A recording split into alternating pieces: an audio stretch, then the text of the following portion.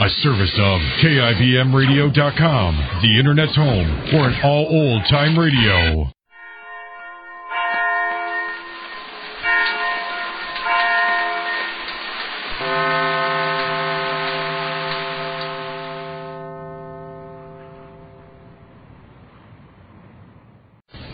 And now, the Goldbergs.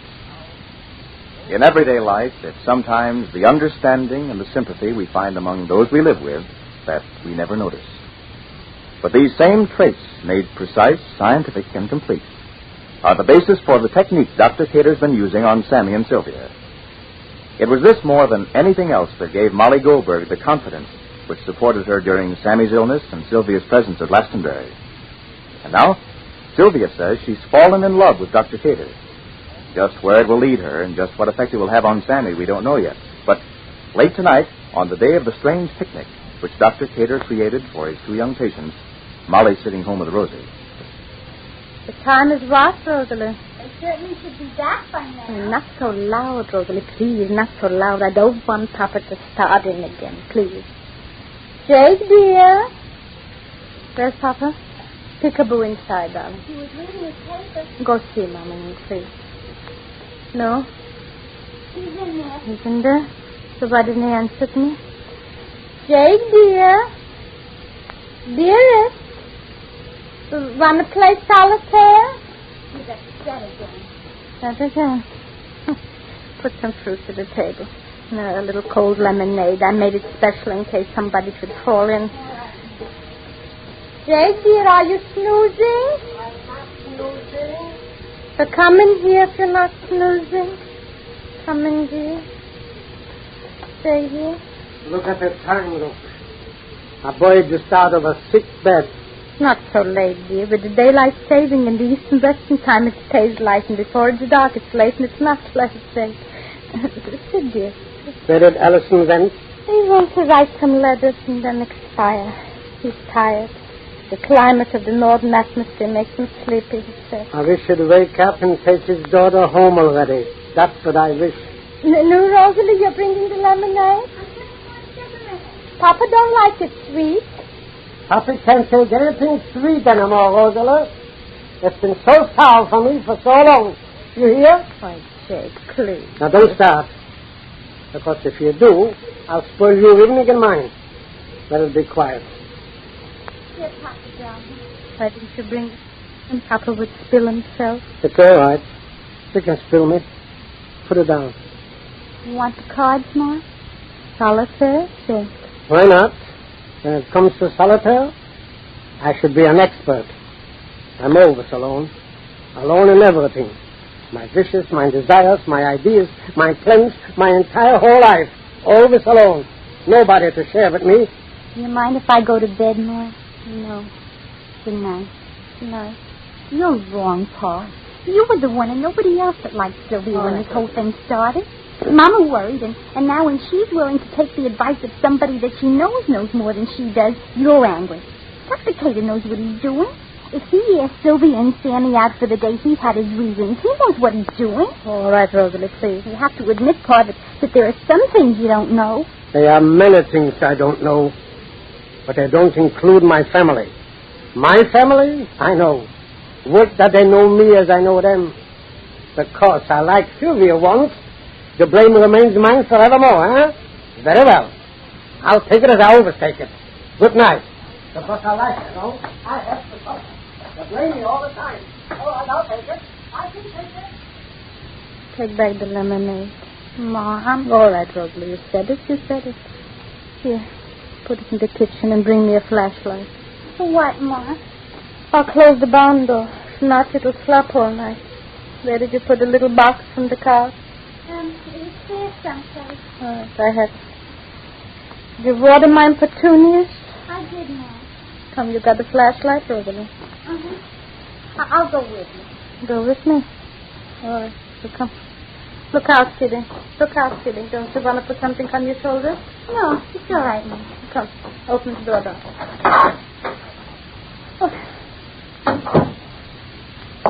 Look at all the stars. Mm-hmm. Beautiful. Like the Milky Way, the stars are. Come this way, better. Come, put on the flashlight. Don't trip, Ma. I wouldn't. Be careful. Oh, I think the battery's burned out. Battery's burned out? Oh, that's a light night, you see. Come, this way down. All right. Ma. Huh? Wait. Don't you hear voices? Sure. Sammy and Sylvia. Walk this way. They shouldn't see us. I wanted to see us. Go this way down. This way with me.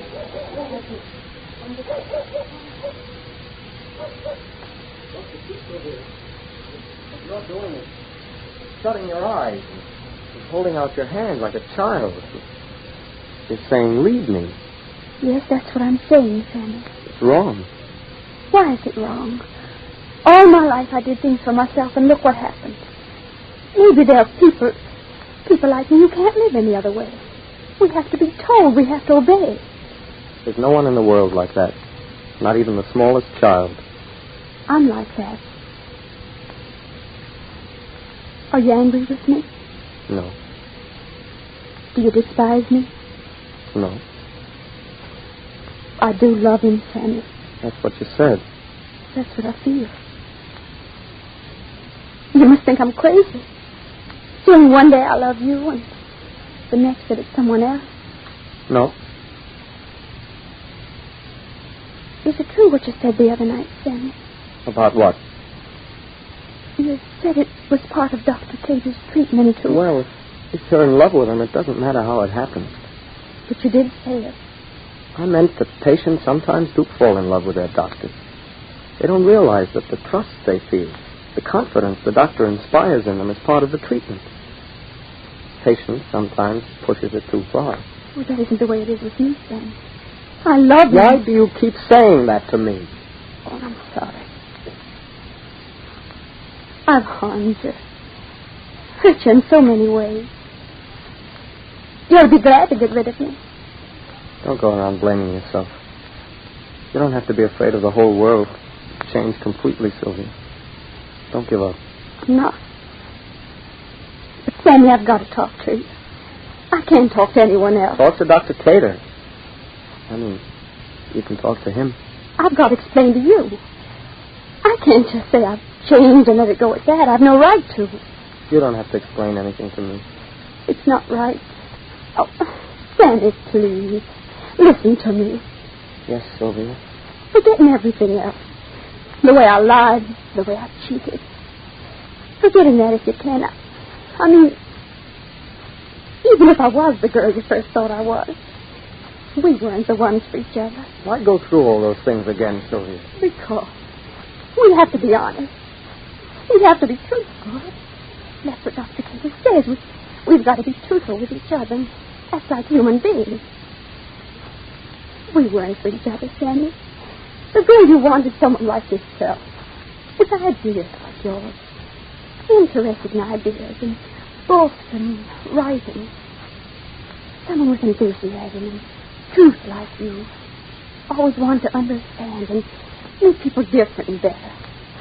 Always trying, always hoping. A girl, and even I can say it, like your mother must have been when she was young. Not a girl like me. And I need someone like Dr. Cater, older than I am and wiser. Someone who can take care of me and tell me what to do. Someone who won't need me the way I need him. You know who you're describing, Sylvia? Dr. Cater. No. I am. No. There's only one person in the world who doesn't need you and whom you need. Only one kind of person who'll care for you and help you and expect nothing back. What you want, Sylvia, what you're asking for, what you need, perhaps, is not some man you can love. It's someone who's here. Here now. I don't understand. You never tried to. I think, deep down, Sylvia, what you need is not a husband, or a lover, or a friend. What else is there? A father. That's what you need, Sylvia. A father. As Sammy suddenly glimpsed the goal toward which Dr. Cater's working, Dr. Cater seems well on his way to saving two lives from the trap they made for each other.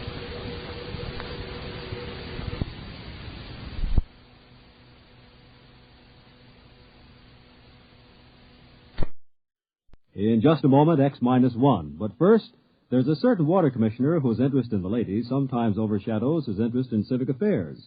His name is a familiar one, Throckmorton P. Gildersleeve, and he'll pursue his adventures tomorrow night when NBC Radio presents another comic episode of The Great Gildersleeve. So when you hear the familiar voice and hearty laugh of the water commissioner from Summerfield tomorrow, why, stay tuned and enjoy another romantic scramble with the one and only The Great Gildersleeve on this NBC station. And now stay tuned for X-1 on NBC.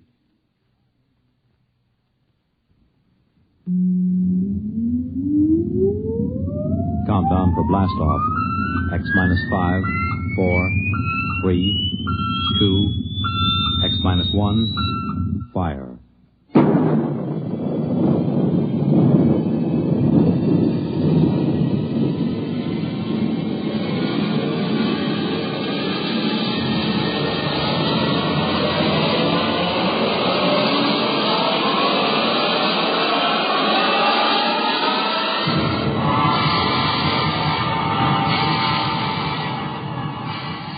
From the far horizons of the unknown come transcribed tales of new dimensions in time and space.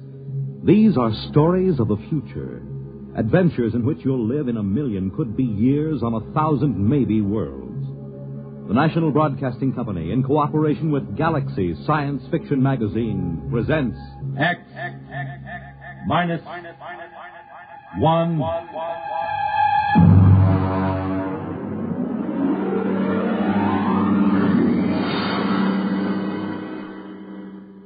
Tonight's story, The C-Chute, by Isaac Asimov.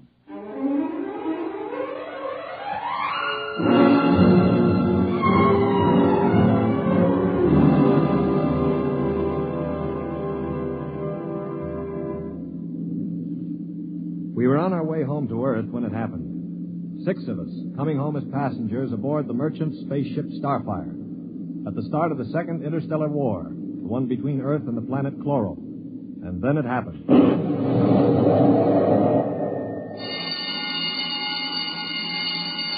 Now hear this. Condition red. Condition red. We are under attack from a Chloran battlecruiser. All hands forward to battle stations. Passengers will remain confined to the after cabin. Condition red. We are being attacked. The interception by the Chloran cruiser, the murderous running jewel of energy blasts and force field defenses.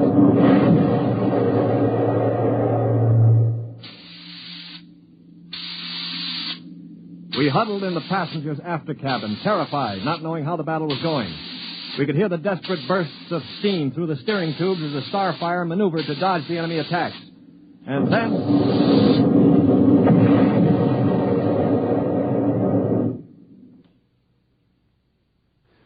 Now what? the beginning of the end, you might call it. Well, what does it mean, Stuart? You were a space pilot. It means our generators have been drained of energy. We can't fight back. But, all right, monsieur... don't worry. They won't destroy us. They need our ship too badly. They'll simply board us and take over. But what about the crew? The crew, Colonel? If they have any sense, they'll surrender. If they choose to fight, they'll... Now, they're coming aboard. Now, be very still. Oh, Mother in heaven, help us. If only those fools on deck will surrender without a struggle. They are fighting. Yes, it's the end.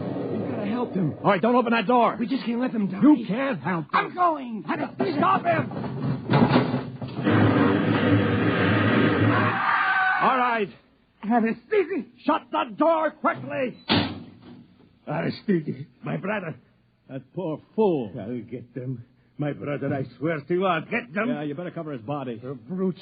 The monstrous green-skinned brutes. They're no more brutes than we are, Colonel. This is a war. Are you defending them? I'm merely pointing out the facts. I ought to strangle you. Why not save it for the Chloros? I will. I promise you I will. Well, they're probably deciding right now what to do with us. We might as well settle down and wait.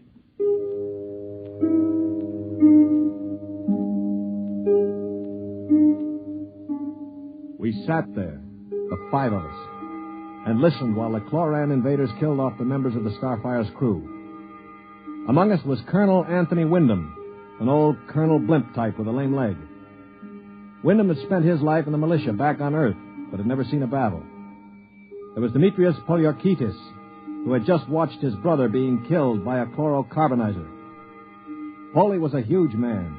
He and his brother had tried truck farming in Arcturus and given it up after 2 seasons. Then there was LeBlanc, a sensitive, frightened young man of 22, and Randolph Mullen, who looked like somebody's caricature of a bookkeeper, a mild, balding, milquetoast little man. And there was myself, John Stewart. I was the only one who'd ever had contact with the chloro people. I had a pair of artoplasm hands to prove it. It is quiet now. Yeah, they've finished with the crew. Mr. Stewart? Yes, Mr. Mullen. What do you think will happen next? Well, they'll put a prize crew of 2 aboard and take us to one of their home planets as prisoners of war. Only 2 of the chloros will stay aboard. 2 is all they'll need. Why, Colonel? You thinking of leading a gallant raid to retake the ship? Well, simply a point of information, dash it. All right, then let me give you another point of information. If you want to commit suicide quick, just open that bulkhead door. 3 steps inside, you'd fall on your face. But why? Don't you smell anything, LeBlanc? Get close to the door. It smells like gas. Yeah, it is gas. Chlorine gas. They breathe it like we breathe oxygen. They've chlorinated the whole cruise compartment. One big whiff of that and we'd all be dead. So just forget about rushing the chloros. How do you know so much about their habits, Stuart? I lived on a chloro planet for 6 months. You see these hands? They were mangled in the oxygenating machinery of my own quarters. They grew these artoplasm things and operated. They're weak, but at least I have hands again. Monsieur Stewart. Yeah. Will they kill us? No. Why do you say that? Because in their own way, they're gentlemen. Probably will be interned for the duration. You call them gentlemen. After they killed my brother in cold blood, you call them gentlemen. You know, Stuart, you sound more and more like a blasted Greenie sympathizer. Blasted, man. Where's your patriotism and loyalty? My loyalty is where it belongs, with honesty and decency, regardless of the shape of the being it appears in. This is a ridiculous war. Why are we fighting these people? We can live only on planets with oxygen, and oxygen is poison to them. They can live only in chlorine atmosphere, which is deadly to us. Yet we're fighting them over a bunch of worthless asteroids that neither of us can live on comfortably. Well, it's a matter of principle. It's a matter of stupid pride and greed. I don't like what you say, mister. Why not? Because you talk too nice about these greeny scum. They're good to you, eh? Well, they weren't good to my brother. They killed him. And I think maybe I'll kill you, you rotten greeny scum. Mullen, grab him. I can't break his hold. They are coming in. Holy, let him go. They saved your life this time. But when I'm finished with them... Quiet. I think they're opening the lock. Well, don't get between us. Holy, don't lose your head. They'll kill us all. I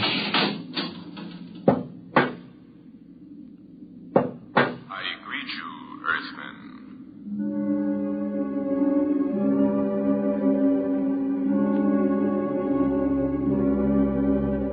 The chloro was not a pleasant sight to anyone unused to it. He was about the height of an Earthman, but the top of him was just a green stalk with eyes. He was still wearing a spacesuit to protect him from the oxygen in our compartment.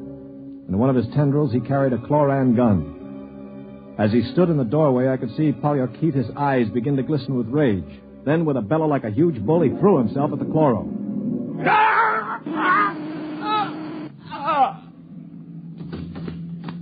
He is not dead, merely temporarily paralyzed. You 5 will remain together as prisoners of war.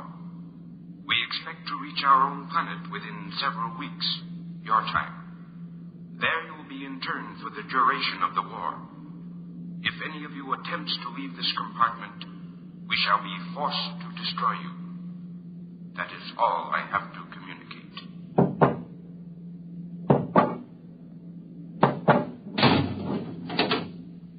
Hadn't we better do something for Mr. Polyarchetes? Oh, he'll be all right.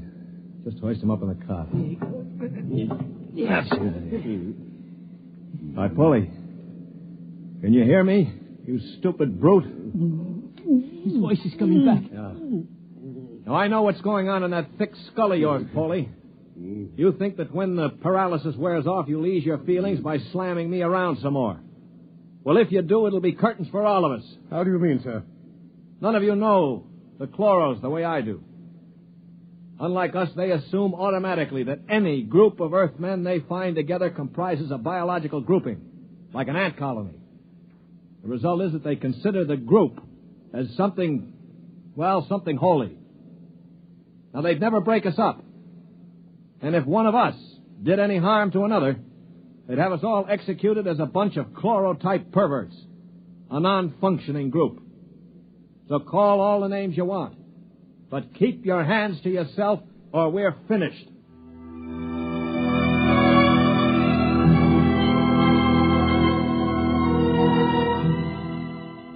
My little speech had a sobering effect on the group.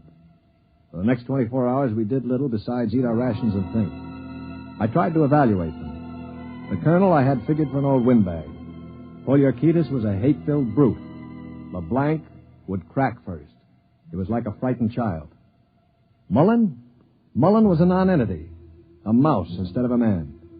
Everything he did seemed prissyish. His voice had the quality of furtively rustling underbrush. How long did you say the trip would take, Mr. Stewart? Well, the chloro said about 2 weeks. Gentlemen, if I may interrupt. Colonel? Now, it has occurred to me that perhaps you know of some weakness that might enable us to overcome these chloros. The only weakness they've got is that they can't stand oxygen. Oh, but there must be some way to get the best of them, man. After all, there are only two. Before I answer, Colonel, I have to know your motive. Is it to save your own skin or help Earth win the war? Oh, dash it, man, to help our side, of course. What we're looking for is the way to save the ship for Earth without losing our lives, yes? Well, all right, let's take a vote then. LeBlanc? I have a wife waiting on Earth, Mr. Stewart. I do not want to die. Uh-huh. Hero number 1. What about you, Mullen? I don't see how we could accomplish it without... Hero number 2. Well, Poliorketis? When I kill Chloros, it will be with my bare hands. On their planet, I will kill dozens, I promise you. 3 down. Well, Colonel, don't you want to march to glory, an old militiaman like you? Your attitude is very cynical and unbecoming, Stuart. I see. Well, then I'll have to blow the ship up myself. Stuart! Don't worry, Colonel. I don't intend to be a dead hero. Of course, there is a way we might do it. What did you say, Mr. Mullen? There's a spacesuit and magnetic boots stored in that locker over there. We might be able to reach the control room from the outside of the ship. The outside? But how would we get outside? Well, this compartment has a C-Chute. It must. What is a C-Chute? A C-Chute, my boy, is a casualty chute. It doesn't get talked about much, but all the main compartments have them. They're just little airlocks down which you slide a corpse. Burial in space. Oh, blast it, Mullen. Suppose you did get outside. How could you re-enter the ship? Through the steam tubes, the ones they use to guide the ship. Wait a minute, Mullen. What do you know about steam tubes? I thought you were a bookkeeper. Well, on Arcturus, I got interested in spaceship models. I studied all about them. On my own time, of course. Yeah, naturally. At any rate, I learned that the steam tubes have an access vent directly to the control room for repairs and so forth. And the chloros, they are in the control room. What do you think, Stuart? Well, it's a video sort of idea, but it might just work. We could get permission from the chloros to open the C-Chute and bury Polly's brother. And one of us could slip into it, work forward, and climb up through the steam tube. The question being, which one? What about you? You with your loud talk and your sneers. I'm no hero, Polly. I've already said that. My object is to stay alive. The steam tube let go while you were in it, you'd be broiled like a lobster. Now, how about the colonel here? If I were younger, blasted, I'd trounce you. You know very well with my injured leg. Yeah, of course. Not to mention my artificial hands. Well, now, what unfortunate deformities do the rest of us have? Polly? You just keep talking, Mr. Big Mouth, and pretty soon we'll kick your teeth in. Of course, that's your standard reply to everything, isn't it? LeBlanc, will you do it? I cannot. Not even to get back to Denise? Please, I cannot. LeBlanc needn't go. I'll do it. What? After all, it is my idea. Wait a minute. Are you serious, Mullen? Yes. Well, how? I don't understand. Why? Why you? Well, it seems no one else will do it. But that's no reason, man. I can't think of any other. Look here. Do you really intend to go through with it, sir? Yes, I suppose I do. Well, dash it, man. Let me shake your hand. You're an Earthman, by heaven. You do this thing and win or die. I'll bear witness for you.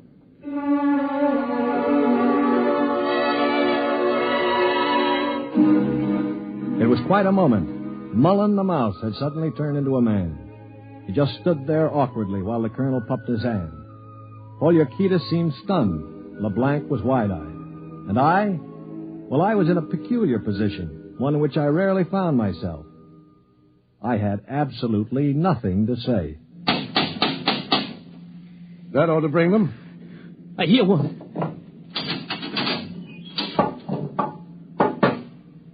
What is it, Earthman? One member of our unit is dead, as you know. We request permission to jettison his body out of the casualty chute. You may do so. You'll have to open the chute lock from the control room. I will do so. Is there anything else? No. Nothing else, thank you.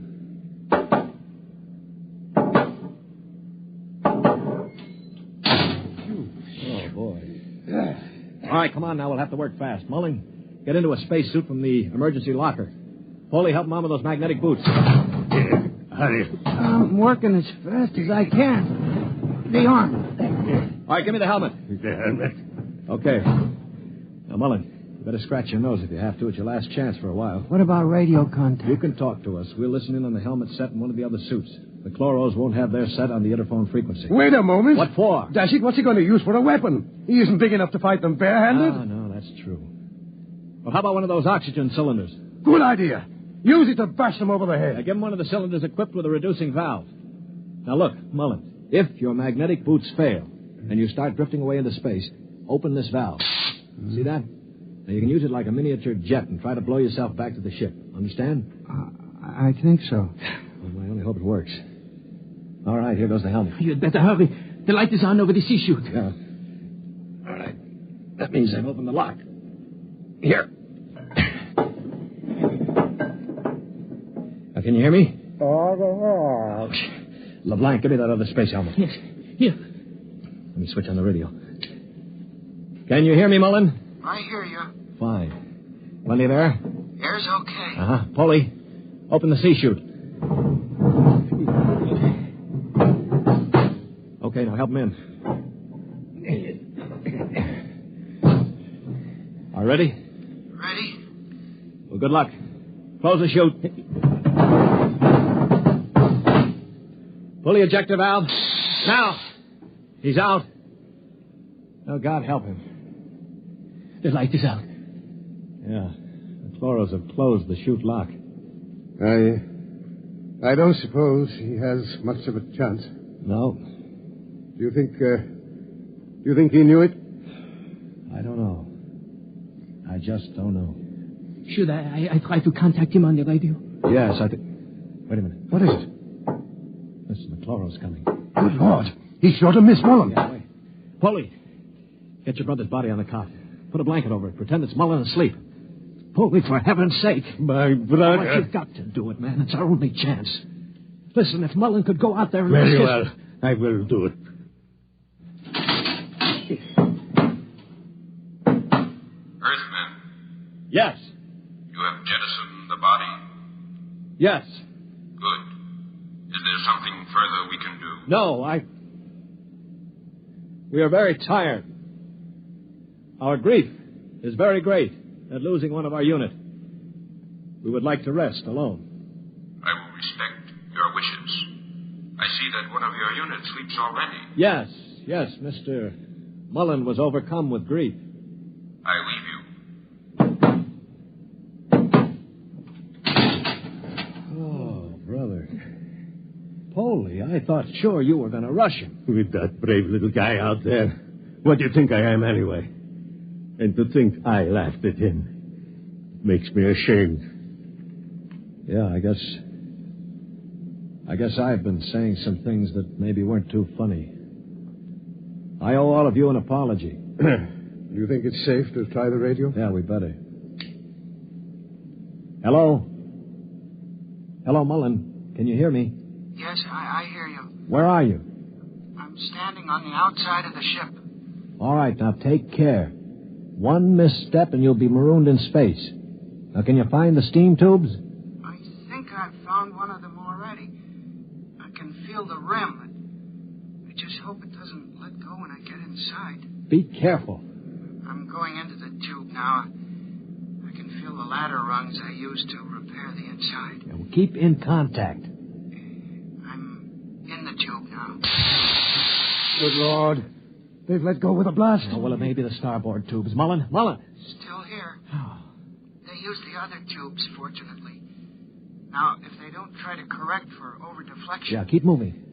I seem to be... Wait.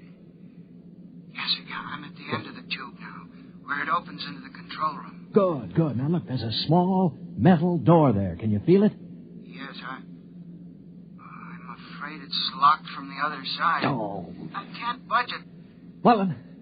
Mullen, listen to me. Stuart, I'm scared. I'm terribly scared. All right. Now, hang on. Don't blow up. Listen to me. Are you listening? Yes. Take the spare oxygen tank. Bang on the metal door that leads to the control room. The chloros are bound to hear you. When one of them comes to investigate, try to hit him with a cylinder. Now, aim for the stalk on top of his body. Try to blind him. Will you do that? I'll try. Well, now, go on. Only one can come. The other will stay at the controls. Now, start banging.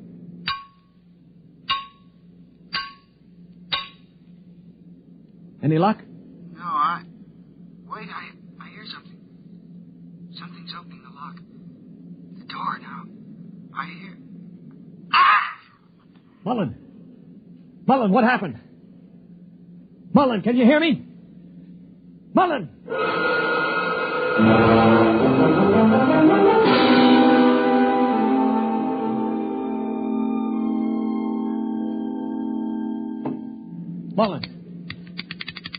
Mullen! Oh, it's no use. They must have gotten him. Yeah, he was one brave little guy, that one. But suppose they have just got him in the control room. I mean, maybe he's not dead. Well, then maybe one of us could rush them. We could bang on the door and jump the chloro. Well, the first guy would be a cinch to die. But I would be willing to take the chance. You? Why not? I could try. Not you. I'm the strongest. I do it. Now, listen, you chaps. I'm an old man. I've got nothing to live for anyway. Suppose I throw myself at the ray gun. Wait a minute. What's going on here?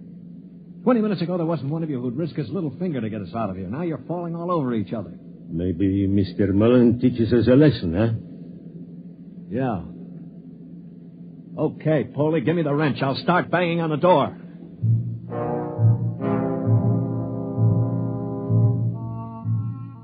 They say that selflessness is contagious. I guess maybe it is. I'd been a cynic all my life, a man who believed in nothing. Well, I'd come face to face with 4 human beings who proved that I'd been living a lie. I knew what I was going to do now. When the chloro came to investigate our compartment, I had it all planned. If only my poor, weak hands would hold out long enough. Ready? Ready. Here goes. That should bring him. Try again. Wait, listen. It's at the door. Get ready. It's opening the lock. For poor old Mullen now. Steady. No! Let him have it! Wait! Stop it! It's not the chloro! Wait! Good Lord. It's Mullen. Here, get the helmet off. That's it. All right, now lift. Mullen, are you all right? I seem to be quite all right. Well, the chloros. Both dead. At least I hope so. Well, what happened? Well, I banged on the steam tube hatch and a chloro opened it. Yeah? I hit him with a cylinder. It blinded him, I guess, but didn't kill him. He grabbed me and pulled me into the cabin. In the struggle, he broke my transmitter. That's why I couldn't talk to you. Finally, I managed to club him down. Well, what about the other one? The other one almost got me. It must have heard the scuffle and came into the cabin with a ray gun. What I did, I guess, was pure reflex. the cabin atmosphere was chlorine, of course, and the greenie didn't have a spacesuit on. So I just turned on the oxygen valve in that spare tube. It was like spraying an insect with poison. Well, you're a brave man, Mullen. I'd have been scared to death. Mullen, what is it? Mullen, dear.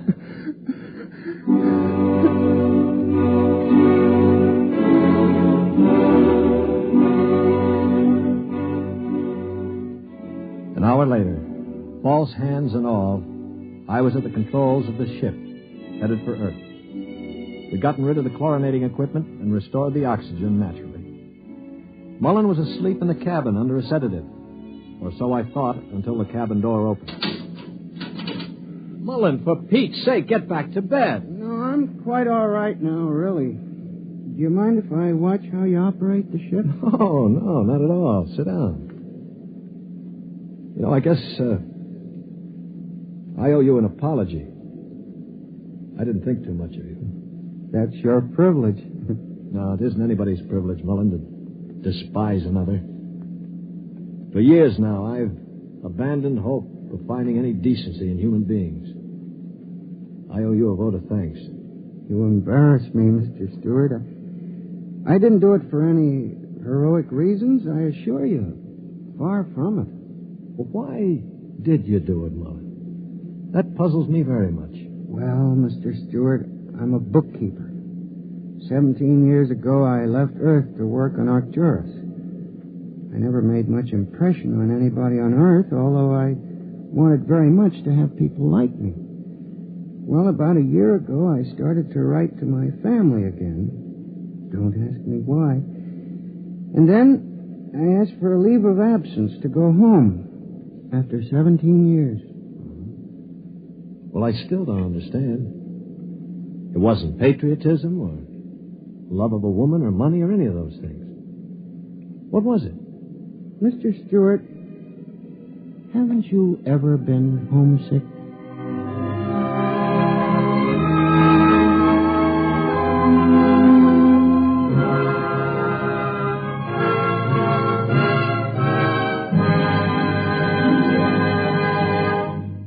You have just heard X-1, presented by the National Broadcasting Company in cooperation with Galaxy Science Fiction Magazine, which this month features A Gun for Dinosaur by L. Sprague de Camp, a story of hunters in the bloodiest and most ferocious arena of all prehistoric Earth, where hunting reptile heavyweights is no job for human lightweights.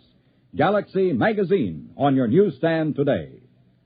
Tonight, by transcription, X-1 has brought you The C-Chute, a story from the pages of Galaxy, written by Isaac Asimov and adapted for radio by George Lefferts.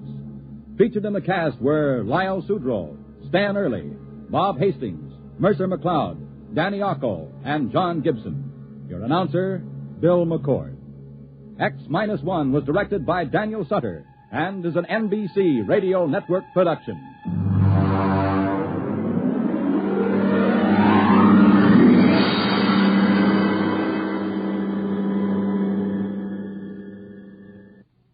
Next week, on a distant planet in a forgotten colony of Earth, a man is ordered to commit a murder. Listen to Skulking Permit on X-1 next week.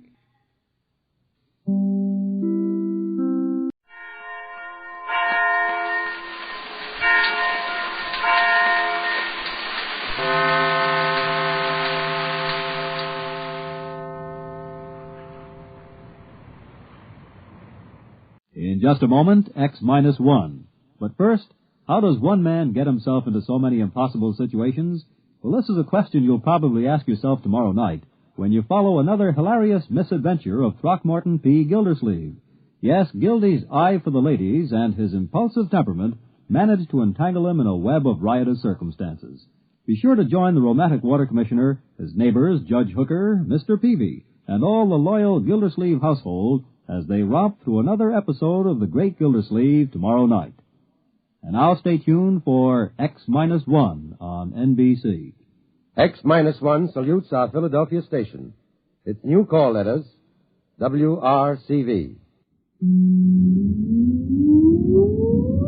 Countdown for blast off.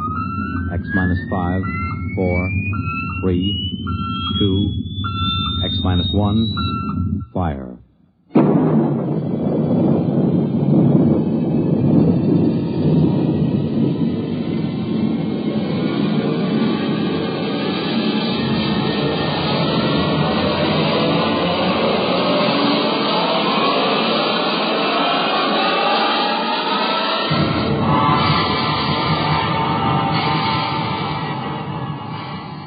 From the far horizons of the unknown come transcribed tales of new dimensions in time and space. These are stories of a future, adventures in which you'll live in 1,000,000 could-be years on 1,000 maybe worlds. The National Broadcasting Company, in cooperation with Galaxy Science Fiction Magazine, presents X minus 1.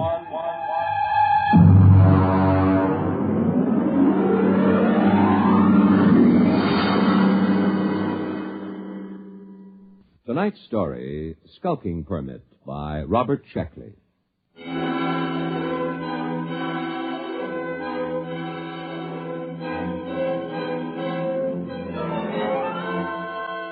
August 16th, year 2204. 2. Central Colonial Administrative Authority, Alpha Centauri Sector. From Colonial Contact Inspector 37. Subject, Planet New Delaware.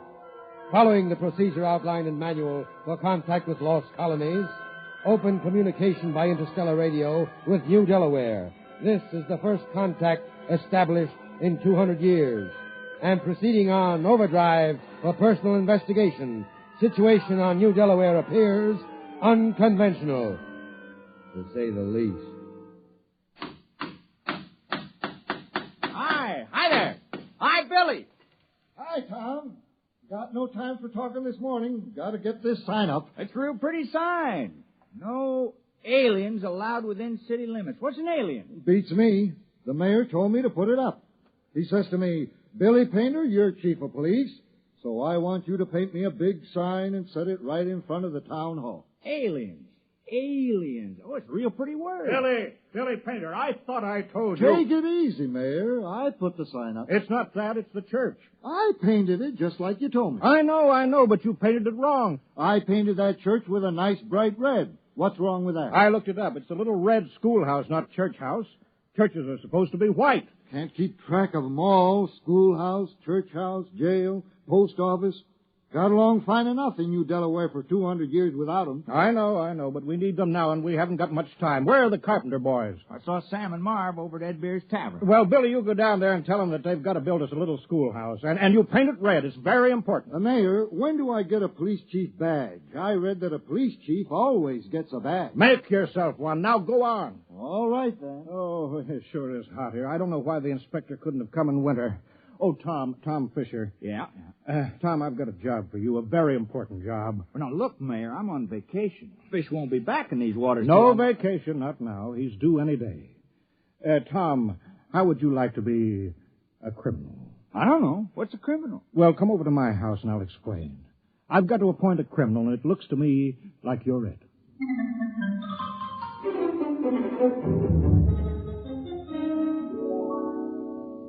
You don't mind sitting right next to the interstellar radio, do you? I'm waiting for a call. Thought that thing was broken. No, it wasn't broken. My father told me always to leave the monitor on recording in case. Just didn't seem to be anybody calling, not for 200 years. Not since that war back on Earth.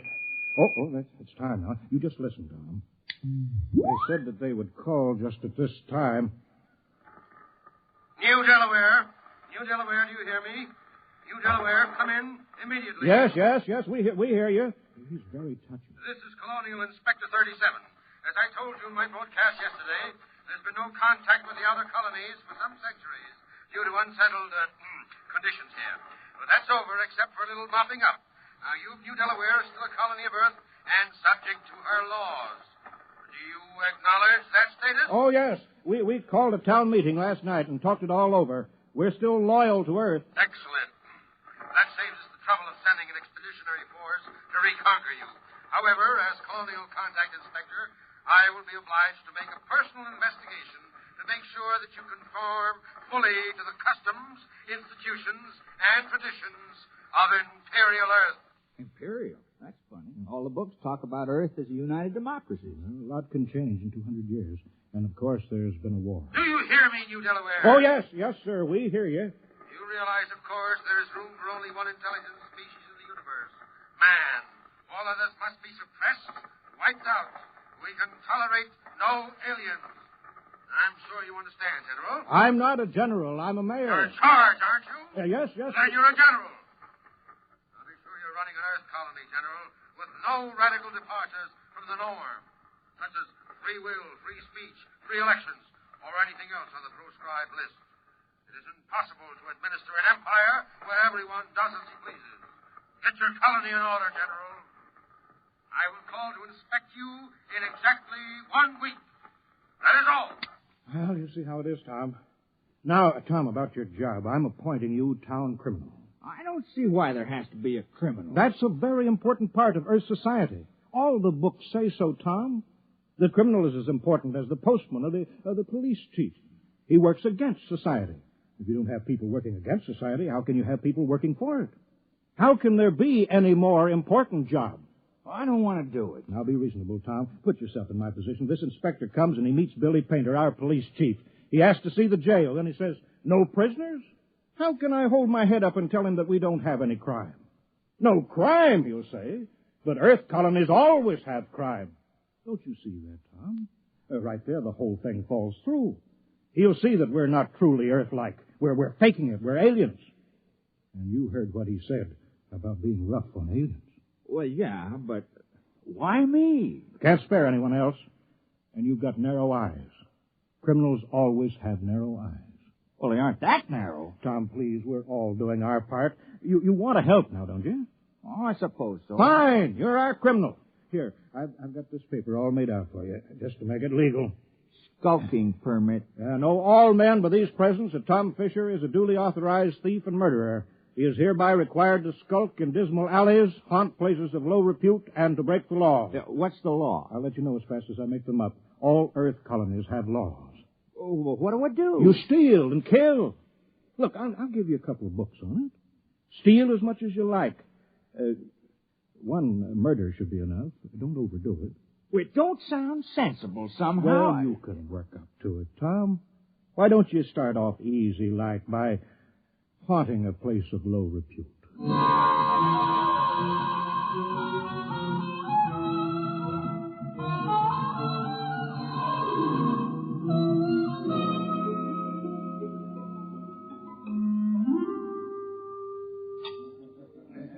Hello, Tom. I hear you're our official criminal now. That's right. I have a beer. How's it going? Well, I've been studying. I can't put my finger on it yet. Hey, did you get the weapons Mary Carpenter sent over? Yeah, a hatchet, a spear, 2 knives, and a blackjack. Uh-huh. I stuck myself with a spear, Ed. The whole thing ain't sensible to me. I can't figure out what's the purpose of crime. What do people get out of it? Here's the beer. I tried a new route this time. Tell me how you like it. Very dry. Less filling. How come you ain't out thieving now, Tom? Oh, I'm planning. My permit says I have to haunt places of low repute, and that's why I'm here. Well, this ain't no place of low repute. You serve the worst meals in town. I know. My wife can't cook. But there's a real friendly atmosphere here. The folks like it, Tom. It's all changed, Ed. I'm making this tavern my headquarters. It's now a criminal lair. Try to keep a nice place, and a lot of thanks you get. Hi, Tom. You steal anything yet? Oh, well, not yet, Mary, no. I'll have a Paracuda, Ed. Don't worry, Tom. You'll catch on. If anyone in this village can learn, you can. Sure, we got confidence in you, Tom. Why don't you steal something right now, Tom? Go ahead. Well, suppose I could. I brought some geefers in my basket. They're real ripe. You could steal those. Well, they are nice-looking geepers, Mary. Real tasty. Go ahead, Tom. Steal it. Well, These are nice-looking geepers. Mind if I take one out at the light and look at it? No, Tom, you go right ahead. Now, just a minute there. Hi, Billy. What do you have? I'm on official police business. What were you doing with that geefer, Tom? Just looking at it. I don't think you were just looking at it, Tom. I think you were planning on stealing it. You're a suspicious character. I think I'd better lock you up for further questioning. No, Billy. What are you doing? I'm doing my duty, Mayor. Tom here is looking mighty suspicious. The book says... I know what the book says. I gave you the book. You can't go arresting Tom, not yet. But there's no other criminal in the village. Oh, Billy, don't you understand? This village needs a criminal record. Acting suspiciously isn't a crime. All right, but I was just trying to do my job. I'll still get you, Tom. Remember, crime does not pay. Hey, that's a real slick way of putting it, isn't it? I thought it was kind of catchy. I read it in a book. Well, Tom, go ahead now. Steal something. Well, I'm not in the mood anymore. Well, better get to it soon, and don't forget the murder. Is it really necessary? Oh, I wish it weren't, but this colony has been here for over 200 years, and we haven't had a single murder. Not one. I suppose we should have one. No, I'll take care of it. Good boy, Tom. We're counting on you. Billy, I want you to paint up a couple hundred signs saying private property, no trespassing, violators will be prosecuted, and a dozen saying speed limit 35 miles an hour. Why? All we got is those quag horses, and they won't go faster than a walk. Never mind. You got to have a speed limit. It's civilized.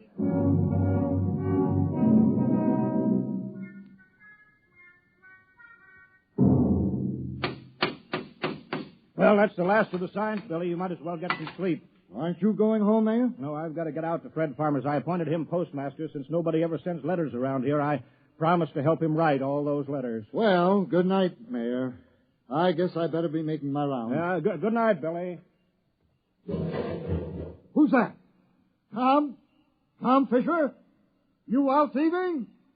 Who's there? Don't move, or I'll shoot. Hey, Tom, come back. Hey, what's going on out there? What's all the racket? It's the town criminal, Ed. I think I heard him robbing your house. Yeah?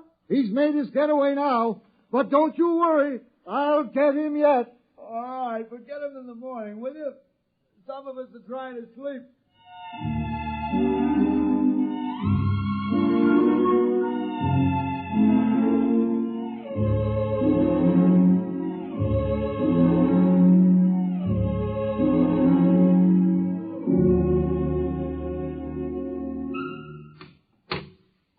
Morning, Marv.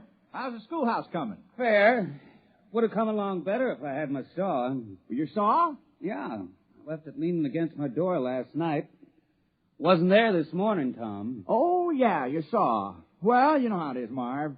I had to practice some skulking last night. Yeah, sure. Say, do you suppose I could use the saw for a while, just for an hour or two? Well, I don't know. It's legally stolen, you know. Well, I'd give it back. I wouldn't keep anything that was legally stolen.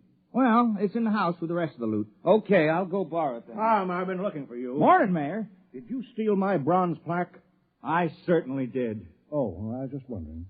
You did it just in time. You see up there? What? Up there, the black dot near the rim of the sun. Oh, what is it? Well, I'll bet it's the inspector's ship. You got your murder planned? Time is running short, Tom. The inspector may land any hour now. That darn radio has been yapping at me something about a revolt at Deng 4, and all Earth colonies are to prepare for conscription, whatever that is. So let's get that killing over with. I don't know, though. Murder... Now, look, Tom, criminals on Earth commit dozens of murders a day and think nothing of it. All this village wants of you is one little killing. Is that too much to ask? Now, who will it be, Tom? Oh, I guess I'll kill George Waterman. Why? Why? Why not? What's your motive? I thought you just wanted to murder. Who said anything about a motive? We can't have a fake murder. On Earth, every murderer has a motive. Well, I don't like the way George walks, never did, and he's noisy. No. That might be good enough for a crime of passion, but you're a legal criminal. Tom, you're ruthless, cold-blooded, and cunning. You can't kill someone just because you don't like the way he walks. That's silly. I better think the whole thing over. Well, don't take too long. Oh, and Tom, don't forget to leave clues. They're very important.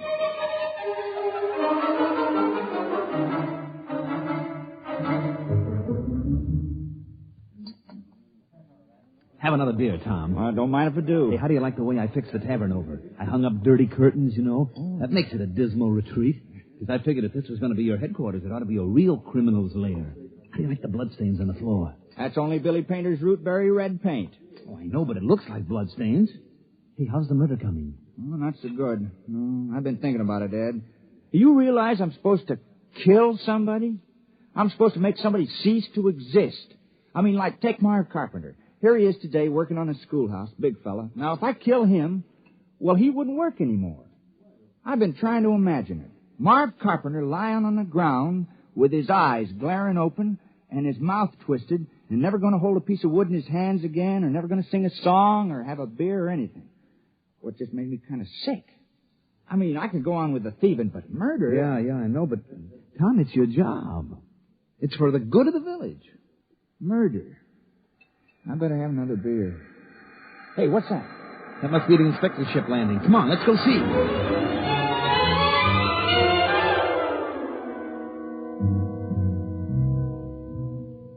Perimeter guard advance. Set up portable generators and rocket launchers. All personnel restricted to immediate area of the ship. Sidearms to be worn at all times. And guards at battle station. Welcome to New Delaware. Thank you, General. I'm the inspector. This is Mr. Grant, my political advisor. Is this the capital of the colony? Well, I'm afraid there's only this village on the whole of New Delaware. Only one? Now, Grant, I told you when we surveyed the planet we were wasting our time. Patience. There's always an advantage in every situation. If you gentlemen are ready... Ready? You're going to inspect our village, aren't you? Inspect? I can see it all. Of course, General. We're ready. Let's inspect your village.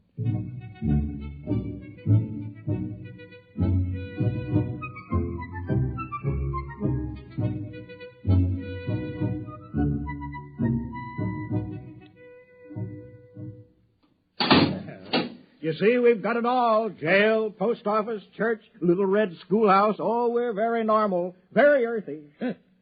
Grant, I have my efficiency rating to think of. This place is worthless. No smelting, no heavy industry, no atomics, no taxation, no... They don't have anything. Oh, I wouldn't say that, Inspector. If you'll excuse us, General. Of course. I'll be downgraded at the next colonial board. Why, this place is a utopia. It's subversive. We ought to blow it right out of the sky. No, don't be despondent, Inspector. But this whole trip is a total waste of time. Not entirely. New Delaware has a very important commodity for us. What? You saw them? Hulking peasants? Nothing but farmers. Yes, strong, healthy farmers. Good cannon fodder. But... Oh. Ooh, let me take over. General. Yes, sir? How many able young men are there in the village between the ages of 15 and 60? Why? You see, General, Imperial Earth is engaged in a war. The colonies in Deng 4 are revolting against the authority of Mother Earth. Oh, I'm sorry to hear that. We need good, healthy fighting men. Our reserves are depleted. We wish to give all loyal colonists a chance to fight for Mother Earth. We're sure you won't refuse. Most colonies welcome a little conscription. Cleanses the blood, reduces crime. Crime? Oh, I thought that would come up. We've taken care of that. I appointed... Now, you see, Grant, 60, 70, perhaps 100 recruits. Not such a waste of time coming here at all. Perhaps not. Sergeant, detail a squad of 50 men armed with portable heat generators to post a guard in the village. All right, Mr. Mayor. Suppose we go talk this problem over.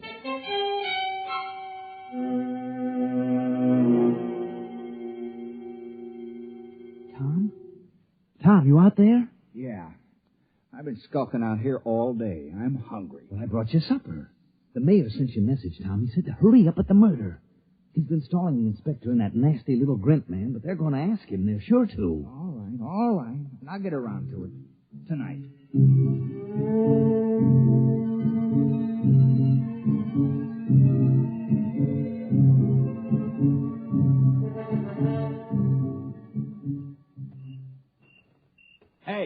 Hey, wait a minute. Oh, hello, Tom.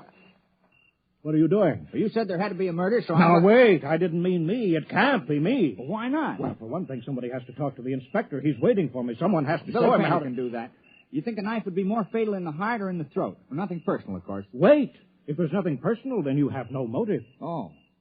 Well, I guess I could think of one. I've been pretty sore about you appointing me town criminal. It was the mayor who appointed you, wasn't it? Well, sure. Then look, I'm not a mayor anymore. I'm a general. Look, the stars, gold braid. Well, what's that got to do with it? Well, you missed the ceremony this afternoon, Tom. Inspector said I had to wear a general's uniform. It was a very friendly ceremony. All the Earthmen were grinning. They were winking at me and at each other. Oh, congratulations. But you were the mayor when you appointed me criminal, so my motive still holds. Yes, but killing a general isn't murder. It's mutiny. Oh. Well, I'm sorry. That's all right. It's just that I've read up on it, and you haven't. Well, I better get back. The inspector wants a lot of the men that he can draft. Are you sure this murder is necessary? Oh, yes, absolutely. Just not me.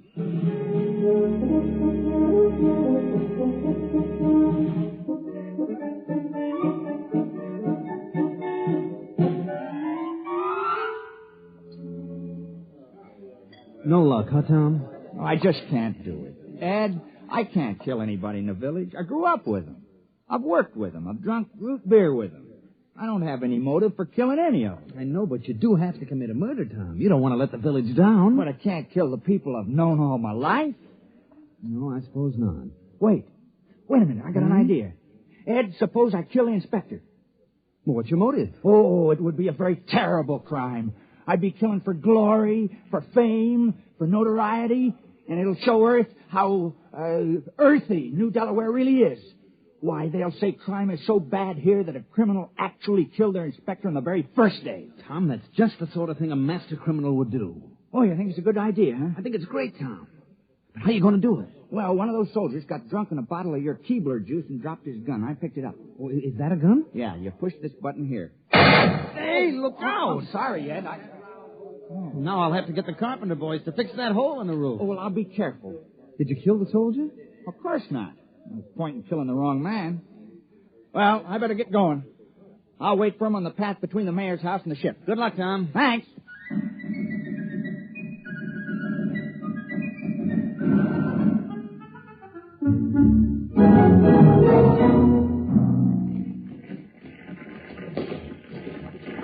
Up, 2, 3, 4. Keep in line there. Ah, what a sloppy crew. All left feet. Well, it's a nice night's work. With those landing parties dying like flies, we can use every new man we can get. Don't say that. What, are you afraid the mayor will hear me? Don't be ridiculous. It's a completely passive population. Sheep-like, obedient. Look at them. No two of them in step. Well, what do you expect from backward agrarians? Wait till those sergeants get hold of them at the base. They'll whip them into first-class fighting men in no time. Halt! Stand and deliver! What's that? Why, it's Tom. Hands up, Inspector. Huh? I got you covered. Now, the rest of you drop your guns and move out of the way. What? Now, see here. Now, go on, now, drop those guns. Now, what's the meaning of this? And who are you? Tom Fisher. I'm the town criminal. I'm going to kill the inspector. Now, please move out of the way. Criminal? So that's what the mayor was prattling about. Now, I know we haven't had any murders in 200 years, but I'm changing that now. Now, move out of the way. Well, I suppose I'd better get out of the line of fire. No, wait a minute, wait. Now, don't move. I know just how to do it. I've been thinking about it. Now, I'll push this button, and you'll die. You'll fall down on the path, and your eyes will open, and your mouth twisted, and no air going in and out of your lungs, and no beat to your heart, and I can't do it. Here's your gun. Take it. I don't want it. Quick! After him! Sergeant, take a squad and search the forest. Take it easy, Inspector. This whole planet is forest. 10,000 men couldn't find him if he doesn't want to be. But I'll have him hanged on the spot. Oh, I'm terribly sorry. Sergeant, have the entire ship's company turned out. General, I want all your people out looking for him. Shoot out sights. Kill him instantly. Oh, we couldn't do that. Although we appreciate the compliment. What? That man... He's a criminal. That's what I'm trying to explain. I appointed him. We had to have one. You what? You mean you had no criminals? Well, I'm afraid not. Oh, I am terribly ashamed. You see, we knew how uncivilized we were. That's why we did it. I'm dreadfully embarrassed that Tom couldn't handle the job. Well, why did you give the assignment to that particular man? Well, I figured if anyone could kill, Tom could. He's a fisherman, you know. Pretty gory work. Oh. And he wasn't able to kill the inspector. Well, we just haven't had to kill anything for 200 years except fish. The only animals on New Delaware are small grass eaters, and they're not good to eat, so we never kill any of them. Then the rest of you would be equally unable to kill? We wouldn't even get as far as Tom did. I want that man found. Forget about it, Inspector. What? We'd better get away from here. You want men in our army who can't kill? Oh. Think of it. A morale problem. Oh. The possibility of infection. One man in a key position endangering a key ship or maybe a whole fleet because he can't kill. It isn't worth the risk, Inspector. Yes, sir. I see what you mean. Order your troops back to the ship. We'll take off at once.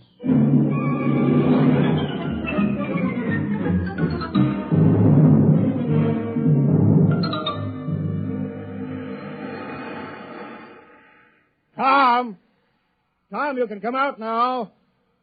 Tom, they're gone. He's hiding around here somewhere, Mayor. Yeah. Tom! Tom! Here I am. I'm sorry I bungled it. Well, don't feel bad about it. It was an impossible job. I'm afraid it was.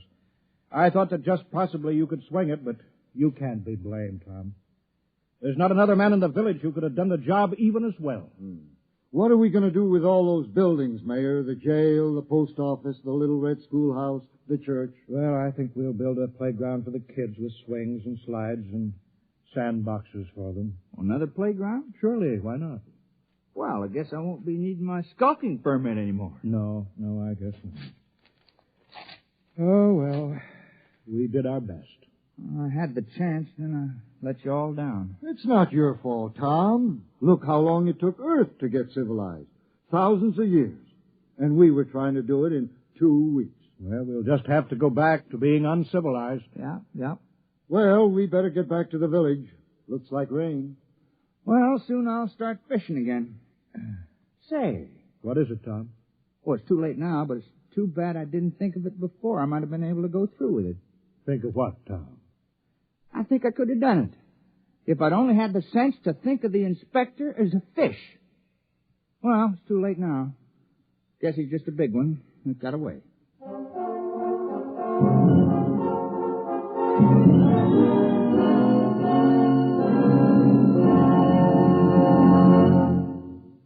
You've just heard X-1, presented by the National Broadcasting Company, in cooperation with Galaxy Science Fiction Magazine, which this month features an unusual story by James E. Gunn, Cylona, a story of what happened when crime suddenly invaded a crimeless society, and where the only way to catch a thief was to manufacture a thief.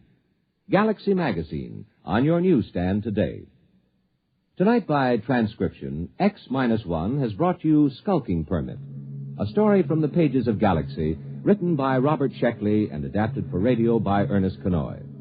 Featured in the cast were Dick Hamilton, Wendell Holmes, Joe DeSantis, Joseph Boland, Alan Hewitt, Bill Quinn, Mandel Kramer, and Ruby Dee. Your announcer, Jack Costello. X-1 was directed by Daniel Sutter and is an NBC Radio Network production.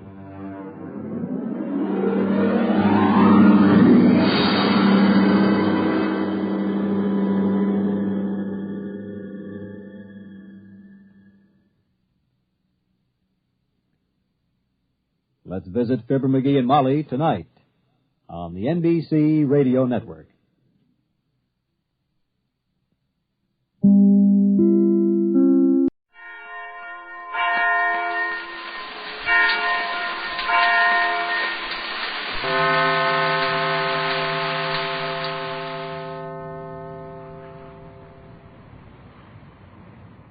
"4,000 miles from Los Angeles, a small rocket plane drifts on the surface of the water. 400 miles from Los Angeles, a small passenger vessel races southward at its none-too-good full speed. On the boat, Mrs. Gregory, Jerry, and Joan are waiting patiently in the radio room for news of Captain Bradford. But the captain and his companion are a little too busy to be sending any radio messages right now. When the girl submarine commander, who has joined the Gregory party, and Tex Bradford landed their stolen rocket plane on the position directly above Euclidia, they found that the Euclideans had made one unsuccessful attempt to escape and were planning another. In the rocket plane, the girl sits alone, looking anxiously into the water, down into the mysterious depths which conceal the underwater city of Euclidia.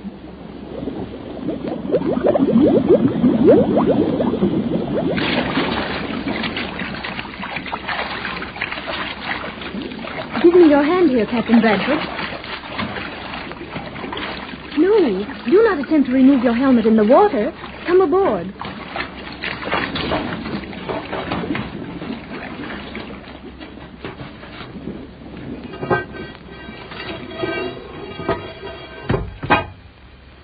Well, that was quite a dive with only a helmet. It was remarkable. Did you descend deeply enough for your purpose? I sure did. Planted 2 bottles of that solvent of mine where they won't even dare to touch one of the submarine locks, much less open one. That is splendid, Captain. Now I will not need to use more of my limited supply of magnetic bombs. Good thing. We may have other uses for those little gadgets. Do you wish to suspend your solvent over the surface lock at this time? That's not what I'm sure.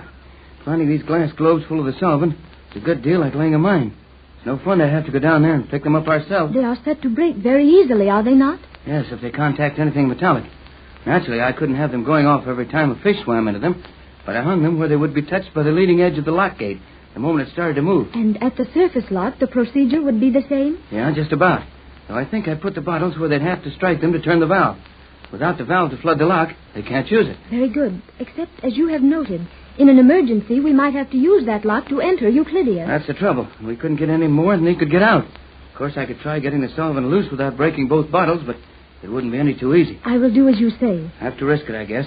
If we don't bottle them up while we have a chance, they'll finally get desperate enough to come out in spite of the flood that will pour in there. And some of them will make it. Surely enough of them to cause trouble for us. More important than that, enough water would get in there to drown everyone else in the colony.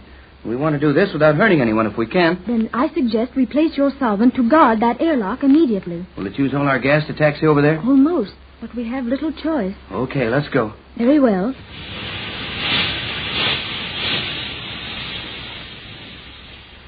In a few seconds, we will drift over the location. Well, don't worry about using the gas to hold us there. I'll take this line down with me. If you drift a little, I can get back easy enough. I will hand the solvent to you after you are in the water, as I did before. That's safest. Those two bottles ever banged together and broke, that stuff would eat a hole through this boat before we could move. We are practically over the lock now. Okay, I'll get out.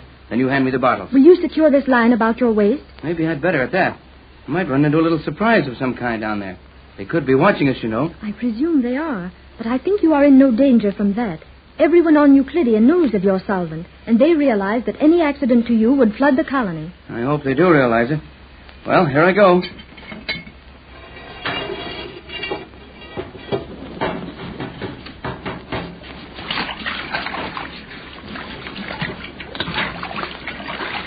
Wait a second until I get this line trailing freely in the water now. Okay. Pass out the bottles one at a time. Here is the smaller one. Got it? And here is the larger. Fine. Now keep this door open. Once I'm down, feel this line and keep it fairly tight. If I give you two quick ones, use some gas dragging me away from there. Don't wait to try and pull me in. I understand perfectly, Captain. Here is your helmet. These little helmets are pretty good at that. I'll make it as quick as I can.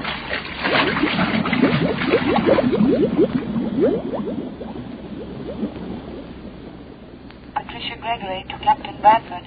Hello, Tex. Waiting for your report. Patricia Gregory to Captain Bradford. Hello, Tex.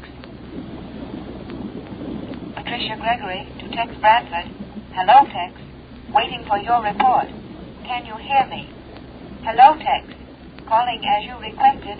Can you hear me? Elaine Raleigh to Gregory boat. Call you later. Working now. Call you later. That is all. I will wait for your call. The captain should now be coming up. All is not well with him. There. 2 sharp jerks on the line. I will pull him to safety.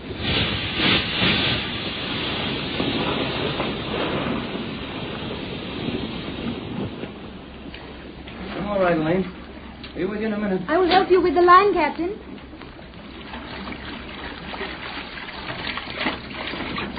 Did you lose your helmet? No. I took it off. Be all right in a minute. Let me have your hand. Okay, here I come.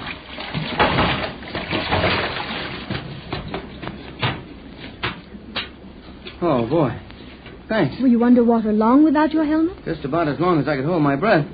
Seemed like half a day, but I suppose it was about a minute. You are very cold, Captain. This night air with that slight breeze and your wet clothes. No, I'm all right. You will go into the rear compartment and dress yourself in dry clothes immediately. But we've got work to do. I heard those Euclideans say What that... you heard them say can wait. I will be in a most unpleasant position if you become ill. I guess you're right. No time. Look over there. Captain, the surface of the water is disturbed over a large area. Right, and that's what I heard them talking about when I took off my helmet to put my ear against the wall of that lock. What is happening? They're raising the island again. Raising the island? That's what they're doing. If that happens, we are powerless. Just about, as far as I can see. How long will it take them to get that thing above water? The island was accidentally disabled and partially flooded during that artificial volcanic eruption. They will have to raise it very slowly. I would say 300 seconds before the ceiling of the island could possibly reach the surface. That water's moving around a lot over there now. Maybe nearer the surface than I calculated. I am sure, however, that it will take 300 seconds to bring the floor of the island above the surface. after we see the tops of the surface chambers. And in 5 minutes, we've got to figure how to capture 300 people with a dozen exits to safety and all the arms and ammunition on Euclidia. And we've got just 2 little bottles of solvent. I have a desperate plan, Captain. Will you risk it with me? I'll try anything. Then call your boat quickly. Tell them what's happening. What good will that do? Our plan will probably fail. It is only fair to warn them what to expect. Right. Bradford to Gregory boat. Bradford calling Gregory boat. Hello? Hello? I don't get them. Try it again. And hurry. The island is rising. Bradford calling the Gregory boat. Hello? Hello? Hello? Bradford calling Gregory boat. Hello? Hello? Bradford calling Gregory boat. Hello? Can you hear me?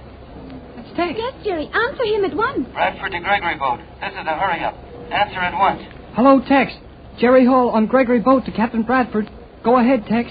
Go ahead. Get all of this and get it quick, kid. We're going to have trouble. The island is being raised again. Jerry, the island. Yeah, they're raising it. Did you get that? Oh, Jerry, what is it? Wait, Mother. Yes, Tex. I got it. Raising the island. Right. Elaine says we've got about 5 minutes to plan some way to stop them. If we don't, well, you're going to be running into trouble when you get here. What are you going to do? Let me take it, Jerry. Hello, Tex. Can we do anything? Don't know what it would be. They're raising the island, and it looks hopeless. We'll keep coming, Tex. Full speed ahead. Oh, Tex, we'll help if we get there in time. Afraid you won't make it, Pat, but hold it. Hold it a minute.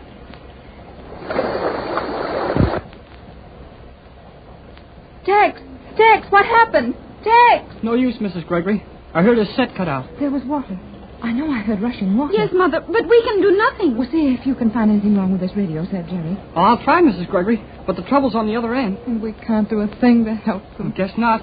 And they're raising that magic island again. I thought the island was destroyed accidentally in that eruption. Perhaps they had a reason for allowing us to believe that. Jerry, is the set all right? It's perfect, Mrs. Gregory.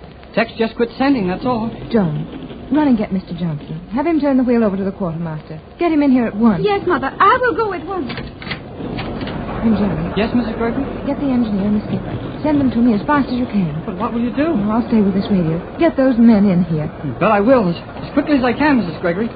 Hey, Joan, wait a minute. I am in a hurry, Jerry. I know it, but wait a minute. But, Jerry, Mother told me to hurry and send Mr. Johnson to her. Yeah, and I'm after the skipper and McLeod the engineer, but a couple of seconds won't hurt anything. What is it? Well, I didn't want to say anything in front of your mother, but this looks mighty bad. Well, we'll never get there in time to rescue Tex and Elaine. I feel that too, Jerry. Is there nothing we can do? Not a blame thing from here. If we were in 500 miles of that blame magic island, we could try for it with this little plane lashed to the deck. But 4,000 miles, no chance. Then if you are so helpless, why did you stop me?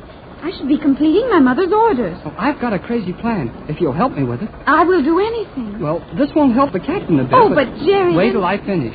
It won't help the captain, but it will help your mother a little. Keep her from worrying for a while, and that'll be something. Oh, yes, Jerry.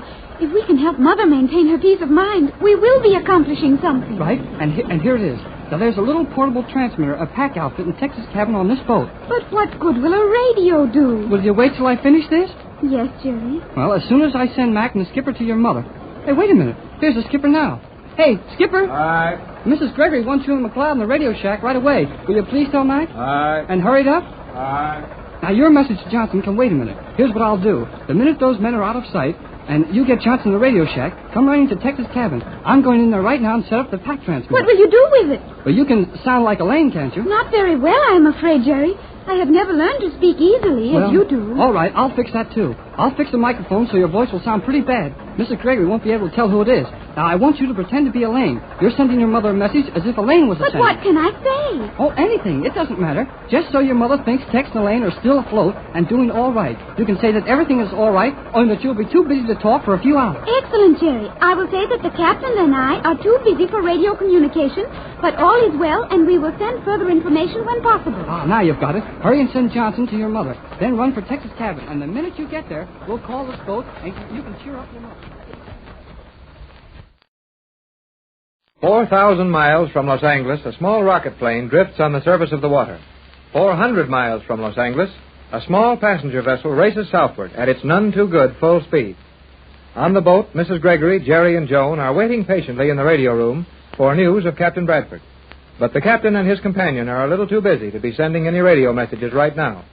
When the girl submarine commander, who has joined the Gregory party, and Tex Bradford landed their stolen rocket plane on the position directly above Euclidia, they found that the Euclideans had made one unsuccessful attempt to escape and were planning another. In the rocket plane, the girl sits alone, looking anxiously into the water, down into the mysterious depths which conceal the underwater city of Euclidia.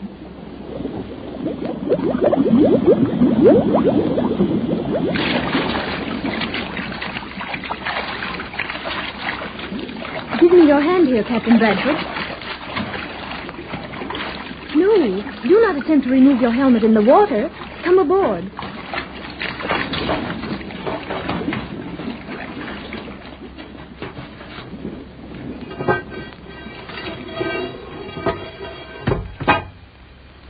Well, that was quite a dive with only a helmet. It was remarkable. Did you descend deeply enough for your purpose? I sure did. Planted 2 bottles of that solvent of mine where they won't even dare to touch one of the submarine locks, much less open one. That is splendid, Captain. Now I will not need to use more of my limited supply of magnetic bombs. Good thing. We may have other uses for those little gadgets. Do you wish to suspend your solvent over the surface lock at this time? That's not what I'm sure. Finding these glass globes full of the solvent is a good deal like laying a mine. It's no fun to have to go down there and pick them up ourselves. They are set to break very easily, are they not? Yes, if they contact anything metallic.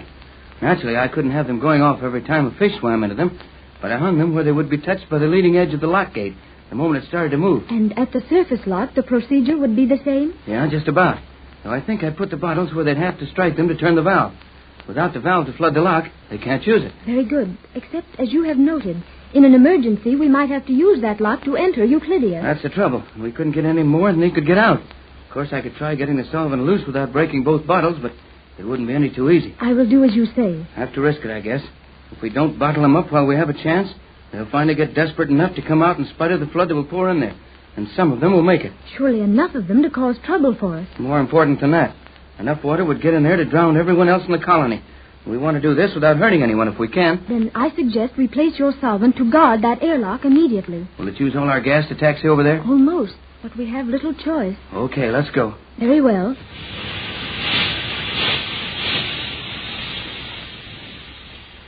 In a few seconds, we will drift over the location. Well, don't worry about using the gas to hold us there. I'll take this line down with me. If you drift a little, I can get back easy enough. I will hand the solvent to you after you are in the water, as I did before. That's safest. Those 2 bottles ever banged together and broke, that stuff would eat a hole through this boat before we could move. We are practically over the lock now. Okay, I'll get out. Then you hand me the bottles. Will you secure this line about your waist? Maybe I'd better at that. I might run into a little surprise of some kind down there. They could be watching us, you know. I presume they are, but I think you are in no danger from that. Everyone on Euclidia knows of your solvent, and they realize that any accident to you would flood the colony. I hope they do realize it. Well, here I go.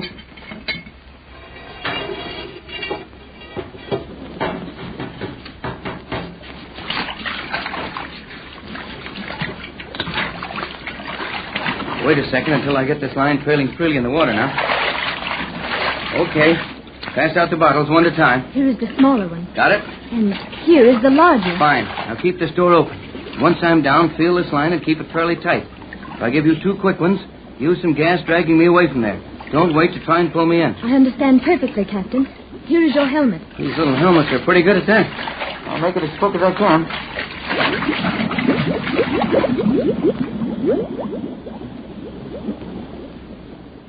Patricia Gregory to Captain Bradford. Hello, Tex. Waiting for your report. Patricia Gregory to Captain Bradford. Hello, Tex. Patricia Gregory to Tex Bradford. Hello, Tex. Waiting for your report. Can you hear me? Hello, Tex. Calling as you requested. Can you hear me? Elaine Raleigh to Gregory boat. Call you later. Working now. Call you later. That is all. I will wait for your call. The captain should now be coming up. All is not well with him. There. 2 sharp jerks on the line. I will pull him to safety.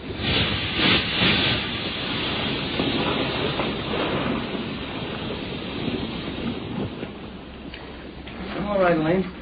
Be with you in a minute. I will help you with the line, Captain.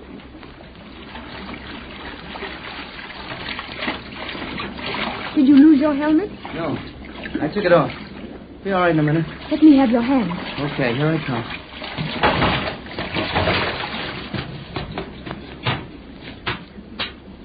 Oh, boy.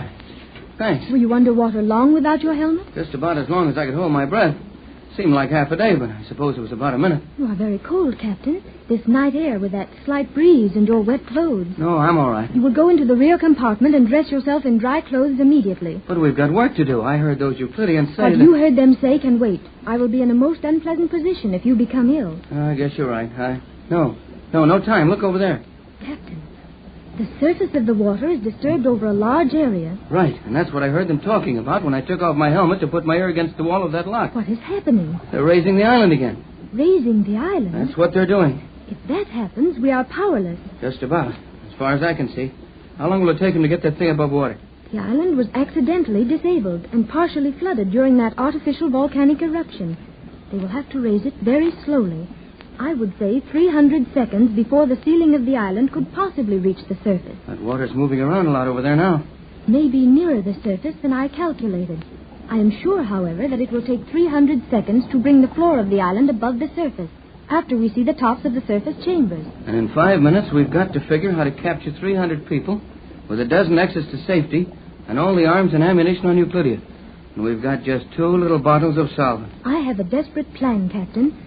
Will you risk it with me? I'll try anything. Then call your boat, quickly. Tell them what's happening. What good will that do? Our plan will probably fail. It is only fair to warn them what to expect. Right.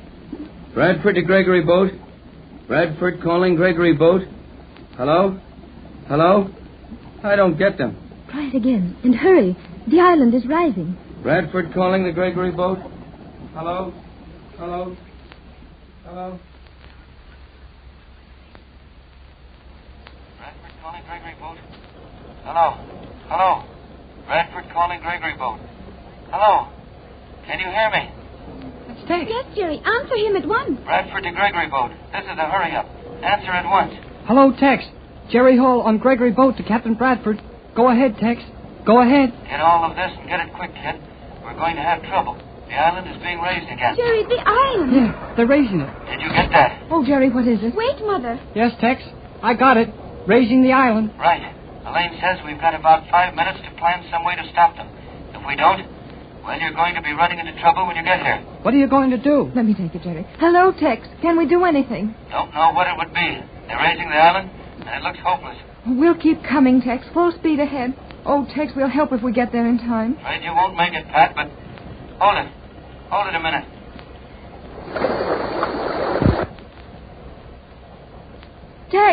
Tex, what happened?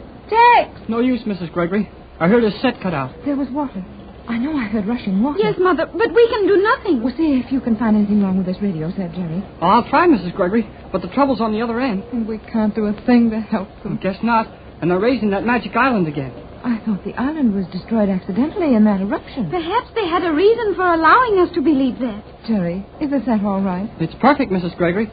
Tex just quit sending, that's all. John, run and get Mr. Johnson. Have him turn the wheel over to the quartermaster. Get him in here at once. Yes, Mother. I will go at once. And Jerry. Yes, Mrs. Gregory? Get the engineer and the skipper. Send them to me as fast as you can. But what will you do? I'll stay with this radio. Get those men in here.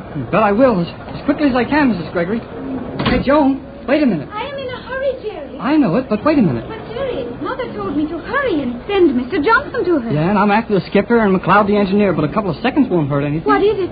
Well, I didn't want to say anything in front of your mother, but this looks mighty bad. Well, we'll never get there in time to rescue Tex and Elaine. I feel that too, Jerry. Is there nothing we can do? Not a blame thing from here. If we were in 500 miles of that blame magic island, we could try for it with this little plane lashed to the deck.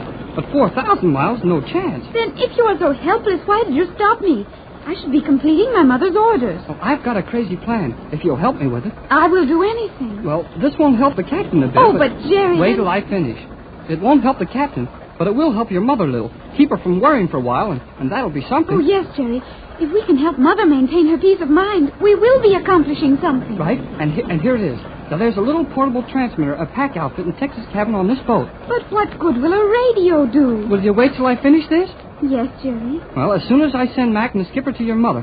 Hey, wait a minute. Here's the skipper now. Hey, skipper. Aye. Mrs. Gregory wants you and McLeod in the radio shack right away. Will you please tell Mac? Aye. And hurry it up? Aye. Now, your message to Johnson can wait a minute. Here's what I'll do. The minute those men are out of sight, And you get Johnson in the radio shack. Come right into Texas cabin. I'm going in there right now and set up the pack transmitter. What will you do with it? Well, you can sound like Elaine, can't you? Not very well, I'm afraid, Jerry. I have never learned to speak easily, as you do. All right, I'll fix that, too. I'll fix the microphone so your voice will sound pretty bad. Mrs. Gregory won't be able to tell who it is.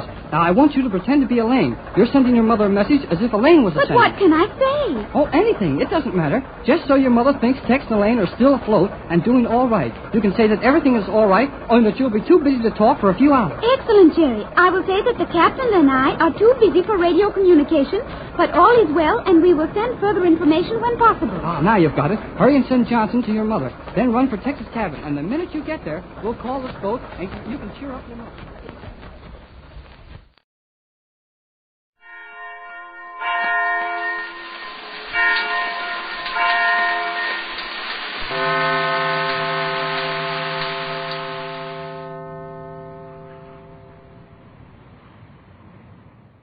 Rocket Rangers, man your post, while Post Corn Toasties, the tender crisp pressure cornflakes, take you beyond rocket power, beyond the atomic bomb, beyond the future,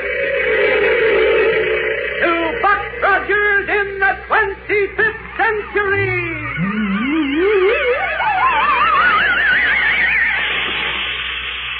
We are now 500 years in the future with Buck Rogers on the planetoid Magna.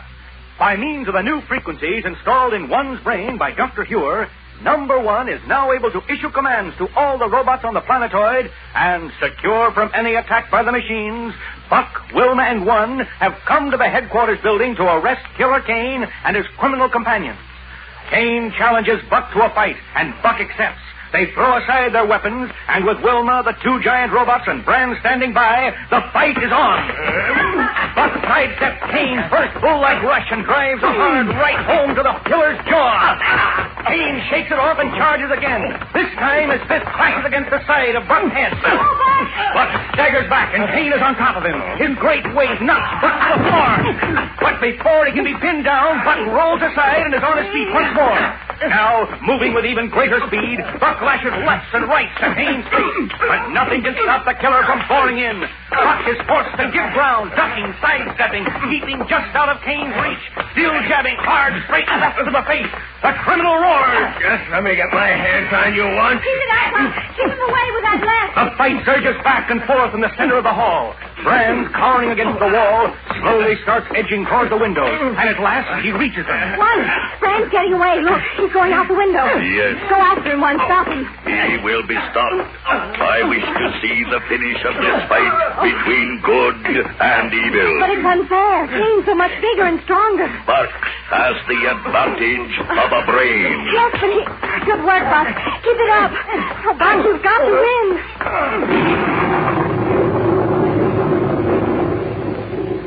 Gosh, Mr. Williams, I can hardly keep my mind on what's happening up in Buck Rogers' world. I'm so anxious to know more about that circus coming to town. You mean the circus coming to your grocery store? Yeah, and that's what throws me.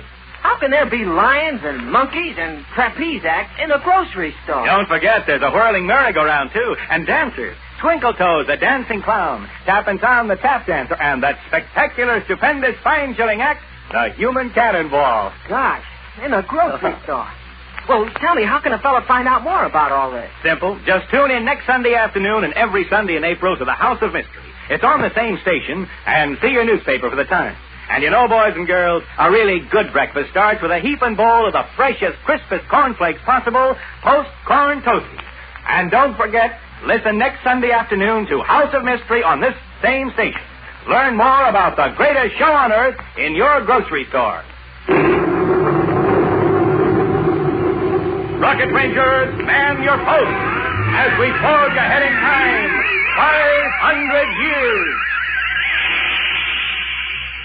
As the fight between Buck and Kane continues, Buck finds it more and more difficult to keep away from Kane. At last, his huge hands grasp Buck's shoulders. Buck is unable to free himself. Then, swiftly, Kane lifts him into the air and throws him across the room. Buck crashes into the deck. Kane will kill him. We can't let him. But before Kane can follow up his advantage, Buck has jumped to the top of the deck.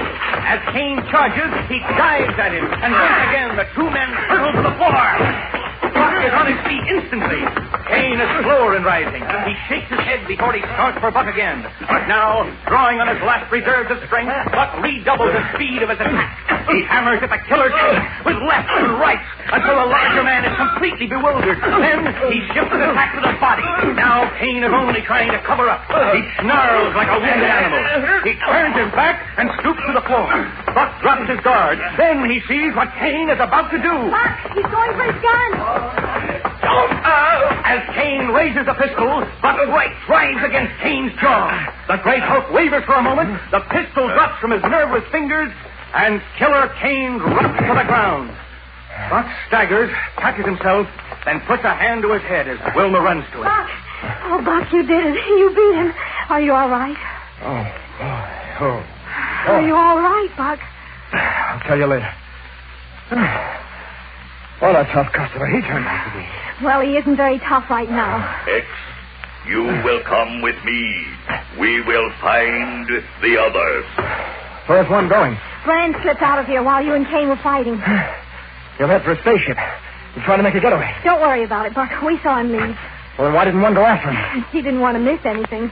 And I was just as happy to leave him here. Oh, at the time, it looked as if Kane might win. Huh. That's a fine thing to say. Didn't you have any confidence in me? Tell the truth, Buck. Were you always sure you'd win? When he first hit me, I thought I'd been kicked by a mule. I have my first aid kit. I'll see what I can do to fix up your face. How does it look? Oh, it'll be hard to tell until we can clean it up a little. I imagine it'll look lovely. Something like a black and blue sunset. I'll never mind it. First, we better tie up Kane, and then go after Brand. You can leave him and Bassett to one. I'm sure one sent a message to the 10s to pick them up. They won't get away. Okay. We'll just make sure that Kane doesn't. Then we'll call Doc and have him bring the submarine down. It's hard to believe, Wilma. But it looks as if the mission has been accomplished.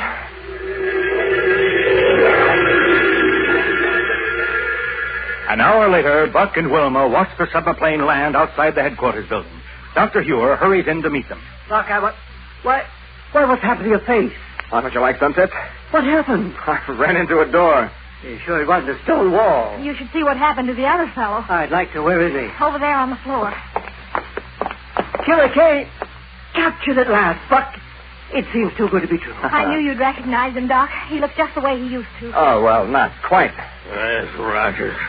I'll kill him. The man is obviously delirious. You tricked me. Yes, it's a good trick, too. You should learn it. They call it a right to the jaw, Kane. What are you going to do with me? I'll take you back to Earth. Then what? Then you'll get what you deserve. I got a right to a trial. You have one. But it won't last long. Look, Rogers, maybe we can work a deal. Try it with the Supreme Court of the Earth. But here comes one now, and he doesn't have Brand or Bassett with him. One? Where are they? Brand and Bassett have been captured and placed on board the submarine. Oh, good. They have been placed in the hospital. The hospital? In attempting to escape, they damaged themselves. Seriously, I hope. The damage is reparable. From them we learned what happened to X's brain. Well, tell us. Where's X now? He has gone to the laboratory, where he will wait for me. Well, what happened, One? X wished to contact me on the Earth and ordered that the power of his brain be increased. The same way Dr. Hewer stepped yours up? Yes, it was necessary to disassemble the brain. Kane, Brand, and Bassett arrived before the operation had been completed by the laboratory technician. Oh, I see. Brand stole the section of the brain which contained the law. And as a result, X was not able to distinguish between right and wrong. He carried out Kane's orders without questioning them. And through him, Kane was able to control all the robots on the planetoid. That is correct. But One, where is the missing section? It must be replaced. It has been found. Where? In a safe on board the spaceship belonging to these men. Has it been damaged? No. The missing section will be replaced within the next hour. Okay, One, go to it. With the law restored to X's brain, Magna will be safe from all criminal attacks. And safe for the colonists from the Earth to come here. That is correct. All right, one, go to it. Get him fixed up. We'll load Kane on board the submarine. Be ready to start by the time you've finished. I will carry Kane to the submarine. Oh, I can manage that. No. If it were possible for a machine to feel pleasure, then I would say this task will be a pleasant one for me. Hey, let go of me. Put me down. It is not advisable for you to struggle. As the inhabitants of the earth have been heard to say, you, brother, are all washed up. Well, Mr. Williams, I feel kind of sad. Honest. Because this is our last day hearing Buck Rogers. I guess a whole lot of boys and girls feel that way, Tom. And I know that the Post people hope you've all enjoyed the excitement and wonder of the 25th century. Gosh, who wouldn't? And I hope all the Buck Rogers fans have become Post-Corn Toasties fans. I really believe, Tom, that just one trial of Post-Corn Toasties convinces everybody that they're the freshest, crispest cornflakes possible. All I know is after the first bowlful, my family liked them so much that now we have Post-Corn Toasties every morning. Let's say, Mr. Williams, maybe some fellas and girls missed hearing about that circus in a grocery store. Well, I was just about to say that if all the boys and girls will listen next Sunday afternoon and every Sunday in April to House of Mystery, they'll find out more about how the greatest show on earth is going to be in local grocery stores. So remember, make a date. Next Sunday afternoon on this station, hear House of Mystery. Look in your newspaper for the time. And say, hope you'll all keep right on enjoying the crisper, fresher cornflakes every morning. Hope you'll all start each day bright with Post-Corn Toasties. Rocket Rangers, man your post as we drive on into the future.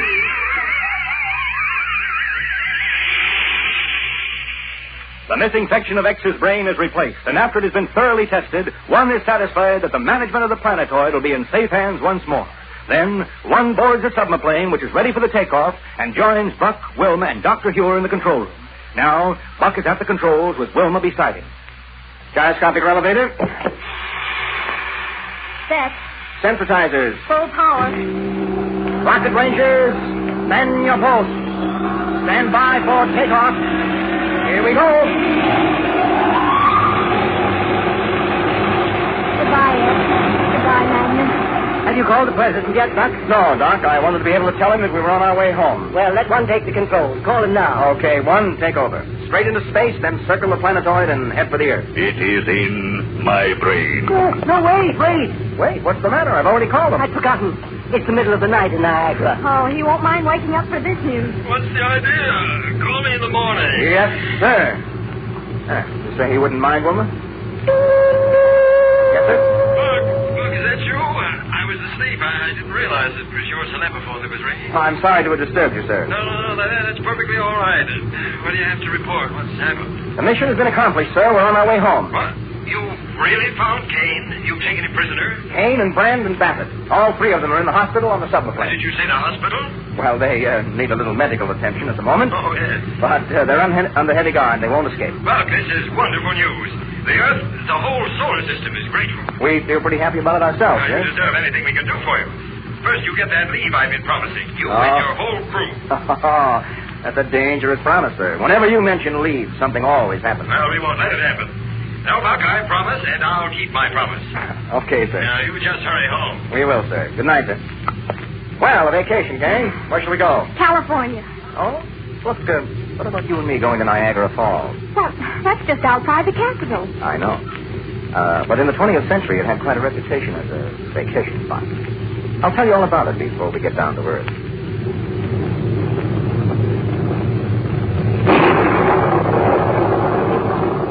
And so the submarine soars on, blazing its way on through space.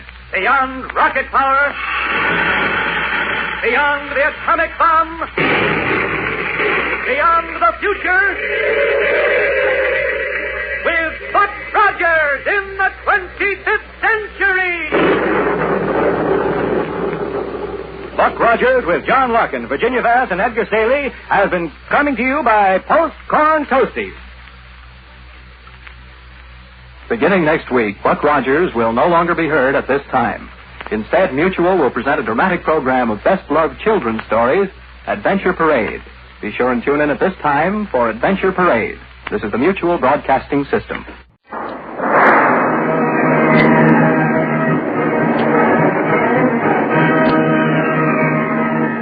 Presenting the amazing interplanetary adventures of Flash Gordon.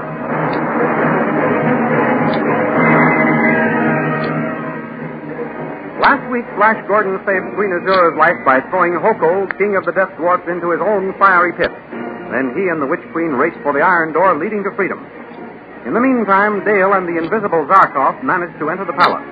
Then Zarkov made his way to where General Tall was putting Khan, the Hawkman, into a cell. From Khan, the scientist learned what had happened to Flash and Azura. Although Khan had only a theory about Flash's being still alive and was unable to tell Khan exactly where the iron door was located, the great scientist decided to search for it before his invisibility wore off. At that moment, Flash and Queen Azura reached the iron door in their mad dash for freedom. They found it barred from the outside and heard the cries of the Death Dwarfs as they started to close in on them. These thrilling adventures come to you as they are pictured each Sunday in the Big Comic Weekly, the world's greatest pictorial supplement of humor and adventure.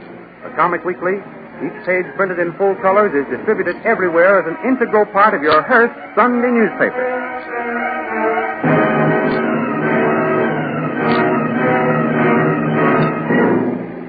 Now we continue the story. Brandishing the spear of the dead dwarf king, Flash Gordon places himself between Queen Azura and the howling mob of half-sized men closing in on them as they stand at the barred iron door. Here come the dwarves, Azura. Stand behind me. I'll hold them off as long as I can. Oh, you're a brave man, Flash, but I'm afraid there are too many for you. There'll be quite a few less pygmies walking around by the time they get me, Azura. Oh, I'm sure of that, Flash. Why, they seem to be in a conference. Why don't they attack? I don't know. I wish they'd hurry up and come out of the huddle.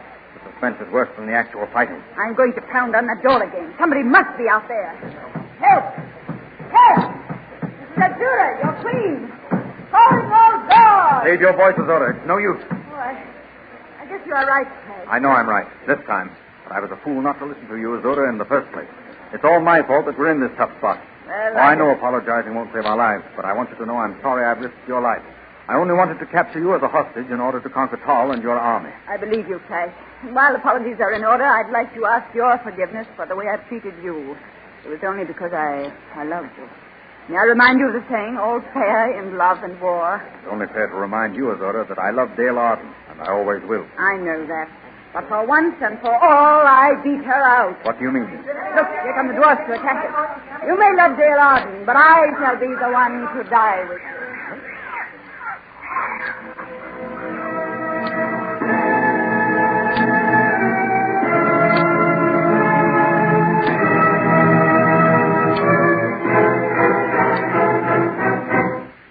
In the meanwhile, back at the palace, General Tall brings a squad of guards to the cell of Khan, the Hawkman.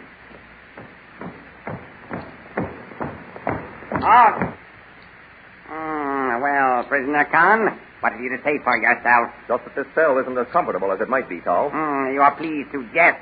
One would think you were a guest of honor instead of a prisoner. Not from these quarters, they wouldn't. Perhaps you can leave that cell, never to return to it. By what means? You still believe Flash Gordon and Azura are alive? I told you I shall never believe Flash Gordon dead until I see his body. Yes. Well, it may not be long before we shall have that pleasure. Is that so? Yes, that is so. Prisoner Khan, you forget that I am now king of the Blue Magic Land. Are you? Saying you are doesn't make you a king. No. Then listen. God, am I or am I not King Tall? Yes, you are King Tall. King Tall the First, yes. You hear, prisoner Khan? The guards acknowledge me to be their king. They may say so to your face, but I'll wager they don't behind your back. But what if this handful of guards do call you King Tall? They aren't the whole army. They aren't the whole kingdom. The whole army. I'll show you, prisoner. I'll show you who acknowledges me to be king here. Guards, sound the call for review. And you, open up the cell. We'll bring the prisoner with us. Now, prisoner, come out of that cell. Never to return, General? That depends. And don't call me General. Guards, bring the prisoner this way. Forward. March. May I ask where you are taking me? You'll see. You'll soon find out. Well, wherever we're going, it will be better than that cell back there. Honestly, Carl, if you're going to run this country, you might begin by improving your cell block. Well, what's the matter? Can't you hold a polite conversation? Halt! Why, we're on the parade ground. Guard, give the signal to start the review. What's all this for, Tal? Do you want the Army to get a good look at me so they'll recognize me in case I try to escape? Con, you are a brave soldier. Praise from General Tal is praise indeed. Even though you are a prisoner and face death at any moment, you are no coward. Con, this review is for you. For me? Yes. I'm having the entire army pass before us for 2 reasons. One is to show you that the troops will salute me as king. I see that, Tal. You are getting the royal salute. What is the other reason? Can't you guess? I never guess.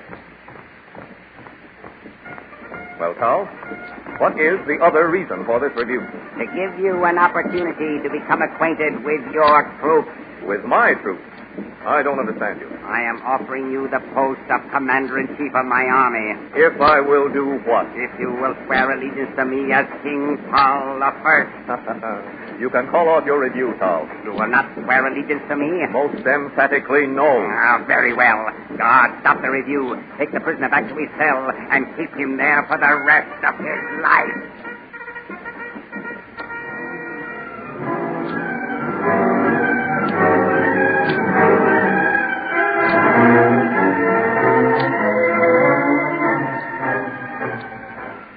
Meanwhile, in another part of the palace, Zarkov the scientist returns to Dale Arden, who has been awaiting him. Well, I am back, Dale. Oh, Dr. Zarkov, I was beginning to fear they'd captured you. How could they? They cannot see me. That's true, but I was afraid that you'd started to become visible right now. What did you find out? How is Flash? Did you see him? I did not see him, Dale. Oh, then we must search for him, Dr. Zarkov. Let's hurry. He won't be invisible forever. I have been searching for Flash, Dale. That is why I have been so long in returning. 2 persons are better than 1 when it comes to searching. Perhaps you'll find him with me helping. I hope so, Dale. Where did you look for Flash? In Azura's quarters? Flash is not in the palace, Dale. How do you know that? I found Khan a prisoner in the cell block. He told me that Flash captured Azura. He did? Oh, that's wonderful. Wait until you hear the rest, Dale. You sound as though you had tragic news. I have sad news. Just how tragic it is we shall not know until we find Flash. What do you mean, Dr. Zarkov? It seems that after Flash captured the Witch Queen, he carried her off through an iron door somewhere in the hills. Oh. Khan was only able to give me a general direction to follow in my search. But it has been of no use. I have an idea, Dr. Zarkov. Yes? While you're still invisible, let's free Khan. Then he can help us search. An excellent idea. We are only a short way from the cell block. Come along. Oh, I do hope we find that iron door in the hills. So do I. Down these stairs, Dale. Why should Flash take that horrid witch queen into the hills? They were being pursued by the blue magic soldiers, and Flash made for the first avenue of escape. But the iron door bars from the outside. They cannot come out of the tunnel. Then we must hurry and open that door. Yes. Ha! Listen. What's that? It must be a squad of guards coming to Khan's cell. Here, get behind this pillar. They must not see you. And perhaps you wish you'd accepted my offer, Khan. Never. I swear allegiance to only one man, King Flash. Halt. Open the cell. Get in there, prisoner. Forward. Forward, march.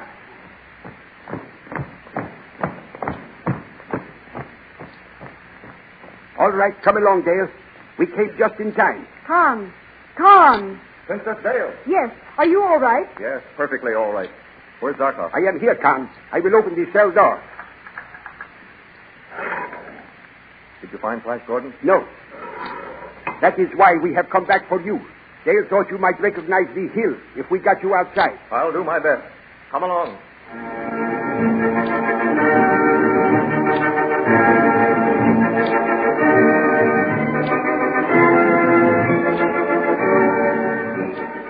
Back in the tunnel of the Death Dwarf, Flash Gordon is valiantly resisting the attack. Come on, you pygmies!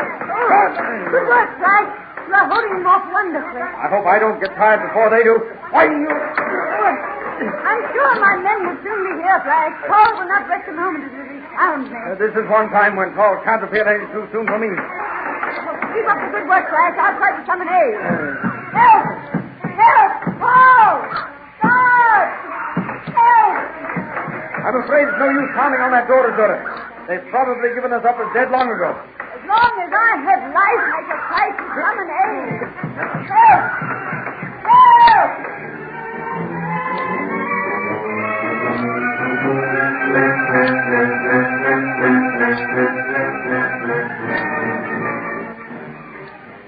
Meanwhile, Con and Zarkov and Dale reached the outer gate.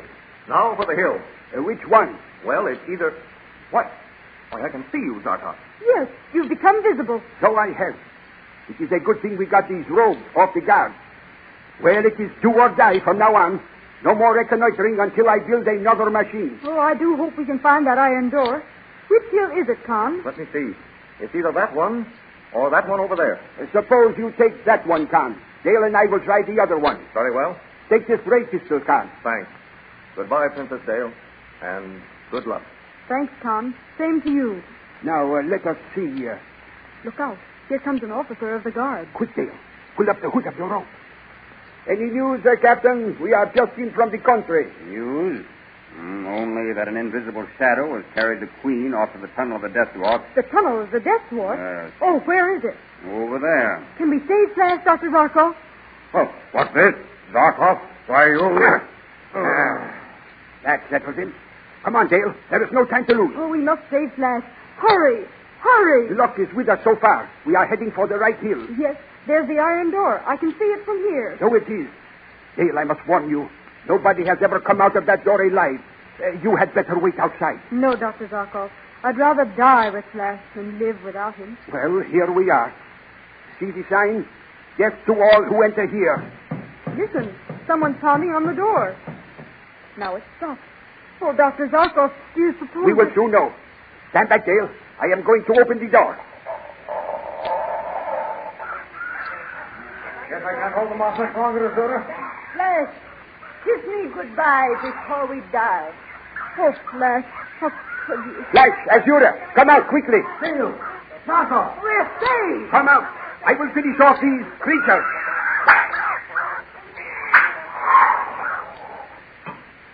Dale, darling, you don't know how glad I am to see you. Don't touch me, Flash Gordon. I hate traitors. You kissing that hussy. You don't understand, Dale. It was Azura's last wish. We thought we were dying. I wish you both had. Dale! This way to our hideout, Queen Azura. You are our prisoner.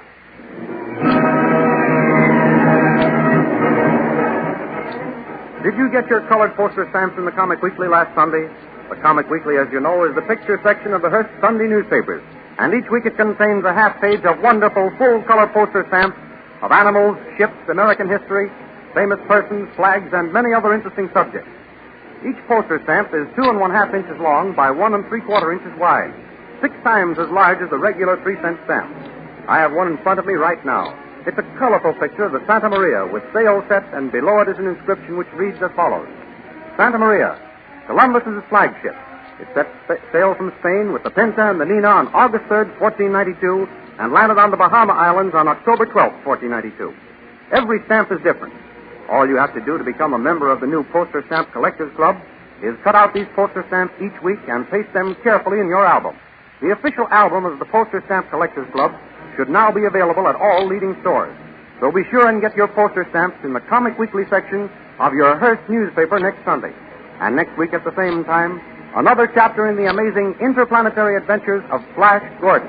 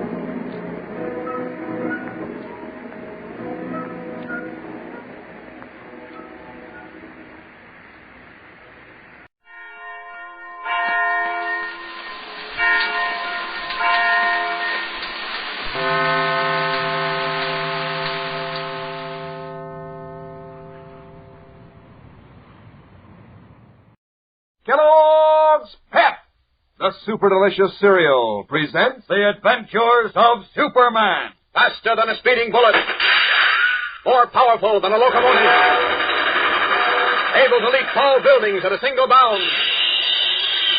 Look, up in the sky. It's a bird. It's a plane. It's Superman.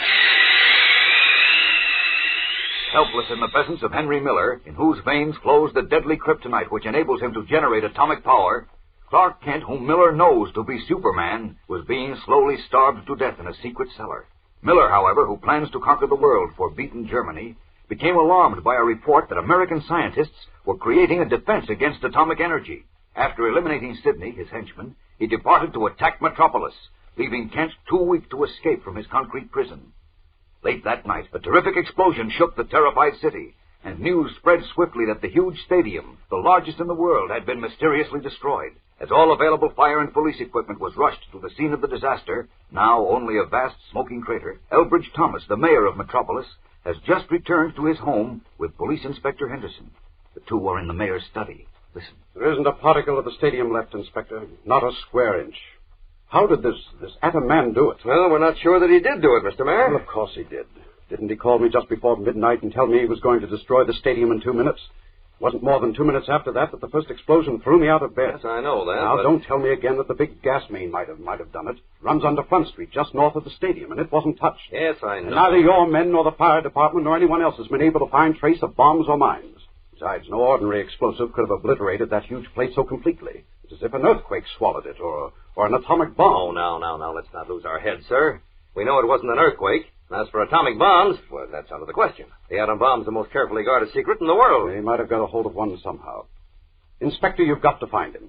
He said the stadium was only the beginning, that he was going to destroy the entire city, piece by piece. Well, how are we going to find him? We don't know who he is or even what he looks like. Our only hope is that he'll telephone you again tonight as he said he would. And if he does, we can trace the call. I've got men at the telephone exchanges and squads waiting at all parts of the city, so we can cover any position quickly. If he was clever enough to do what he did tonight, I'm afraid he's too clever to be caught that way. Look, you said the Daily Planet had mentioned something to you about an atom man. Yes, but there's nothing to it. One of their reporters, Clark Kent, had some wild idea that Teufel, the Nazi scientist who was killed by lightning a couple of weeks ago, was able to create a human atom man. He told you that? Yes, but Kent is always getting some fantastic idea or other. Incidentally, he's been missing for 4 days now. I wonder whether this has any connection with it. You may have something there. Just possible that Kent was put out of the way before this happened. I suggest you contact Perry White at once. Oh, we've been looking for him and for Jim Olson and Miss Lane for the past 2 hours. But they're out somewhere hunting for Kent. So I left orders to bring one and all of them here just as soon as they're found. Good. Maybe. Come in. The governor's on the wire, Mr. Mayor. Wants to know if there's any further information about the explosion tonight. Tell him not yet, Harris, and apologize for my not being able to talk to him now. I'm expecting a very important call on my private phone. Yes, sir. What shall I say to the newspaper reporters? There are about 20 of them waiting for you. Tell them I'll issue a statement as soon as possible when we've completed our investigation. There's nothing else I can say to them now. Yes, sir. Papers are driving me crazy, but I don't dare tell them about the atom man. Cause a panic in the city. Inspector, we've got to do something. Why doesn't that fellow call up again? At least there might be a chance of tracing him. Well, if there is, we'll grab at it. Who is he? How did he destroy the stadium? What's he after? Heaven only knows. Now, you'd better sit down and take it easy. Take it easy. With the papers on my neck, the people in a panic, the governor in Washington demanding an explanation, and this atom man threatening to destroy the city? I tell you, Inspector, I'm scared. Oh, now what? Come in. Mr. Perry White, editor of the Daily Planet, is here to see Inspector Henderson. Oh, good. Send him right in, please. Yes, sir. Right in here, Mr. White. Come on, Olson. Oh, good evening, Mr. Mayor. Or I guess it's good morning. Hello, Perry. Hello, Mr. White. Jim? Hi, Inspector. I understand you wanted to see us, Inspector. Yes, I did. By the way, Mr. Mayor, this is Jim Olson, one of my reporters. Oh, pleased to meet you, Mr. Mayor. How are you? Look, Perry, what do you know about the atom man? The atom man? Oh, you mean Henry Miller? Henry Miller? Who is he? He's the Atom Man. What? Now, wait a minute. Now, look here, Olson. But he is. Mr. Kent said so. Kent said that? Yes, and what's more... Good heavens, I didn't hear anything about that, Inspector. No, don't pay any attention to him, Mr. Mayor. You be quiet, Olson. But they asked me... Never mind what they asked you. Just a minute, Perry. This Miller, who is he? No, he's a young Nazi, apparently, who was working with Teufel. He talked himself into a job as a reporter on my paper. And he disappeared, just the way Mr. Kent did. Inspector, are you looking for him? Of course, but we haven't had any luck. Good heavens. If Kent and Olson are right, and this fellow does have the secret of atomic power... Ridiculous. That would explain what happened at the stadium tonight. What do you mean? Olson, I told you to... Hold on. What'd you say about the stadium, Mr. Mayor? Well, I received a phone call. No, I can't tell you about Now, wait a minute. I think you should. Mr. White and Jim know Miller. And if he is the one who calls himself the Atom Man, and if he phones again, they'll be able to identify his voice. I don't get it. You're right, Inspector. Harry, I want your word of honor that what I tell you now won't be repeated or printed until I give my permission. That goes for you too, young man. Huh? Oh, sure, but What is it? Well, just before midnight, I received a phone call on my private wire from a man who said he was the Atom Man. Gleeps. He warned me that in 2 minutes he was going to destroy the Metropolis Stadium. And not more than 2 minutes after he hung up, the stadium was destroyed. Gleep and lizard. That isn't all. He said he'd call me again tonight and tell me what he was going to destroy next. Boy, that's incredible. I'll bet it was Miller. He's a dirty Nazi and an Atom Man. That would explain how every inch of that big stadium could have been wiped out. Besides... That might be him now. Wait a minute. Don't answer yet. Mr. White, Jim, come over here closer to the phone. Hold that receiver away from your ear, Mr. Mayor, so we can hear his voice. All right. If it is Miller, your men will be trying to trace the call, won't they? Yes, there's a man in the basement now tapped in on your private wire. He's already flashed a word to every exchange of the city that there's a call coming in. Now just try to keep him talking as long as possible. Stall him all that you can. Okay, answer. Well, here goes. Hello? Is this Mayor Thomas? Yes, who's calling? This is the Atom Man. It's him, Miller. Quiet, will you? Go ahead, keep him talking. Who did you say? You heard me. I said I'm the Atom Man. I kept my promise about the stadium, didn't I? Now listen to me while I tell you what's going to happen next. Before the new day dawns, you will be responsible for a terrible catastrophe. Hensleigh, Perry White, Inspector Henderson, and Jimmy Olsen lean over the mayor's shoulder to hear what Henry Miller, the Atom Man, is about to say. We'll return in a moment to find out what it is. But first, let's stand by for a word from Dan McCullough. You know, gang, I'll bet you'd have a hard time if someone asked you to pick out your favorite comic button from the new series that now comes in packages of Kellogg's Pep. Maybe you'd say Smokey Stover is the funniest with his wide, toothless grin and his crazy fireman's cap. And you like K.O. because, well, he's a kind of tough-looking character with his oversized black derby hat. But Superman would probably get the most votes because he's so doggone handsome with his red cape flying in the wind. Of course, no matter which is your favorite, you'll want to collect all 18 different buttons. You'll want the fun of looking for your prize when Mom opens a new package of Pep. And you'll want still more fun trading duplicates with your pals. And you wouldn't want to miss the thrill of wearing your buttons pinned on your jacket or dress or cap so that everybody can see how many you've collected. So how about asking Mom right now to be sure to get you some of that super delicious whole wheat flake cereal, Kellogg's Pep. That's the only way you can get these swell buttons, you know. You don't send in either money or a box top. Ask Mom for P-E-P, Pep, made by Kellogg's of Battle Creek. Now back to the adventures of Superman. In the study of Mayor Thomas's home, Editor Perry White, Police Inspector Henderson, and Jimmy Olsen leaned tensely over the mayor's shoulder to hear the voice of Henry Miller, the Atom Man, at the other end of the wire. Now get this, Mr. Mayor. Something much worse than what happened to the stadium is going to take place. Unless you do as I say. Oh, it's Miller, all right. Will you be quiet, Olsen? Well, what about the stadium? And who did you say this was? Quit stalling. I know you're trying to trace this call, No, but it won't do you any good. Now, this is going to be short and sweet. Listen. First, I want you to haul down your dirty American flag from City Hall and raise the German swastika. What? Why that quiet? Yes. I want to see the swastika over the City Hall when the sun rises. If it's there, I'll call and tell you what to do next. But if it isn't there, everyone in Metropolis will die tomorrow night. If you don't want every man, woman, and child in your city to drown like a rat, you'll do as I say. Goodbye. No, wait. Hello. Listen. Hello. He hung up. Godfrey, are you sure that was Miller? Oh, sure it was. Yes. All right, now we know who he is and what he looks like. Now, if the call was traced, well, that must be headquarters. Let me take it, please. Inspector Henderson speaking. Now, this is Healy, Inspector. Yes, Healy, did you trace that call? Yes, sir. It came from a pay booth in Central Station. Oh, there'll be a mob there even at this time of night. But hold everyone, Healy. Don't let a soul out of that station until I get there. Hurry. Okay. Come on, Mr. White. You too, Jim. Wait, Inspector. What are you going to do? Now, Miller called from the Central Station. We've got to get him. I'll let you know what happens. Come on, Mr. White. Jim, let's go. Followed by Perry White and Jimmy Olsen, Inspector Henderson rushes from the mayor's house. None of them aware that the Atom Man has changed his appearance since he left the Daily Planet.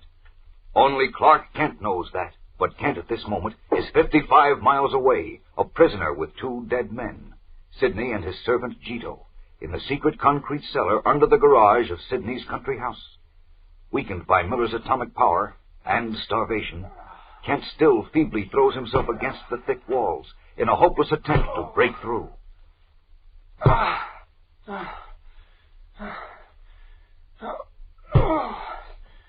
I can't go on much longer. I'm too weak.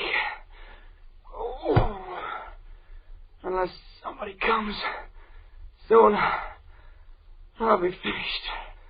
Someone has to help me. Only I know about Miller. Only I know. And I'm almost done for. I've got to get out of here. I've got to. What will happen? Kent, who is Superman, is nearing death in a concrete tomb. What did Henry Miller mean by his threat to drown everyone in Metropolis? And even if he should be cornered in the central station, how can he be taken when he need only lift his hands to destroy the station and everyone in it? Fellows and girls, something startling and surprising happens tomorrow, so don't miss it. Tune in, same time, same station, for the adventures of Superman. Faster than a speeding bullet. More powerful than a locomotive. Able to leap tall buildings at a single bound. Look, up in the sky. It's a bird. It's a plane. It's Superman.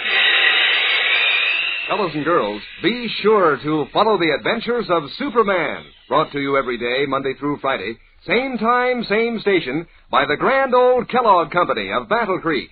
And for other thrilling adventures of Superman, see your local newspaper. Superman is also a copyrighted feature appearing in Superman DC Publications.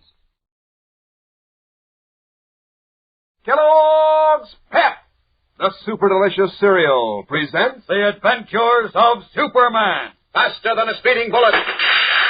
More powerful than a locomotive. Able to leap tall buildings at a single bound. Look, up in the sky. It's a bird. It's a plane. It's Superman. Terribly weakened by Henry Miller's strange atomic power and by starvation, Superman in his guise of Clark Kent is dying in a secret cellar. Miller, meanwhile, disguised as an American Army officer, destroyed the huge Metropolis Stadium as his first act in revenging the defeat of Germany. Later that night, he phoned the mayor of Metropolis and, identifying himself as the Atom Man, threatened to destroy the entire city unless the Nazi swastika was raised over City Hall. The police immediately traced the call to the Central Railroad Station, and giving orders that no one be permitted to leave the station, Inspector Henderson hurried there with Jimmy Olsen and Editor Perry White. As we continue now, officers guard every door of the vast railroad terminal as the great crowd of civilians, soldiers, and sailors pass through the main exit in single file, where Henderson, White, and Jimmy stand with an armed police guard. Listen. All right, now keep your eyes peeled, Jim.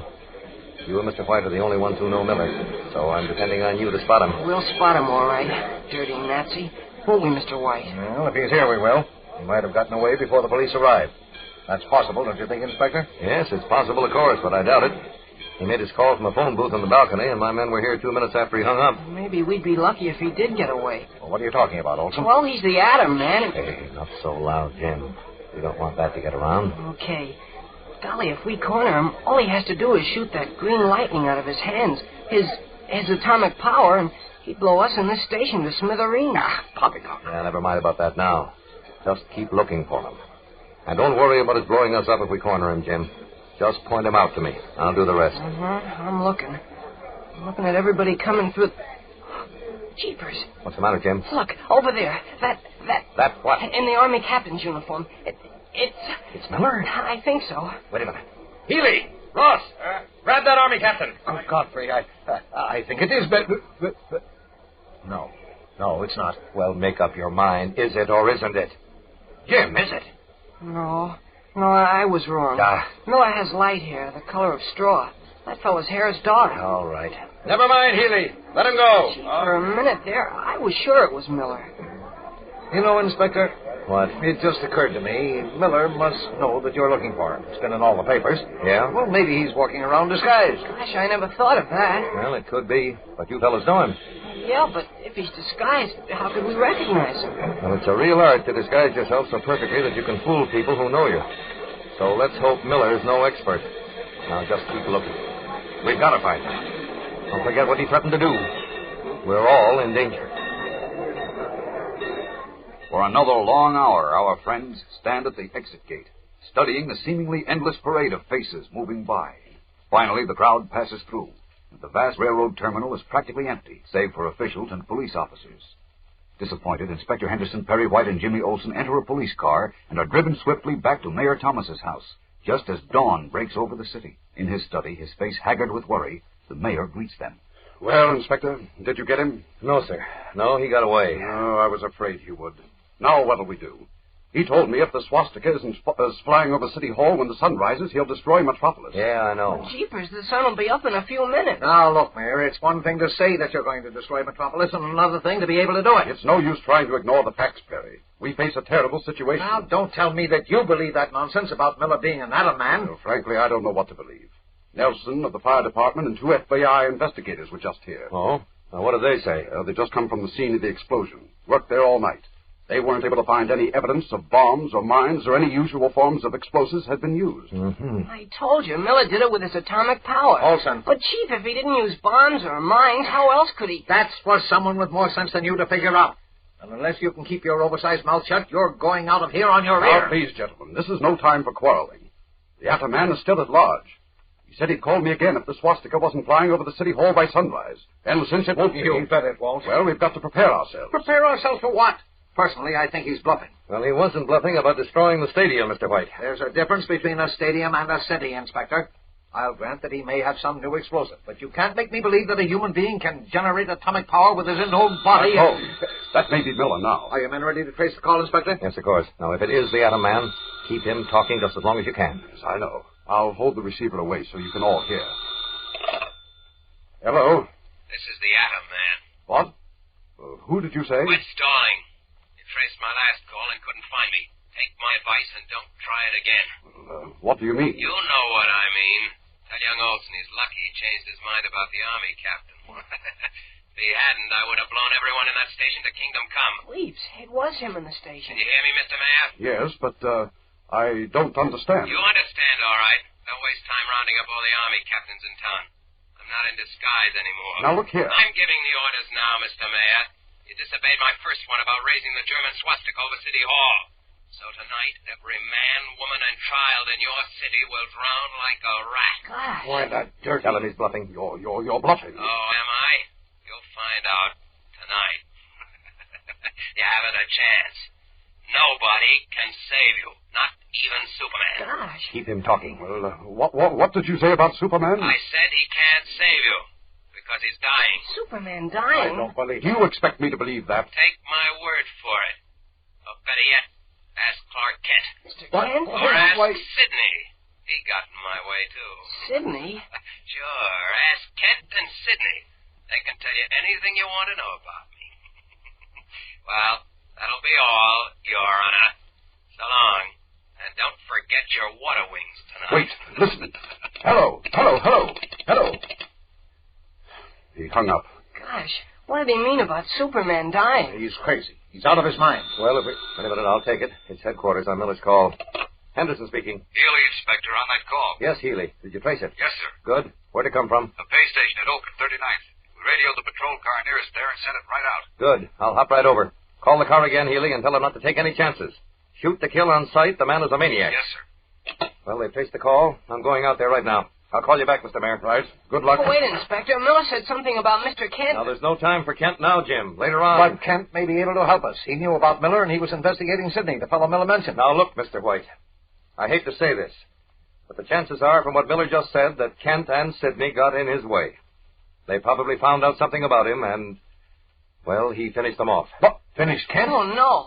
I'm afraid so. Well, I'll see you all later. Later, my eye. Come on, Jim. Huh? Where? Why, to look for Kent, of course. We're going to that fellow Sidney's house. I'll get to the bottom of this if it kills me. Grimly, Perry White and Jimmy Olsen leave the mayor's house to follow the atom man's own boastful clue to Clark Kent. Will they find him in the secret cellar beneath Sidney's garage? We'll return in a moment to find out.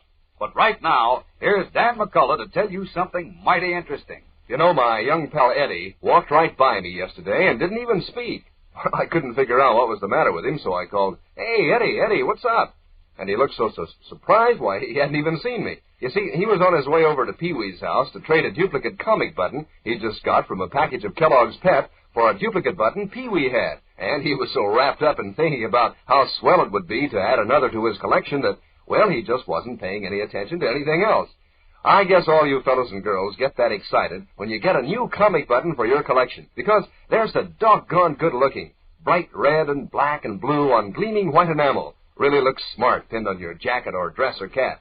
And aren't you glad they're so easy to get? Why, you don't send in a single penny, not even a box top. All you do is to ask Mom to get you some of that super delicious whole wheat flake cereal, Kellogg's Pep. Inside every package, there's an exclusive prize. One of these nifty new comic buttons or a military insignia or warplane button. It's your prize, gang, from P.E.P. Pep, made by Kellogg's of Battle Creek. Now back to the adventures of Superman. Picking up Clark Kent's friend, Private Detective Candy Myers, Perry White and Jimmy Olsen drove to Sidney's house in the country, where in a secret thick-walled cellar beneath the garage, Clark Kent is near death from the effects of Miller's atomic power and starvation. As we continue now, early in the morning, our three friends have vainly searched the dead Sidney's empty house. Candy Myers has stopped to telephone Metropolis, as White and Jimmy, deeply discouraged, walk across the lawn to their car. Well, that's that, Jim. Yeah, I guess so. I was sure we were going to find Mr. Kent. Well, I hate to admit it, but Inspector Henderson was probably right. Kent and Sidney were probably both finished by Miller. Gosh, I don't want to believe it, but... Wait. What's that? What? I hear a kind of thumping noise. Yes. Yeah, it seems to be coming from the garage. But the garage is empty. We checked it. It's not empty now. Come on, let's take a look. Okay. Where's that thumping coming from? Seems to be coming from below us. Well, how could it? The garage is set away from the house. There's no cellar or anything under it. Oh. Strange, Jim. Very strange. I wonder what's causing that noise. Puzzled, Perry White and Jimmy Olsen stand in the garage, unaware that Clark Kent, who is Superman, is immediately below them, hurling himself weakly against the thick concrete walls and calling to them through dry, thirst-parched lips. Oh, Jim, Chief, I'm right here, under the garage. There's a secret panel in the floor. Don't go away. No, you've got to help me. You've got to. Jim, Chief, I'm right here. Help me. Help me. Desperately, Kent calls again and again to his puzzled friends, but his once powerful voice is weak and unheard. What will happen? Will they discover the secret basement in time to rescue Kent? In time to stop the Atom Man who has doomed all of Metropolis? Don't miss tomorrow's thrilling episode, fellows and girls. Tune in, same time, same station, to hear the adventures of Superman. Faster than a speeding bullet. More powerful than a locomotive. Able to leap tall buildings at a single bound. Look, up in the sky. It's a bird. It's a plane. It's Superman. Fellows and girls, be sure to follow the adventures of Superman, brought to you every day, Monday through Friday, same time, same station, by the grand old Kellogg Company of Battle Creek. And for other thrilling adventures of Superman, see your local newspaper. Superman is also a copyrighted feature appearing in Superman DC Publications.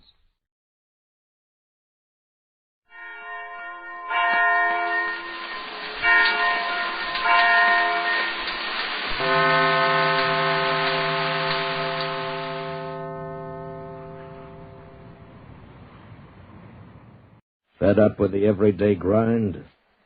Tired out by the dull routine?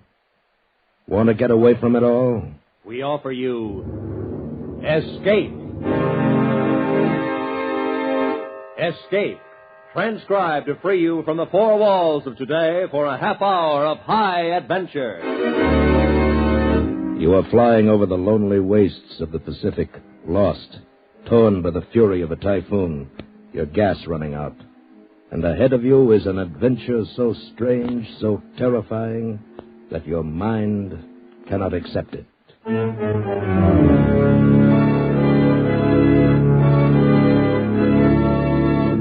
Today we we escape from reality with the tale of a Navy flyer who vanished from the face of the earth into a new world of the future, as Nelson Bond told it in his story, Conquerors Isle.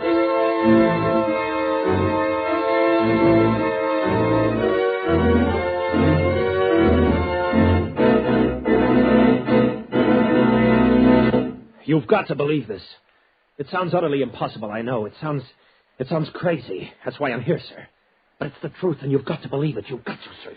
That's the way he started, almost as soon as I'd walked into his hospital room. He wasn't violent, you understand. There was no need for restraint. But his every action, every gesture was evidence of a psychotic condition. To be extremely charitable, battle fatigue. Well, anyway, it was an odd case. I was already acquainted, of course, with the history. Young man, graduate of Annapolis, lieutenant in the Fleet Air Arm, excellent record, citations for bravery and so forth. And toward the end of the war, he and his bomber crew disappeared over the South China Sea. Search failed to turn them up. They were, of course, presumed to be lost. And then a month ago, almost 4 years later, Lieutenant Brady was found by a Brazilian freighter drifting helplessly and nearly dead in a tiny life raft from the airplane. Curiously enough, his position was not far from that last reported by his radio operator 4 years ago. But when he was asked where he'd been, he gave a story so fantastic, so utterly unbelievable. You've got to believe it. You've got to, sir. At ease, Lieutenant. I'm sorry, sir. I'm here to consult with you as a physician, not to order your cure as a superior officer. Now, suppose we ignore the braid while you tell me about it. Oh, thank you, Doctor. Where should I begin? Well, it's your story. You know what it is you want me to believe. The trouble began, I understand, on your last bombing mission. Yes, that's right. That's when my troubles began. The thing's been going on for much longer than that. Years, certainly. Decades, perhaps.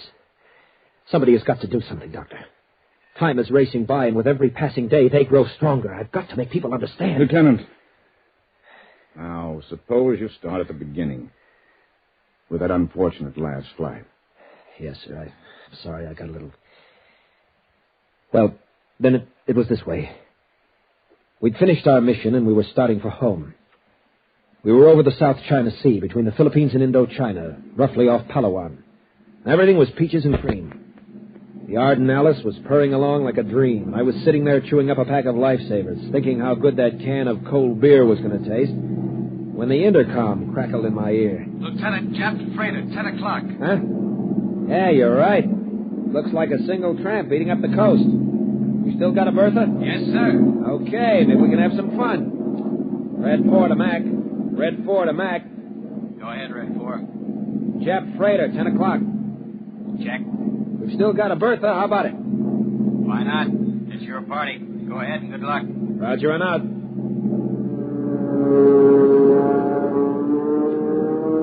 It was as easy as hitting a sitting duck. The long dive, the bomb release, the pull-out, the dull concussion.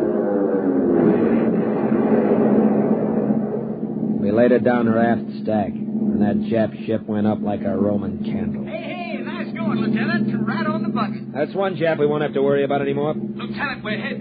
Huh? A piece of that Jap must have come up and hit us. We're spraying gas all over the Pacific out of the left wing tank. Yeah, I see it now. Well, guys, get ready for a bath. We'll never make it back. I object. It ain't Saturday night. Never mind. I always did want to take a ride on one of them little rubber boats. No need to worry. The Navy takes care of its own. They'll be out to get us before we have a chance to get thirsty. Red 4 to Mac. Red 4 to Mac. Nice going, fella. Yeah, only it was a two-way deal. We're hit, Mac, losing gas fast. Think you can make it? Nope. It's a salt bath for us. Sorry, fellas. Keep your radio on. Give your last position to base before you ditch it. They'll have a rescue party out in an hour. Wilco. See you tonight. Good luck. Over. Roger, out. You see, there was nothing to it. Happened every day. With ships all over the Pacific, they'd have a destroyer sitting there when we came down. A half hour later, when our gas was down to a few cupfuls and the rest of the squadron was long out of sight, an amazing thing happened. 1 minute the sky was clear and cloudless. The next minute we were surrounded by thunderheads, and a typhoon burst on us. Holy cow, Lieutenant. Where'd this come from? I don't know, but it's a Lulu. Fasten your safety belts. There's no telling what this'll do to us.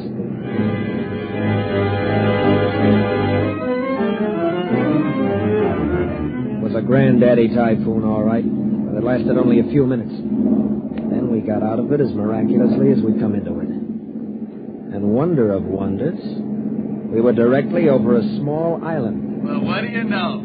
Take a look at that sight with sore eyes. Man, oh man, it looks mighty fine to me. What island is it, Lieutenant? I don't know. I don't recognize it. After the way we got tossed around back there, I haven't any idea of our position. We could be anywhere from the coast of China to the Philippines. Who knows? Who cares? It's dry land. Yeah, just in time. We're out of gas. Hey, Jack. Yep? See if you can get a fix and radio our position. We're going down.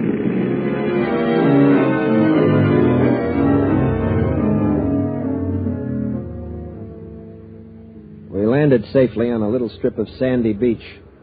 And only after we'd climbed out of the plane did we begin to have any misgivings. What do you think, Skipper? Well, it doesn't look like much, but... I don't see anybody. Not a sign of life. I got a good look from topside coming down. There weren't any houses, nothing. Well, still, you can't tell. They could be Japs. Or worse. Headhunters, maybe. We better stick together, stay close to the plane. Shouldn't be more than a few hours. Yeah, except... Hey, what the... Hold it. Hello there. A white man. Hey, what is this? Keep your eyes open. It might be a trap. But he's a white man. He speaks English and he's not armed. No, I don't see any guns. Just the same. Watch it. Welcome, gentlemen. Welcome. I saw you land, so I hurried out to see if I could be of any assistance. May I introduce myself? I'm Dr. Grove. I'm Lieutenant Brady, and these are my men. Radio Man Kavanaugh, my gunner, Sergeant Geller. Hi, it's pleasure, gentlemen. Pleasure. Are any of you in need of medical assistance? Oh, thanks. We're all okay. Just a little surprised to find anyone here. Well, yes, of course. That can be explained to you later. But right now, you'll be wanting food and rest. Hey, now, a little chow wouldn't be bad. But first, we have to get in touch with our base. Give them our position. Oh, of course. But such things take some time in these primitive areas. Oh, we have a radio on the plane. Did have, Skipper. What? I was just starting to tell you. It went out just before we sighted the island. Must have got wanged up in that storm. Well, can you fix it? Well, I suppose so, if it's nothing serious. I'll tell you better after I have a chance to look at it. Of course. But in the meantime, I hope you'll accept our humble hospitality. We don't have the pleasure of entertaining new guests here often. It'll be good to chat with you all. If you'll follow me, please. How about it, Skipper? Sure. Why not? After the last half hour, we could all use a little relaxation. Very good. Right this way, please. I should have smelled it right then. There was something strange about the whole thing. There were a lot of questions in my mind, but somehow I didn't ask them. Instead, we walked down the jungle path behind Dr. Grove, like lambs to the slaughter. Tom Geller must have had the same misgivings because he whispered in my ear. I don't get it, Skipper. Don't get what, Tom? Where do these guys come from? Where do they hang out? When we were coming in, I made sure to take a good look at this island. There were no houses, no nothing. I don't know. I guess we'll find out soon enough. Yeah. Hey, stop. Holy cow, will you look at that? Dr. Grove stopped in front of what looked like a big rock. And then we saw it was expertly camouflaged cement with a sliding door. There. Here we are, gentlemen. If you'll be good enough to enter. Enter what? That? Don't be alarmed. It's only an elevator. An elevator? In this jungle? What kind of monkey business is this, anyhow? Do you mean to tell me you live underground? My dear Lieutenant, I'll be glad to explain everything later. It's all very simple. But first, I must insist that you enter the shaft. So now you're insisting. And suppose we prefer not to step into your elevator. Then what? Then I should be compelled, most regretfully, to enforce my request. Guess again, pal. We happen to be armed. A gun. 3 guns. See, that's one detail you overlooked. I overlooked no details, Lieutenant.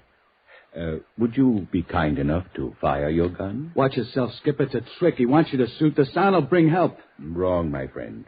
I need no help. Very well. If you won't accept my invitation... Wait a minute. Keep your hand out of your pocket. Perhaps you would care to stop me, Lieutenant?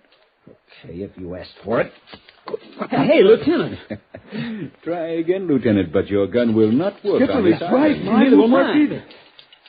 And now, perhaps you'll be kind enough to step into the shaft? Look, I don't know what's going on here, but I don't want any part of it. Yeah, neither do I. Come on, gang. Let's get out of here. Just a minute.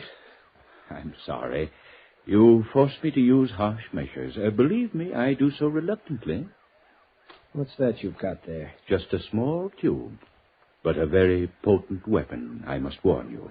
Yeah? Well, then you better use it fast. I made a desperate lunge for him, and suddenly... a tiny shaft of light flicked out from the tube and touched me. And I stopped, frozen in my tracks.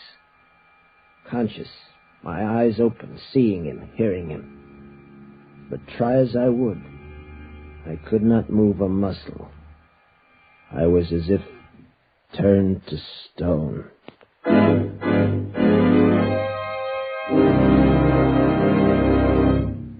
In just a moment, we will return to Escape.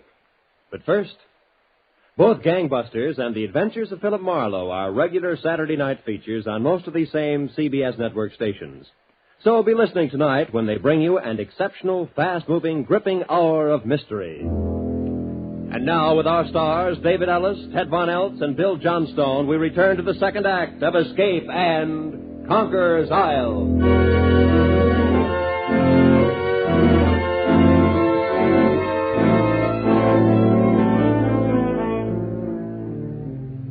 I was paralyzed, Dr. Gorham.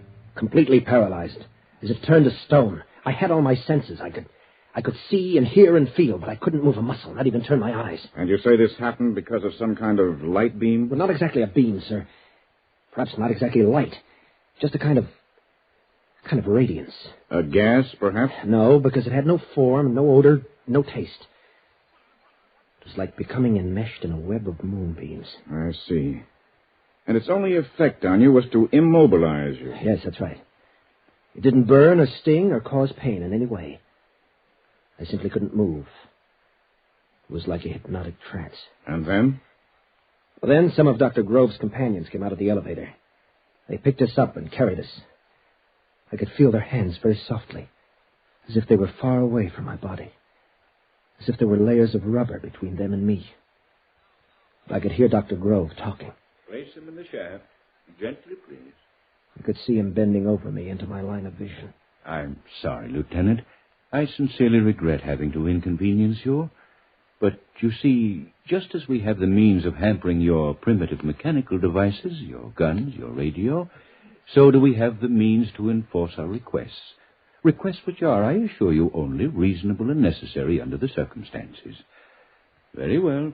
Take us down. My head was reeling, and fear was growing in me. Who were these men to talk of radio as a primitive device? What kind of men were they? Where were they taking the three of us, and what were they going to do with us? As if he'd read my thoughts, Dr. Grove leaned over me again. There's no need to be alarmed, Lieutenant. No need at all. All right. Gently. Carry them gently. Well, Frater? I'm sorry, Frater Dorden. It was necessary. They would not come willingly. I see. Yeah, a few of them do. Well, put them in the sleeping chambers until they recover. And be gentle. They are so frightened. Poor things. Poor things. Poor things, he'd said. Not as if we were human beings at all, but animals. Some weak, dumb animals with whom they must be gentle. It was then that I began to know real fear. We were in a great underground city, but I could see little of it. Nothing except what passed in front of my rigid eyes. Then I was carried into a room, deposited upon a soft couch, and left alone. I could not close my eyes, but gradually the light began to fade, to melt away. I was in deep blackness, and I slept. I don't know whether the return of the light awakened me, or whether it came on automatically when I woke up. But the room was bright, and I could move again. I jumped up, tried the door, but of course it was locked, and there was no other way of escape. The room was a small cell with metal walls and ceiling, a kind of metal I'd never seen before. There was a cot, a desk, and a chair, and nothing else. But the really amazing thing was the light. I searched the entire room carefully, but there were no fixtures, no indirect lighting arrangements. The light came out of the walls, evenly filling the room, casting no shadows. Suddenly, I wanted to see Kavanaugh and Geller. I yelled at the top of my lungs. But there was almost no sound, no echo from the walls. They simply absorbed the sound into utter silence.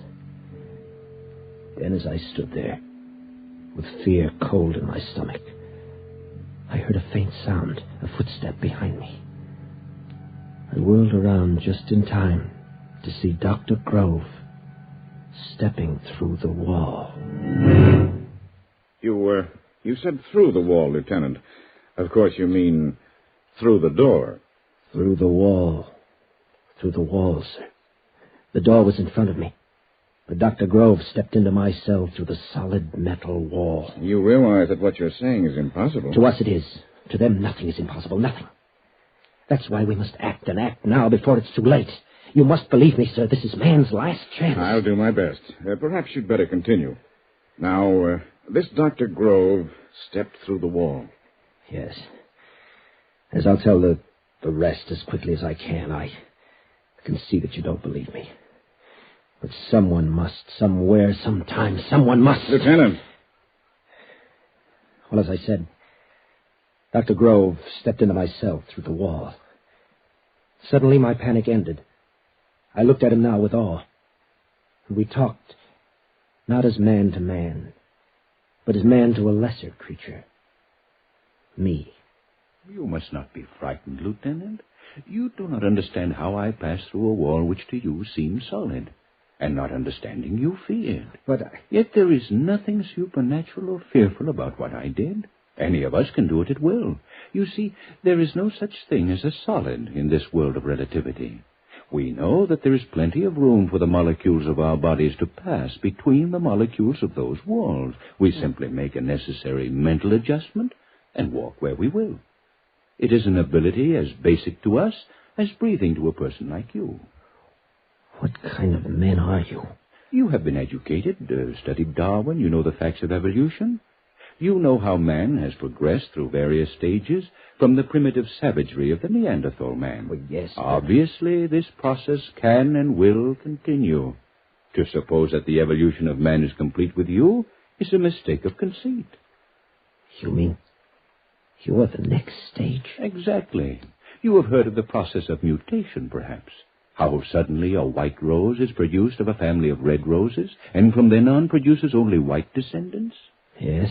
So have we been evolved, as mutants, infinitely superior to our parents and our fellow men, knowing by instinct right from birth what you must study years to learn, your most difficult physics and mathematics, our ABCs, our studies far beyond your understanding.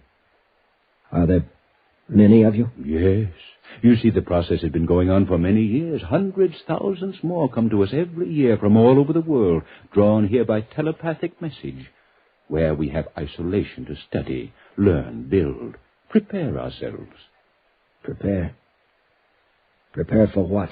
For the task ahead. Obviously, when we are ready, when we are numerous enough to fill all the necessary positions, our superior intelligence must shape a new world. Take over the world? Obviously. You will destroy man? How little you understand us. Do you destroy the animals of the field because they are not your intellectual peers? Our obligation is to keep and protect you, to act as your friendly guardians in a world which will be strange to you and frightening, as my walking through the wall was frightening to you. I see. Yes, I see. Then what is your plan? Rather say, nature's plan. And the answer to that lies in history. What became of the anthropoids, the cavemen? They died out. Civilization passed them by. They fell before the onrush of higher forms of life. Even so. Even so. But I give you our pledge that we will be kind. We will be kind. And then he took me out into that great underground city, through its corridors and great halls and laboratories and shops. Took me among the thousands of his fellow men. There I saw marvels of which I could talk for hours. There were... They would be beyond your comprehension as they were beyond mine. You wouldn't believe me, and so I won't bother to tell you. Then I met others like us, some 200 captive cattle, people who had stumbled onto this island as I had. There were famous names among them. A famous author whose ship disappeared in the Pacific years ago. A big game hunter. A famous aviatrix for whom a dozen fleets had sought in vain. All of us, prisoners.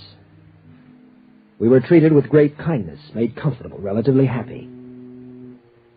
We were their pets, you see. Their dumb animal pets.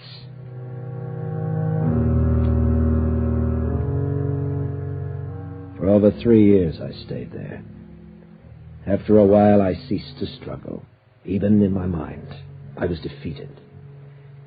So I succumbed to the peaceful, bucolic existence that was my fate. At least that's what I thought. Then came that last day. Dr. Grove had made me his special pet.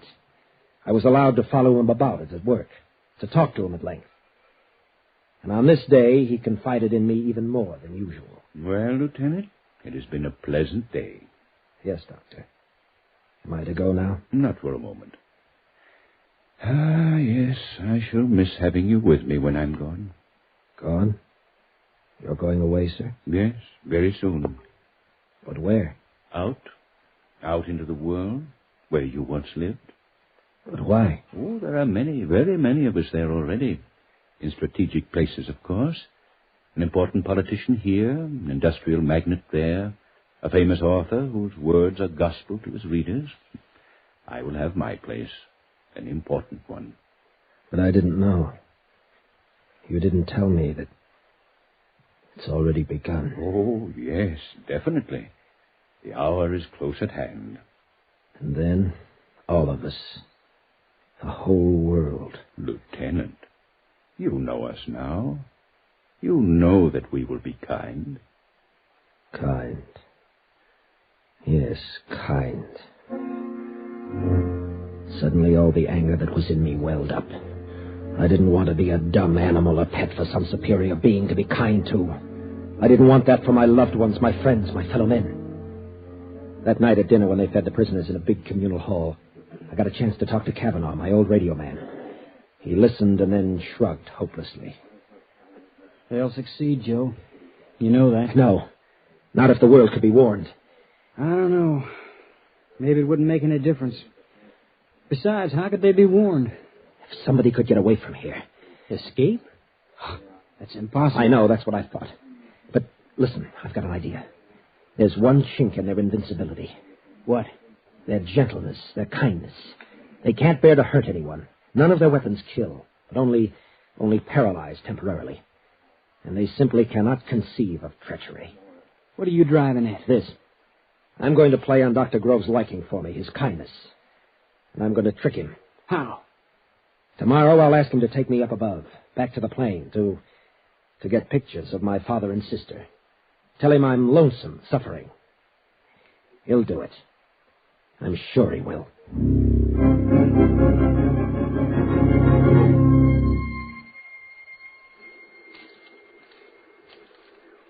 It's very kind of you, Dr. Grove, to do this for me. Oh, not at all, Lieutenant.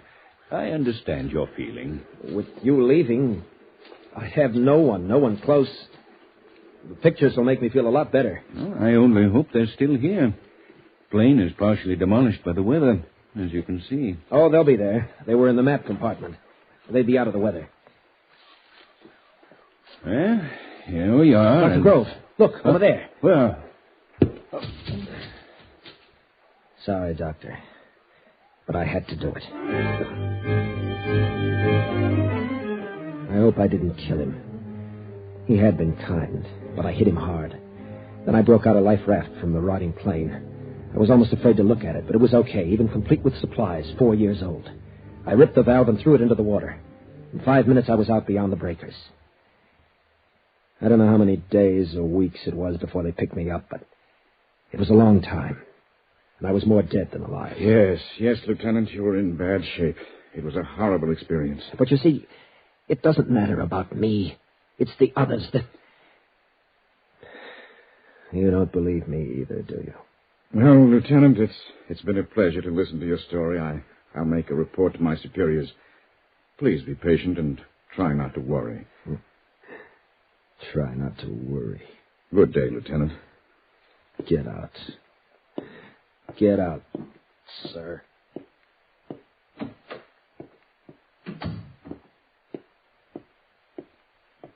Oh, there, Commander Gorham. You've talked to him? What's the verdict? A clear case of persecution mania. An amazing form. I've never heard a tale more complete and logical, but Yes, I know what you mean. Well, do what you can for him. I'm afraid he's going to be here for a long time. Perhaps for as long as he lives. Turned loose, he might be dangerous. That's too bad. Nice boy, too. Floating for 4 weeks on a life raft, and heaven knows what before that. It sure does things to a man. Well, Doctor, how about lunch? No, thanks. I've got to run along. I have to turn in my report and recommendation on this case. Oh, of course. Well, I'll see you later. I watched the man disappear down the hall. I stood there for a moment lost in thought, seeing the face of that boy in there. It was hard to know how best to be kind to a boy like that, but I roused myself. I had much to do. So much. And if I went down through the lobby of the hospital, some fool would surely delay me, get me into a long-winded discussion, and I didn't feel a bit like talking. I wanted to get out of this place and forward my report that this Brady case was closed, that there'd be no more trouble from this source. My car was just outside on the street. There was no one in sight in the corridor. So I turned and quietly walked through the wall.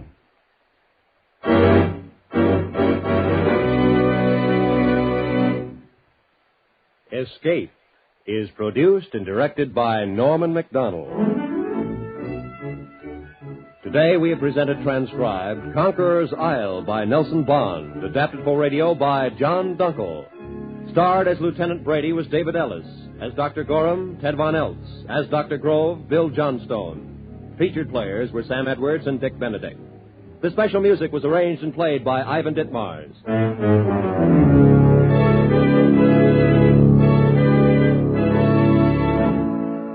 Be sure and be with us again next week at the same time, when we will bring you another great story of mystery and intrigue by one of the world's outstanding authors of high adventure, as CBS again presents Escape.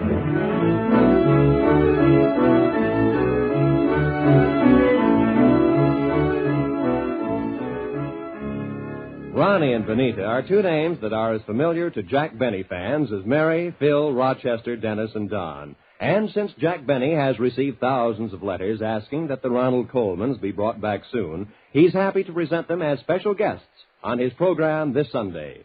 Hear the Jack Benny program on these same CBS stations tomorrow night.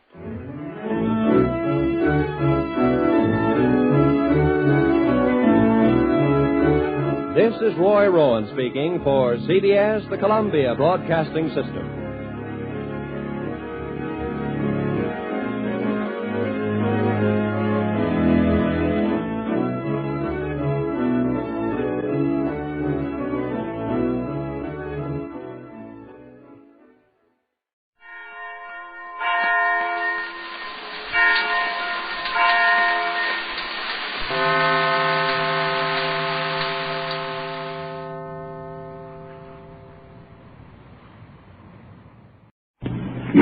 Helpless in a rude hut in the deep interior of China, not knowing how you got there or why.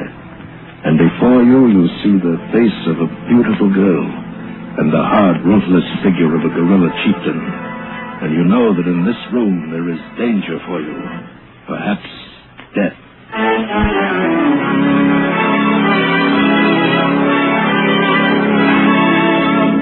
We offer you Escape, transcribed to free you from the four walls of today for a half hour of high adventure.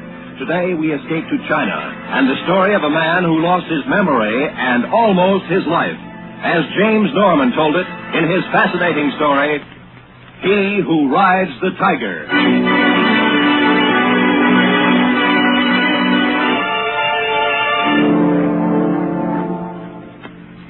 The figures and faces would come and go. Sometimes I seem to be floating along with them through endless space, but more often I could feel myself lying on a hard bed and watching, not moving, with sick and fevered eyes. And there was a big man with brown skin and close-cropped hair, and an older man with a white coat. But best of all was the girl, a beautiful girl. Usually her face would dissolve into a great lotus flower that would hang for a moment in the air and then float slowly beyond reach of my thoughts and disappear. Part of this was a dream, of course, and part reality, but I was unable to separate one from the other.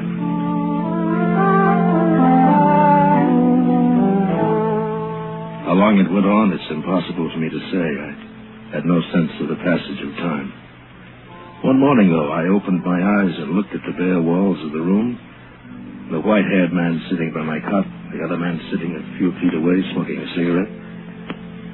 And then I knew that the dreams had gone away and would not come back. This was reality. Feeling better? Can you hear me? Understand me? Huh? Yes. Yes, of course. Good. Glad you're finally coming out of it. You've been a very sick man, you know. Where am I? Fenyang Mission Hospital. We're about 600 miles south of Beijing. That's impossible. How did I get here? Walked in. Dropped unconscious in the courtyard, burning up with fever and suffering from malnutrition. Malnutrition? I ate lunch yesterday in Beijing. I'm afraid I'll have to contradict you.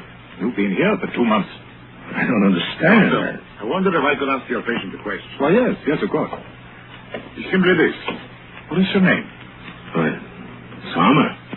David Armour. Ah, yes. So you told us while you were delirious, but we could not be sure. And your business in Beijing, Mr. Armour? I'm a member of the International Committee on Chinese Art Treasures. We've been investigating the policy of the advancing Japanese armies toward protecting and preserving art objects in newly conquered territories. I see. And yesterday, you ate lunch in Beijing? Yes, at the Wagenli Hotel. I dropped my wife off at the... Adrian. Well, where is she? Where's my wife? Mrs. Armour is in San Francisco at present. San Francisco? Well, why what's this all about? Who are you and what am I doing here? Why am I... Mr. Armour, please. Mr. Quinto, I think any further questioning had better be postponed until tomorrow. Mr. Armour is in no condition for it. I quite agree with you, Doctor. Very well, Mr. Armour. Until tomorrow, then. Doctor, I don't understand. Who is this Mr. Quinto? What does he want? Well, he's a powerful man among the Chinese. He's been following your condition very closely. I don't know what he wants. If I could only remember what happened. I've got to send word to my wife, to Adrian, to the American consul. My wallet, my passport and papers. Do you have them? Oh, Mr. Armour, when you arrived here, you were wearing a cast-off uniform of the Japanese Army. What? You had no papers or identification. There was nothing in your pockets except this. I haven't told Mr. Quinto about it. It's a little porcelain figurine. A rabbit. Yes, a rabbit. Does it mean anything to you? No, I never saw it before in my life. That's too bad. I was hoping it might help you remember. The last thing I remember is that lunch in Beijing. Seems like yesterday, and yet you told me it was 2 months ago. Oh, no. I said that you came here 2 months ago. What was the date of that luncheon, Mr. Armour? It was September 23rd, yeah. Of what year? 1941, of course. What do you mean? What are you driving at? Mr. Armour, apparently the last thing you remember is the lunch that you had in Beijing nearly 8 years ago.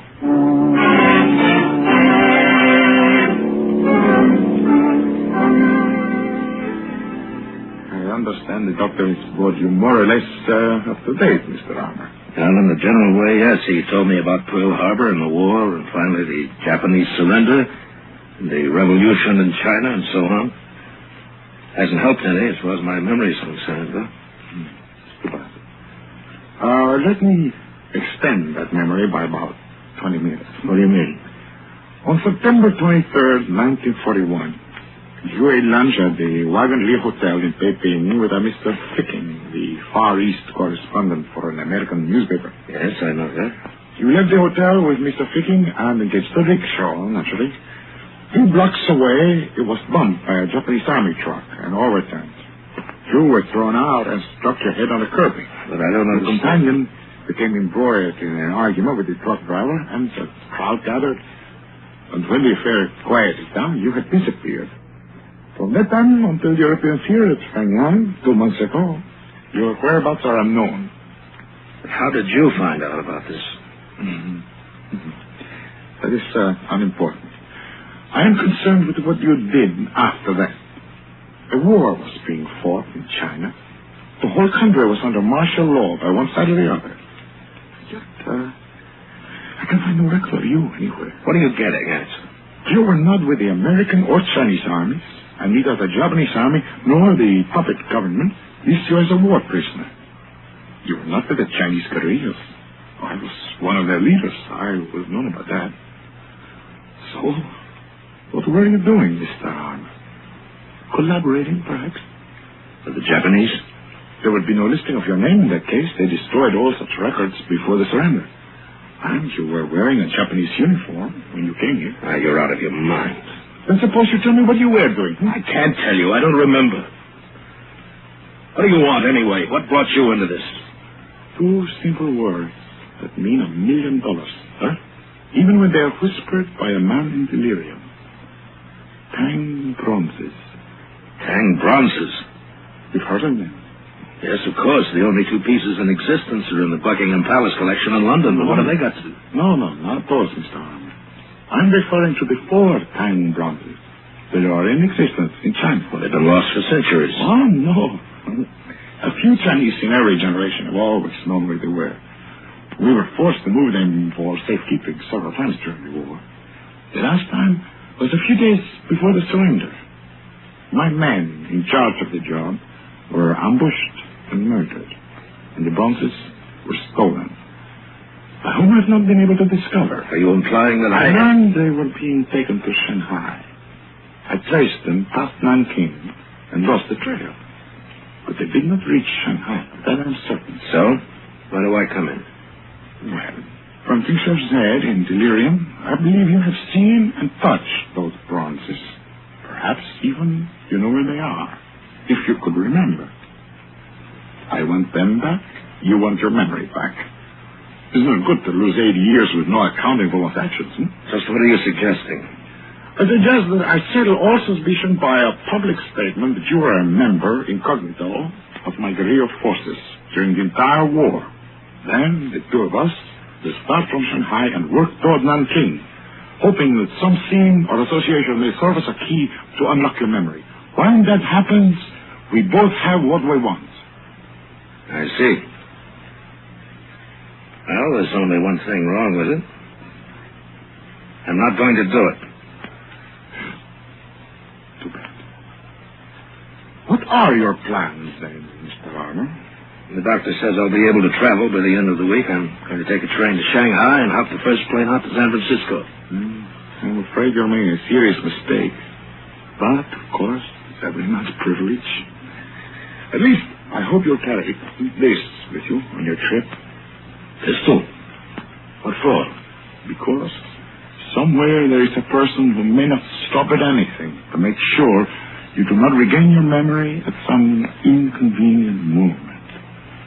Have you forgotten about that, Mr. Arnold?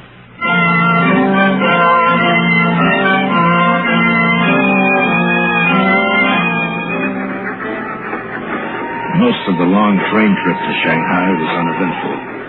I still carried the gun, mostly because I didn't know what else to do with it. But I had only one idea in mind, to get home to San Francisco and to Adrian just as soon as possible. At Nanking, the papers that came on board were carrying the story of my wartime association with Kento's guerrilla forces. Apparently, he'd gone ahead on his own with that part of his plan.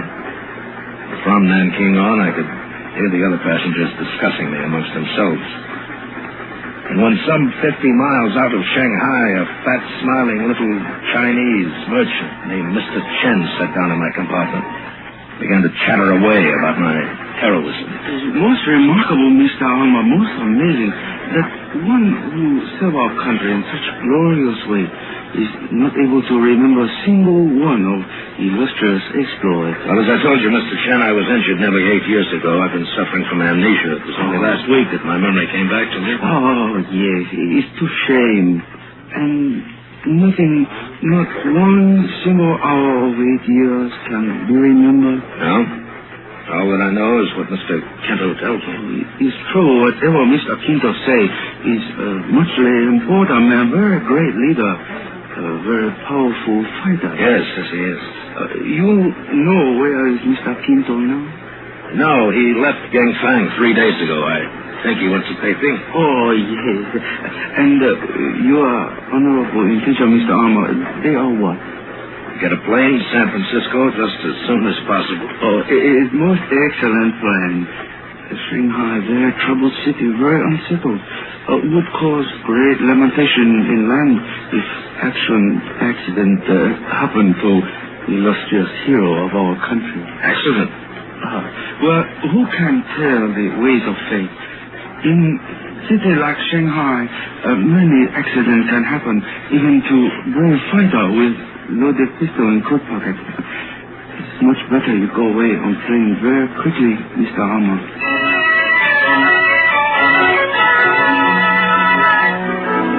In Shanghai, I took a taxi to the Cathay Hotel.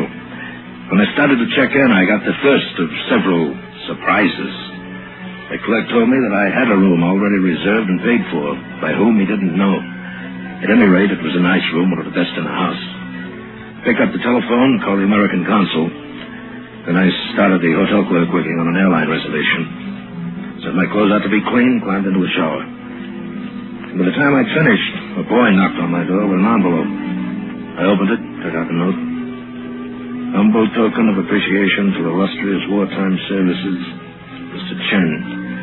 Attached to the note was a plane ticket to San Francisco and a seat reservation for noon the next day. I should have expected the second note delivered 15 minutes later, but I didn't. It read, "Please do me the honor of joining me in the American bar downstairs at your convenience." Signed, Kento. But of course you and I will reserve the room, Mr. Armour. I knew you were planning to stay here at the cafe, and I was only too happy to assist you with a small favor. It won't do you any good, Mr. Kento. I told you in Pyongyang I'm going home right away. Hasty decisions are often reconsidered.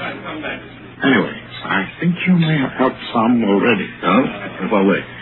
You were approached on the train by Mr. Chen, who urged you, if I am correctly informed, to leave Shanghai at once. He did more than that. He arranged for a reservation on tomorrow's plane. Well, Mr. Chen becomes more interesting by the minute. And did you know that he also arranged to have you followed from the railroad station? I don't care. I'm not interested in your game, his game, if he has one, or anybody else's. I'm flying to San Francisco tomorrow. What a pity. And without knowing a thing about a period of your life that covers nearly 8 years. Yeah, whatever it was, it's over and done. What's wrong, Mr. Armour? That girl who just came in. The one who walked past our table. Oh, yes. What about her? Do you know her? I only wish I did. She's beautiful, isn't she? Can you find out who she is? Of course. Although for a man so anxiously hurrying home to his wife, it's... oh, well. Waiter! I sat there with my mind spinning madly while the waiter took the folded bill Kento handed him and went over to ask discreet questions. I was certain the girl had looked at me strangely as she passed the table. Even now, she glanced back from the bar before moving on through the room and out the door. To the best of my knowledge, I'd never seen her before in my life. And yet, the face I'd dreamed of so often in my delirium had been the face of this girl. This lady live here on hotel. It's known by name Etoile. Etoile, huh? All right. Thank you, boy. Was she by any chance who you thought she was? No, I was wrong. I mistook her for someone else entirely. I see. Merely a case of mistaken identity. Yes. It's very interesting. In view of this note, but the waiter slipped this into my hand when he came back. It's addressed to Mr. Armour, so it isn't mine. But I don't know why not open it, read it. Now, I, for one, am quite interested in finding out what a complete stranger has to say to you. While Kento stared at me thoughtfully through the smoke from his cigarette, I unfolded the paper and read the hastily written lines. And then crumpled it and thrust it into my pocket without showing it to him. The words danced in my brain. My dearest David, why would you not speak to me when I came to your table? Have you forgotten me? Do the 6 years we spent together mean nothing to you? Please come to me at once. As always, your adoring wife, Étoile.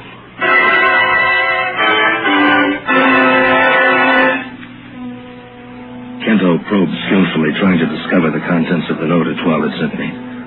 But I had no intention of telling him. I left him still sitting at a table and went to the lobby. Talked briefly with the room clerk and with the antique dealer who kept a shop in the foyer. 10 minutes later, I stepped into an elevator and rode up to the 7th floor.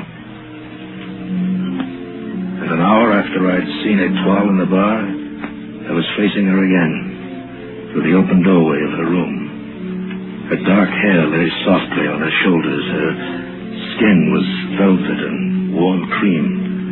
The subtle scent of an amia perfume hung in the air like a tender challenge. She was lovely. She was supposed to be my wife. And I couldn't remember her. David, my darling, won't you please come in? Thank you. I suppose you're Étoile? Well, of course, David. And you did send me a note downstairs in the bar. But who else, my dear? Oh, it's the old trouble again, isn't it? Trouble? The sickness of forgetfulness, my doctor called it. So often you suffered from it at Su-Chao, weeks at a time. Su-Chao? Don't you remember Willow House? The beautiful estate that Uncle Hugh gave us when we were... Oh, that's why you did not speak to me in the bar. You've forgotten all of it. Even me. Yes, I'm afraid you'll have to bear with me, Étoile. I don't mean to hurt you. Oh, it doesn't matter, my darling. I understand. I've been so terribly worried since you ran away from Su-Chao 4 months ago. But now we're back together and everything is all right again. Étoile, tell me, when was it we were married? In the month of December 1941. See, I carry the paper with me always. Yes. We were married in the Chinese manner by Uncle Wang. And then Uncle Liu gave us Willow House. And we lived there all through the war? Well, why weren't we bothered? I mean, by the Japanese? Uncle Wang was very important in the puppet government. He was mayor of Su-Chao before the guerrillas shot him. I see. Why not come with me to Su-Chao tomorrow, David? Perhaps when you see Willow House again, you'll remember. All right. Suppose we leave around noon. Anytime you say. Good, then I'll arrange to hire a car. Well, there is one thing, David. I think it is better you know now instead of remembering later. Oh? What's that? Your job during the war. Uncle Wang arranged it for you. Well? You translated captured American documents for the Japanese army. Oh, great.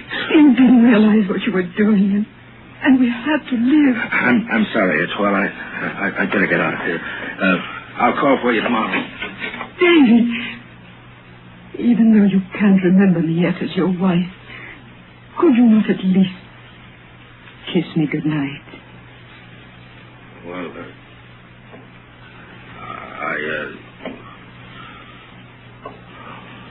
of course.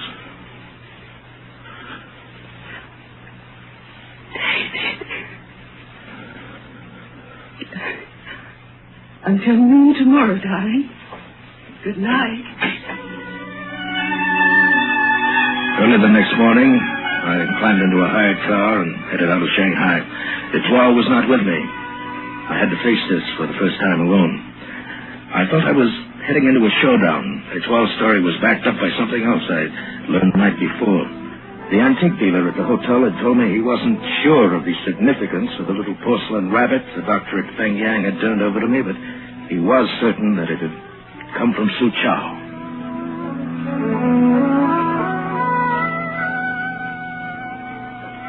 A servant let me into the willow house, and he left me alone in a large room furnished sparsely in the Chinese manner.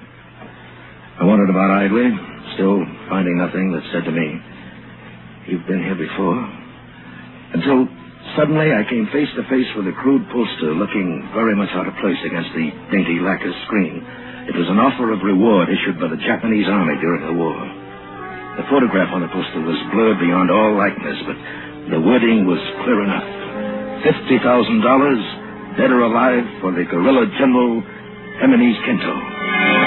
It makes rather an interesting tune here, don't you think so, Mr. Arm? Oh, when you draw the gun, you're covered, as they say. Well, welcome to my humble abode, Mr. Kinto, or is it the other way around? Neither is a matter of fact. Willow House was an undercover guerrilla headquarters in this area during the war. And this whole business of being married and so on was another of your ideas? Is that right? I'm afraid so, Mr. Armour. It's always a very capable operator. A guerrilla colonel, as a matter of fact.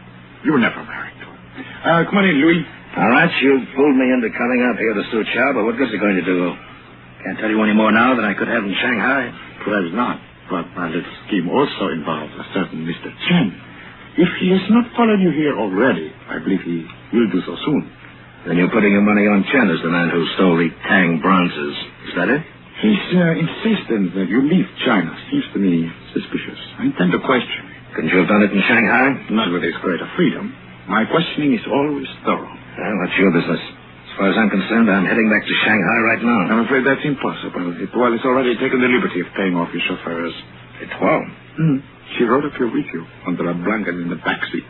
And she's quite resourceful. Now, look here, if you think for 1 minute... Please, Mr. Armour, there is an old Chinese proverb which says, "He who rides the tiger finds it easier to get on than to get off." Louis, I think you'd better get the gun from our hot-headed friend. A most excellent suggestion. Is in this pocket, I believe. Thank you, Mr. Armour. And look, General Kinto. He has been collecting souvenirs. One of the little porcelain rabbits, huh? Etoile didn't tell me you had stopped in Su-Chao to go shopping. I didn't. Had that figurine with me when I stumbled into Feng Yang Mission. What? The doctor gave it back to me. Why did you not tell me? This little figurine's come from a temple right here in Su-Chao. They're given out to pilgrims during the annual festival. Mr. Armour, does the name Meiren Pagoda, Temple of the Moon, mean anything to you? Hey, Brad. Temple of the Moon? Wait. Yes, it's coming back to me. And Mr. Chen, too. And the Tang bronzes. I remember now, Kinto. I can remember. It is much unfortunate that you can't, Mr. Armour. Mr. Chen. The gun, General Kinto, dropped at once. Other one also. So, Mr. Armour, lost memory has returned. Yes, I only saw you a few times during the 7 years. That's why I didn't recognize you. You were the abbot in the Temple of the Moon. After previous abbot was disposed of early in 1942, temple served as excellent headquarters for operation of this lonely one. Also, a very amusing location being so near to your headquarters, General Kinto. I'm to understand that you were a collaborator. Quite so. Among other things, of course, even Kung Fu Tse said men must live. Yes. I wandered here to the temple after that accident in Shanghai. The old abbot took me in without question, and I became one of the brothers. I had no memory at all. Was out of my mind half the time. They called me the forgetful one. What about the Tang bronzes, Mr. Armour? Oh, one night I couldn't sleep. I wandered onto the balcony of the great hall of the temple. Chen was there with some other men who were showing him the 4 bronzes they just brought in. I had a vague feeling that they were very important. I guess that's why I raved about them later at Feng Yang Hospital. Mr. Armour, you know what was done with the bronzes after you saw them? Yes, they were buried that same night under the tiles beside the 7th pool in the temple courtyard. Mr. Chen, are they still there? Oh, but of course. And in a matter of moments, you may tell location to ancestors. Mr. Chen, by your own admissions, added to things of which I know already, you're apparently guilty of collaboration, theft, a number of murders, and various high crimes against China. Have you anything to say in your defense? Only to confess freely. Much less satisfying feeling when confessor holds gun in hand. Then I find you guilty and the case is closed. Oh, it's most amusing, General Quinto. Colonel Etoile, you will carry out the sentence of the court. As you say, General. Excellent shooting, Colonel Etoile. Oh, not at all. The range was nearly point blank. Men should be designed with eyes in back of head. Man should not try to ride the tiger. This lowly one, muchly favored by having such beautiful executioner. Thank you, little General. Mr. Arnold, you have met Etoile before, under a false impression. May I now present her as my wife? Your wife? Last night I thought she was my wife. Yes, such are the remarkable ways of fate, You didn't mind it, did you, David? Colonel Etoile. Oh, my Jimenez. But come, we must round out the men and enter the temple as quickly as possible. We cannot afford to lose the bronzes now. You're quite right. Really, take care of the late lamented Mr. Chen. Come, Etoile. You are served well, Mr. Armour. My advice to you now, go to San Francisco at once. To your wife. Your own wife. Adios. Come and see us, David, when we are the rulers of China. Go with work. I stood there and watched her go, swinging along beside him, lithe and graceful. And a sudden, sharp feeling of loneliness came over me. Then the moment passed and I smiled to myself. She was only a part of all this, these stirring and exciting events. Nothing more. In San Francisco, the wife whom I loved was waiting for me. And Adrian, too, was a very beautiful moment.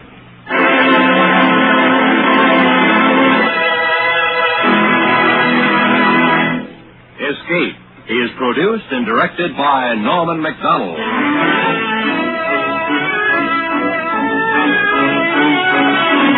Today we presented transcribed He Who Rides the Tiger by James Norman, adapted for radio by Les Crutchfield, with editorial supervision by John Dunkel. Starred as David Armour was Bill Conrad, with Barry Kroger as General Quinto. Featured in the cast were Maria Palmer, Jack Crucian, Ben Wright, and Edgar Berrien.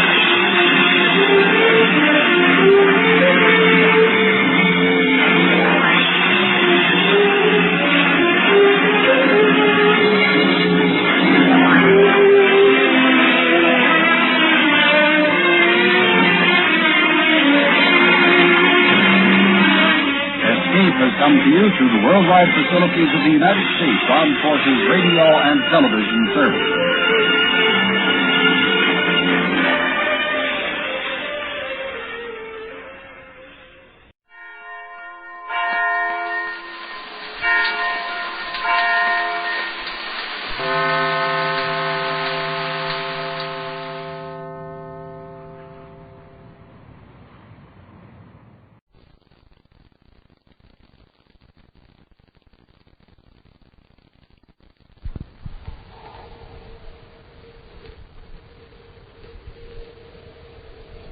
Rice Chex and Wheat Chex, the bite-sized cereals in the red and white checkerboard packages, present Space Patrol!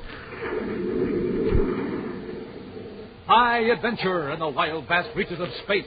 Missions of daring in the name of interplanetary justice. Travel into the future with Buzz Corey, Commander-in-Chief of the Space Patrol! In today's transcribed Space Patrol adventure, Buzz and Happy are walking through a warehouse at the Terra spaceport where two suspected criminals are standing by the controls of a loading crane. That's Sanker, all right, Commander. Yes, I wonder just how much of that cargo up there on the crane is stolen. Probably plenty of it. Uh-oh. He sees us. Just a minute, Sanker. Lieutenant, release that holding brake. Drop the load down there. Look out, Hap. Move!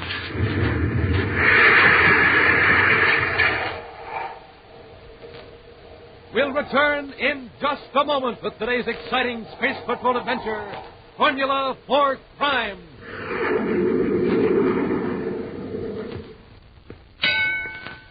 The winner by unanimous decision, Rice Check! Yes, sirree, Space Patrollers, Rice Chex is a 3-count winner. Tops them all 3 ways. Tops for taste. Sunny Gold shredded rice toasted 3 times for that luscious, fresh from the oven flavor. A triple treat, a super treat, out of your breakfast bowl, out of the red and white checkerboard box for snacks. Tops for size. Bite-sized biscuits, modern in design. 3D because they're hollow inside. Filled right up with milk or cream. Streamlined for easy, breezy eating. Tops for Get Up and Go. The kind of Get Up and Go that helps to make you a winner by a wide margin. A real Space Patroller like Commander Corey and Cadet Happy. So, gang, why don't you win with a winner? Start eating Rice Chex right now. For breakfast, out of the bowl. For snacks, out of the box. Be a go-getter. Go get Rice Chex. And for a neat whole wheat treat, go get Wheat Chex. Bite-size and power-rich. A real winner because it's tops for taste, tops for size, tops for Get Up and Go. Look for Rice Chex and Wheat Chex in the red and white checkerboard boxes with the picture of Commander Corey or Cadet Happy on the outside. And now, today's Space Patrol adventure, Formula for Crime. Are you in the market for Jupiter Jade? Are you trying to locate a set of Martian silverware? You need a pair of horns from a Venus water buffalo. Then one visit to the office of Interplanet Procurement Corporation will solve your problems. At least so is the claim of Eric Zanker, president of the firm. If you ask Mr. Zanker what channels he uses or what methods he employs to obtain these out-of-the-ordinary items, he will smile mysteriously and murmur something about trade secrets. At this moment, in his office on Terra, Eric Zanker is not smiling, and his tone, as he speaks to chemist Gant Hanlon, is pitched somewhat above a murmur. You're an idiot, Conlon. If you think the Space Patrol was following you, why did you come here? Now, wait a minute, Mr. Zanker. Let me finish. I'm only following your orders, Mr. Zanker. You told me to come here and report as soon as I found out how Alpha Chemical was shipping out that vitriolitic acid. Just be careful, Conlon. Did you get that information? It's all written down. I've marked the best point in and kept the shipment. Good. I'll work out a plan of attack later. Now, about the special formula. One of the lab chemists was working on it several months ago. He's got it locked up. If it will do what you say it will, we've got to have it at any cost. Can you bribe this girl, this Mardis Rendell? Let me work on it, Zanker. I'll come up with that. In the experimental laboratory of the Alpha Chemical Company, Gant Hanlon waits until the other technicians have left. Then he speaks to Mardis Rendell. I'm going to knock off for dinner. How about you, Mardis? Well, thanks. I'll work a while longer, Mr. Conlon. Over time an hour already. Take 30 minutes. Stockholders of Alpha Chemical will never miss you. I happen to be interested in this experiment, Mr. Conlon. I can't leave now. I'm right at a critical point in this test. Yeah, that's the trouble with you, Mardis. They're always at a critical point. What about that experiment you were working on 2 weeks ago? You worked night after night on your own time, then shelved it. All that time wasted digging your way into a blind alley. In pure research, Mr. Conlon, there are no blind alleys. Behind every blank wall is a new truth. Yeah. And while you're tearing down blank walls, the front office is yelling, "Get on with the project." Discovery of yours. The one you locked up. What was it about? I'd rather not discuss it right now, Mr. Conlon. It's a big chemical, one that's been dead in the highest centers of the brain. Why, isn't it unethical to read someone else's private lab notes, Mr. Conlon? Look, kid, I'm on your side. You got a gold mine there. Turn it over to this typist, and you can make a fortune. It hasn't been thoroughly tested. And anyway, I'm working for Alpha Chemical. The discovery isn't mine to sell. If it belongs to Alpha Chemical, I'll have to turn the data over to the front office. Why hold out on it? I'm not holding out. I discovered Formula G3. Yeah. Formula G3K. What? I see you know my private code. Well, all right. I discovered Formula G3K by accident while I was working on another project. But it's potentially dangerous. Until I find a way to control its effects, I'm keeping it locked up. But, Mardis, as a scientist, it isn't your responsibility to invent a remedy for the possible bad effects of your discovery. Is it your responsibility to tell me my responsibility? Now you just get the pig head. That's the thanks I get for trying to tell you how it makes Mr. Conlon, I'm frankly not interested in real money, as you call it. Not on Formula G3K. I think you really mean that. All right, Monitors, be a company girl. Let your brains and youth and good looks boil away in those test tubes and beakers. Someday you'll wish you listened to me. I'm going out to get something to eat.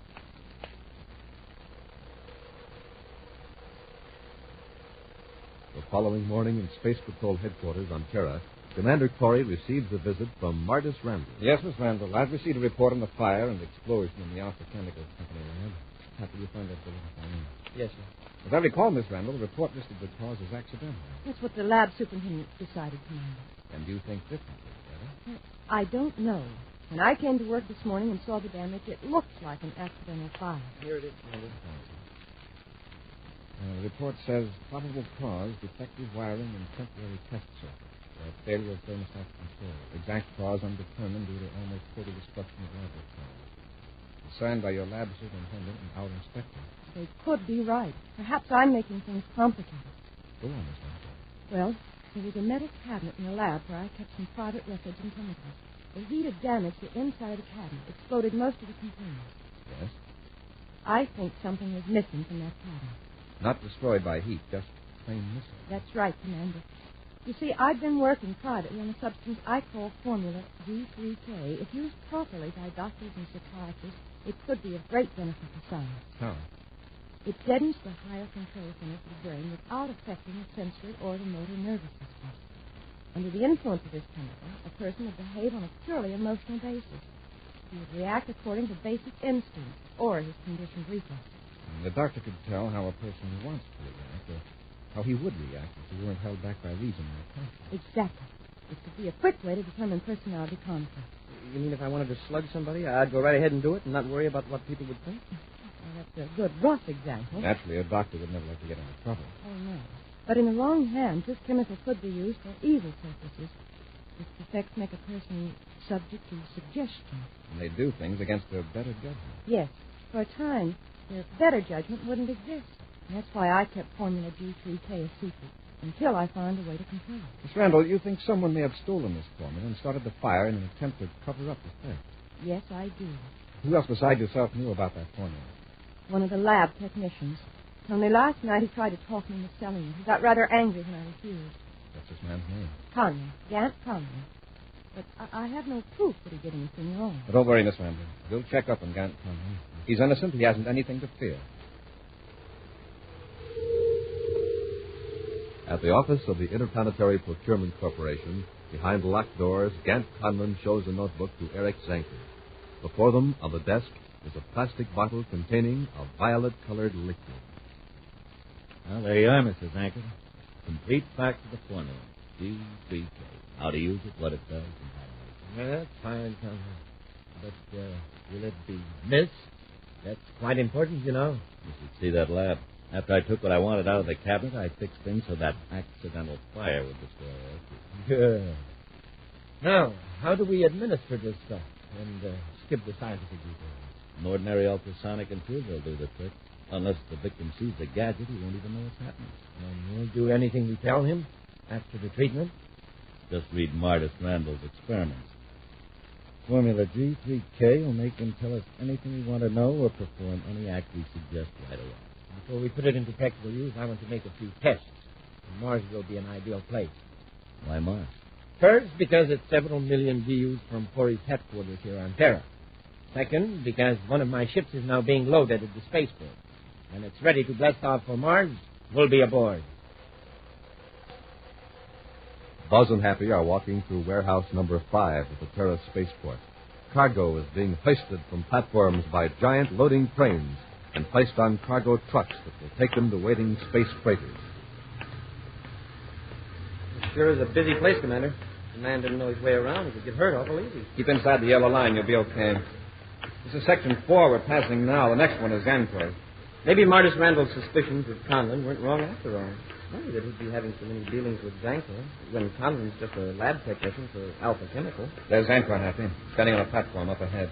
While I'm talking to him, you take that list and check the cargo. Yes, sir.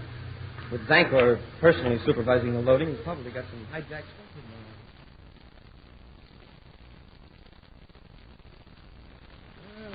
truckload out to do it, Conlon. Then we can blast off for Mars. Where's the train operator? He's knocked off for a few minutes. Anyway, that's our last load out of there. Hanging from the train? Yeah. When the next empty truck pulls out, we lower the load and the job's finished. Believe me, I'll be glad when we blast off for Mars. Come. Turn this way quick. No. Looks like trouble. Here comes Corey and the cadet. You better get out of here. Wait. If we run now, they have us for sure. What are we going to do? Since they aren't here to invite us for a lunch, the officers... Just take it easy. Look, a few more steps and they'll be right under the crane. There's about 6 tons of cargo out there, right over their heads. Hank, are you crazy? Shut up! Get out of the way. All I've got to do is release this holding brake and the load drops. Look, I'm getting out of this right now. I never figured... You're in this with me. In a couple of seconds, we'll both get away. Franco, I want to talk to you. Here it goes!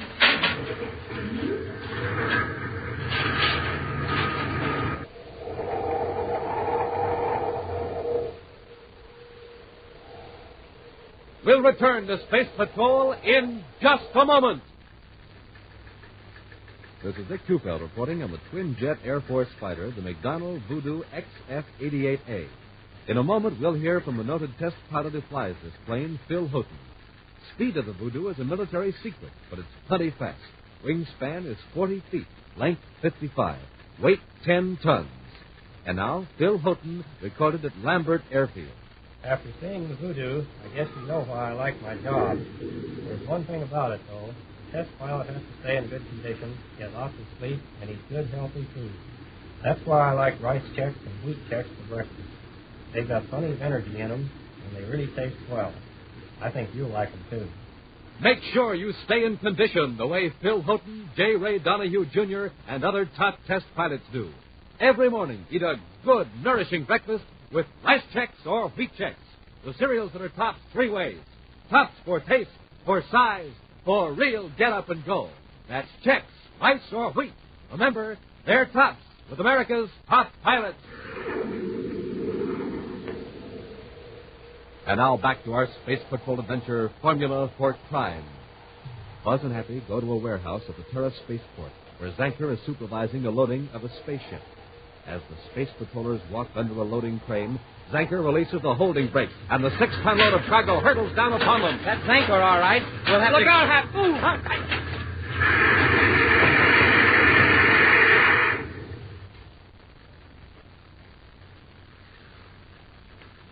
The rockets. You hadn't pushed me out of the way. I'd be under that mess. You're okay, Hap. Let's get Zanker. Yes, sir. Hey, he's gone. Can't be very far away. What's that? The emergency alarm. Somebody must have turned it in when the cargo dropped. Zanker deliberately tried to drop that load on us. The whole warehouse is in an uproar. Look, people are rushing in all directions. We'll never find Zanker in this mess. Get to a phone, Happy. We'll alert Space Patrol headquarters. Come on. A few hours later at Space Patrol headquarters, Buzz and Happy stand by for reports from the Space Patrol agents who are searching the spaceport and other parts of Terra for Zanker and Conlon. Nothing on either of them yet, Hap. Zanker must have got away from spaceport before we could alert the guards. At least they can't leave the planet. Space Control has orders to have every private freight and passenger ship checked before clearing for blast off. What do you think it was with Zanker? I don't know. I've got 3 men watching Zanker's office. If he or anybody else shows up, they'll be mad. Space Patrol headquarters, Commander Corey here. This is Martis Randall. I'm afraid I gave you a wrong lead yesterday in regard to the fire at the laboratory. About Conlon, you mean? Yes. He's not the man you're looking for. Perhaps not, but he keeps some pretty strange company for an honest chemist. How do you know Conlon is in the clear? I have some new information, Commander. All right, let's have it. I can't give it to you over the phone. I'll explain in detail when you get here. When I get there. It's very urgent, and I can't come to your office. Where are you? At my home, 618 Orion Way. It's just 2 blocks west of Terra Boulevard. I can't possibly tell you any more right now. I just have to talk to you personally. Right away. Another hour may be too late. All right, Miss Randall. I'll be there in 15 minutes. Corey out. I wonder what she found out. She didn't sound excited or in danger. What I've seen of her, Martis Randall seems pretty level-headed and competent. Something's wrong. Better get over there. Have you stay here in case we get a lead on Zanker. Yes, sir. I'll check back with you from Miss Randall's place.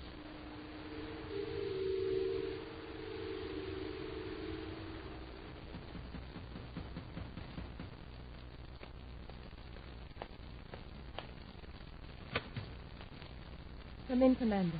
Thank you, Miss Randall. It was good of you to come so quickly. It certainly was, Commander. Get your hands up. Thanks. Yes. Just remember there are 2 ray guns covering you. This one and one in the next room. What's the setup here, Miss Randall? Are you in the Zancor? I am the Zancor? Marty, sit down. Sit down and remain quiet. Yes, Zancor. What have you done to her? Have you ever heard of Formula G3K? Got her under the influence of that chemical. Exactly. And you're next. Conlon. Yeah. Come in here and bring the infuser. So you're Conlon. You were with Zancor at the warehouse. That's right, Coy. I've got quite a score to settle with both of you for what you tried to do to Happy and me. Conlon, I'll keep him covered while you use the infuser on him. Roll up your sleeve, Coy. This won't hurt a bit. Come on, let's have that arm. Sure. You're not going to shoot that stuff into me. Bagger, get him off me. Use the ray gun. No, it was putting him out too long. Break loose. Drop that gadget, Conlon. Bagger, do something. Let him. This jam will slow him down. There. Nearly broke my wrist. Never mind that. Pick up the infuser. I want Corey under control when he comes to. All right. I'm not sure the chemical will work on him. Of course it will. Now, Martis, you just sit there and keep quiet. Yes, Zancor. Corey's arms are ready. Use the infuser. Okay. It's very neat, this ultrasonic infuser. Doesn't even break the skin or leave a mark. I think he's coming to. Good. We'll give the chemical time to take effect. Then we'll give him his instructions.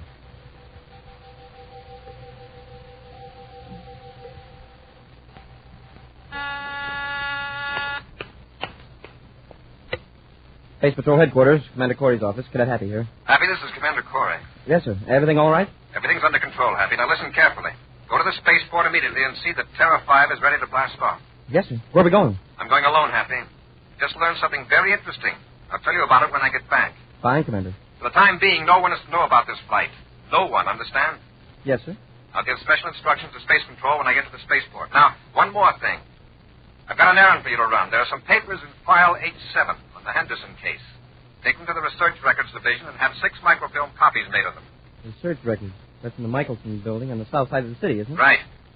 Wait there until the job's done, and deliver those microfilms to the first 6 addresses on the distribution sheet. Got that? Yes, sir, but I thought the Henderson case was... I'm in a hurry, Hap. Just follow orders. Yes, sir. I'll go to the spaceport right away and check the ship. Fine, Hap. Cody out. Half an hour later, at the Terra spaceport, Commander Corey strides toward the Terra 5. With him are 2 men who walk close to Buzz, watching him carefully as he returns the salutes of various Space Patrol personnel. The men engage in light conversation, masking their tenseness, until they board the spaceship and close the hatch. Well, worst of it's over, Anchor. Yeah. All right, Corey. Get to the controls and blast off. I'll check with Space Control. You are making the special flight to Mars, to Lowell City. Is that clear? Perfect, man. This flight is to be logged under secret operations until further official notice. Jack. All right, get busy. Justin? Sure. Can you handle that call to the cadet just as I instructed? With the G3K and him, he'll follow orders to the letter. I hope so. I still think we should have brought the girl along, though. What for? She served her purpose. The way we tied her up in her apartment, she'll be safely away from her long before she gets loose. It's a great idea, yours. Making Corey take us in his own ship. Sure. And even if we had been recognized, who's going to interfere with the business of the Commander-in-Chief of this Space Patrol? Commander Corey aboard Terra 5 calling Space Control. Space Control here. Go ahead, Commander. Request permission to blast off immediately. Destination Mars. Space lock number 2 is clear, sir. Log this flight under secret operations file until further notice. Enter 2 unidentified civilian passengers under Technical Space Patrol custody as per Regulation 185-D. Very good, Commander. May blast off when ready. Space Control out. Great. When we're clear of Terra, we'll order Corey to change vector for Jupiter's fourth moon. High rockets, Corey. Corey doesn't know it's coming, but this is his last flight.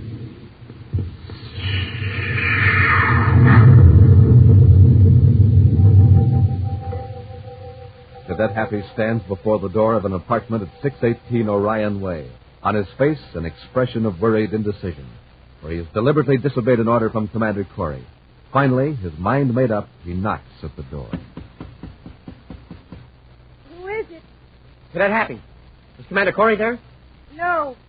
Will you open the door? I want to talk to you. Come in. It's locked. I say it's locked. You'll have to let me in. I can't. I'm tied up.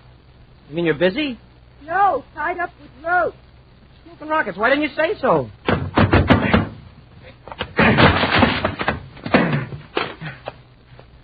Miss Randall. Miss Randall, what happened? Who did this?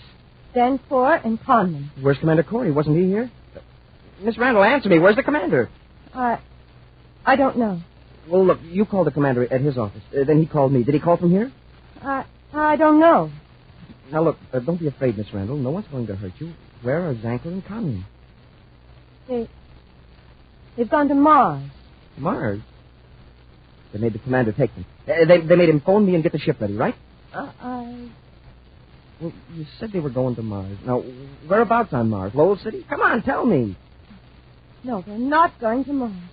They're going to Jupiter's fourth moon. Let's have it straight, Miss Randall. Which is it? It's wearing off now. I can tell you the truth. What's wearing off? The formula G3K. They gave some to me to the commander with an ultrasonic infuser, and they had us under complete control. All right, they're making the commander take them to Jupiter number 4. You're sure of that? Yes. They've got a ship hidden there.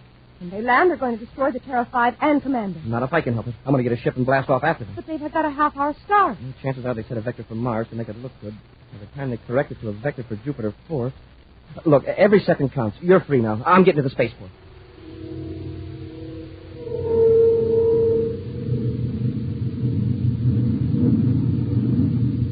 That's Moon 4, all right. What's your viewscope reading, Corey? 50,000 DUs. His anchor will be there in less than an hour. Yeah. Oh, come back here, Conlon. I want to talk to you. Okay, what is it? When Corey lands, you make sure our ship is ready to blast off. And I'll finish Corey. Conlon, look at the rear viewscope. What's on that tail? The Space Patrol cruiser. One of Corey's men must have got suspicion. Well, it's too late to back out now. Commander. Yes? There's a ship approaching directly behind us. Fire your rear space torpedo gun. Fire? On that ship? Fine. You will destroy that ship immediately. Set the rangefinder. That's it. Gonna do it. Now, fire.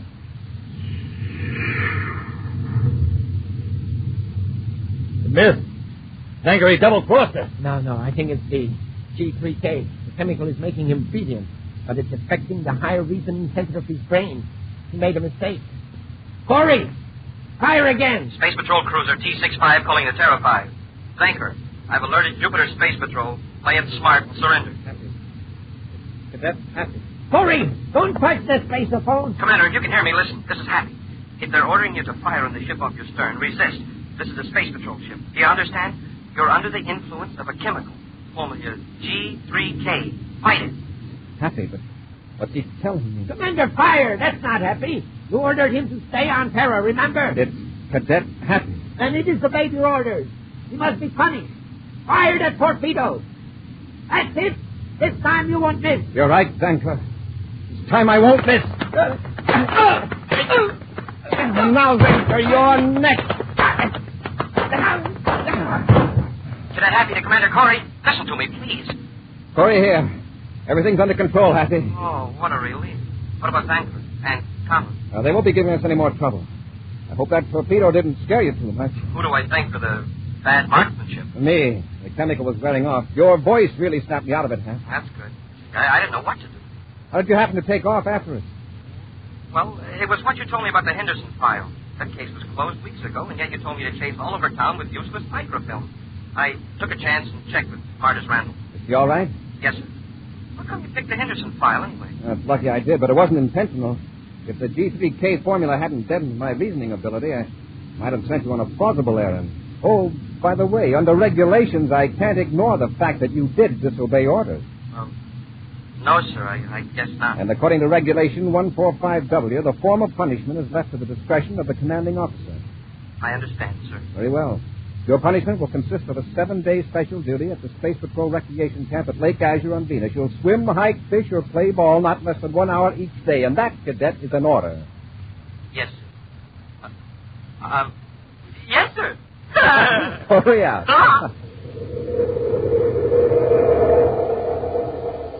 An action preview of next week's exciting Space Patrol adventure in just a moment. Hi, Space Patrollers. This is Captain Tufeld. And Cadet Happy. I'm reporting to you on Rice Chex. And I'm reporting to you on Wheat Chex. Rice Chex. Triple toasted spreaded rice biscuits that taste mighty good. Tops for taste. That's Rice Chex. Wheat Chex. Boy, they've got a swell whole wheat flavor that can't be beat. Tops for taste. That's Wheat Chex, too. And Rice Chex are made in that modern, bite-sized design for easy eating. It's tops for size. That's Rice Chex. Wheat Chex are bite-sized for super easy eating. Tops for size, too. And after a good, nourishing breakfast with Chex, rice, or wheat, you'll see their tops for get up and go. Real Space Patrol get up and go like the Commander has. Chex, a good word to remember at breakfast time or any time because they're tops 3 ways. For taste, size, and get up and go. So look for the red and white checkerboard packages with the picture of the Commander or the swell picture of me on the outside. Huh? Rice Chex. Wheat Chex. And now, a preview of next week's exciting Space Patrol adventure. Buzz and Happy are aboard the Terra 5 out in space. Joined to the airlock is another ship whose pilot has identified himself as a Space Patrol agent. Maybe the break we need tonight. Maybe this agent can tell us where to locate Goldbergs. That spy ship from Tirana. You'll know in a minute, Hap. Our man's in the airlock. Get your hands up, both of you. Goldbergs. Let's get him, Hap. I warned you not to move. Oh. There. That paralyzer ray will prevent any more nonsense. You are prisoners of war. Captives of Tirana. Be sure to join us next week for the thrilling story, Shipment to Tirana, when Rice Chex and Wheat Chex again present Space Patrol. Space Patrol, created by Mike Moser, starring Ed Timmer as Commander Corey and Lynn Osborne as Cadet Happy, was written by Lou Houston, produced and directed by Larry Robertson, executive producer Helen Moser. Other players were Virginia Hewitt, Bela Kovach, and Ken Mayer. Dick Tufeld speaking. Now, don't forget to tune in next Saturday and every Saturday when Rice Chex and Wheat Chex present exciting action on Space Patrol. This program is broadcast for our armed forces overseas through the worldwide facilities of the Armed Forces Radio Service. Space Patrol came to you transcribed from Hollywood. This is ABC Radio Network.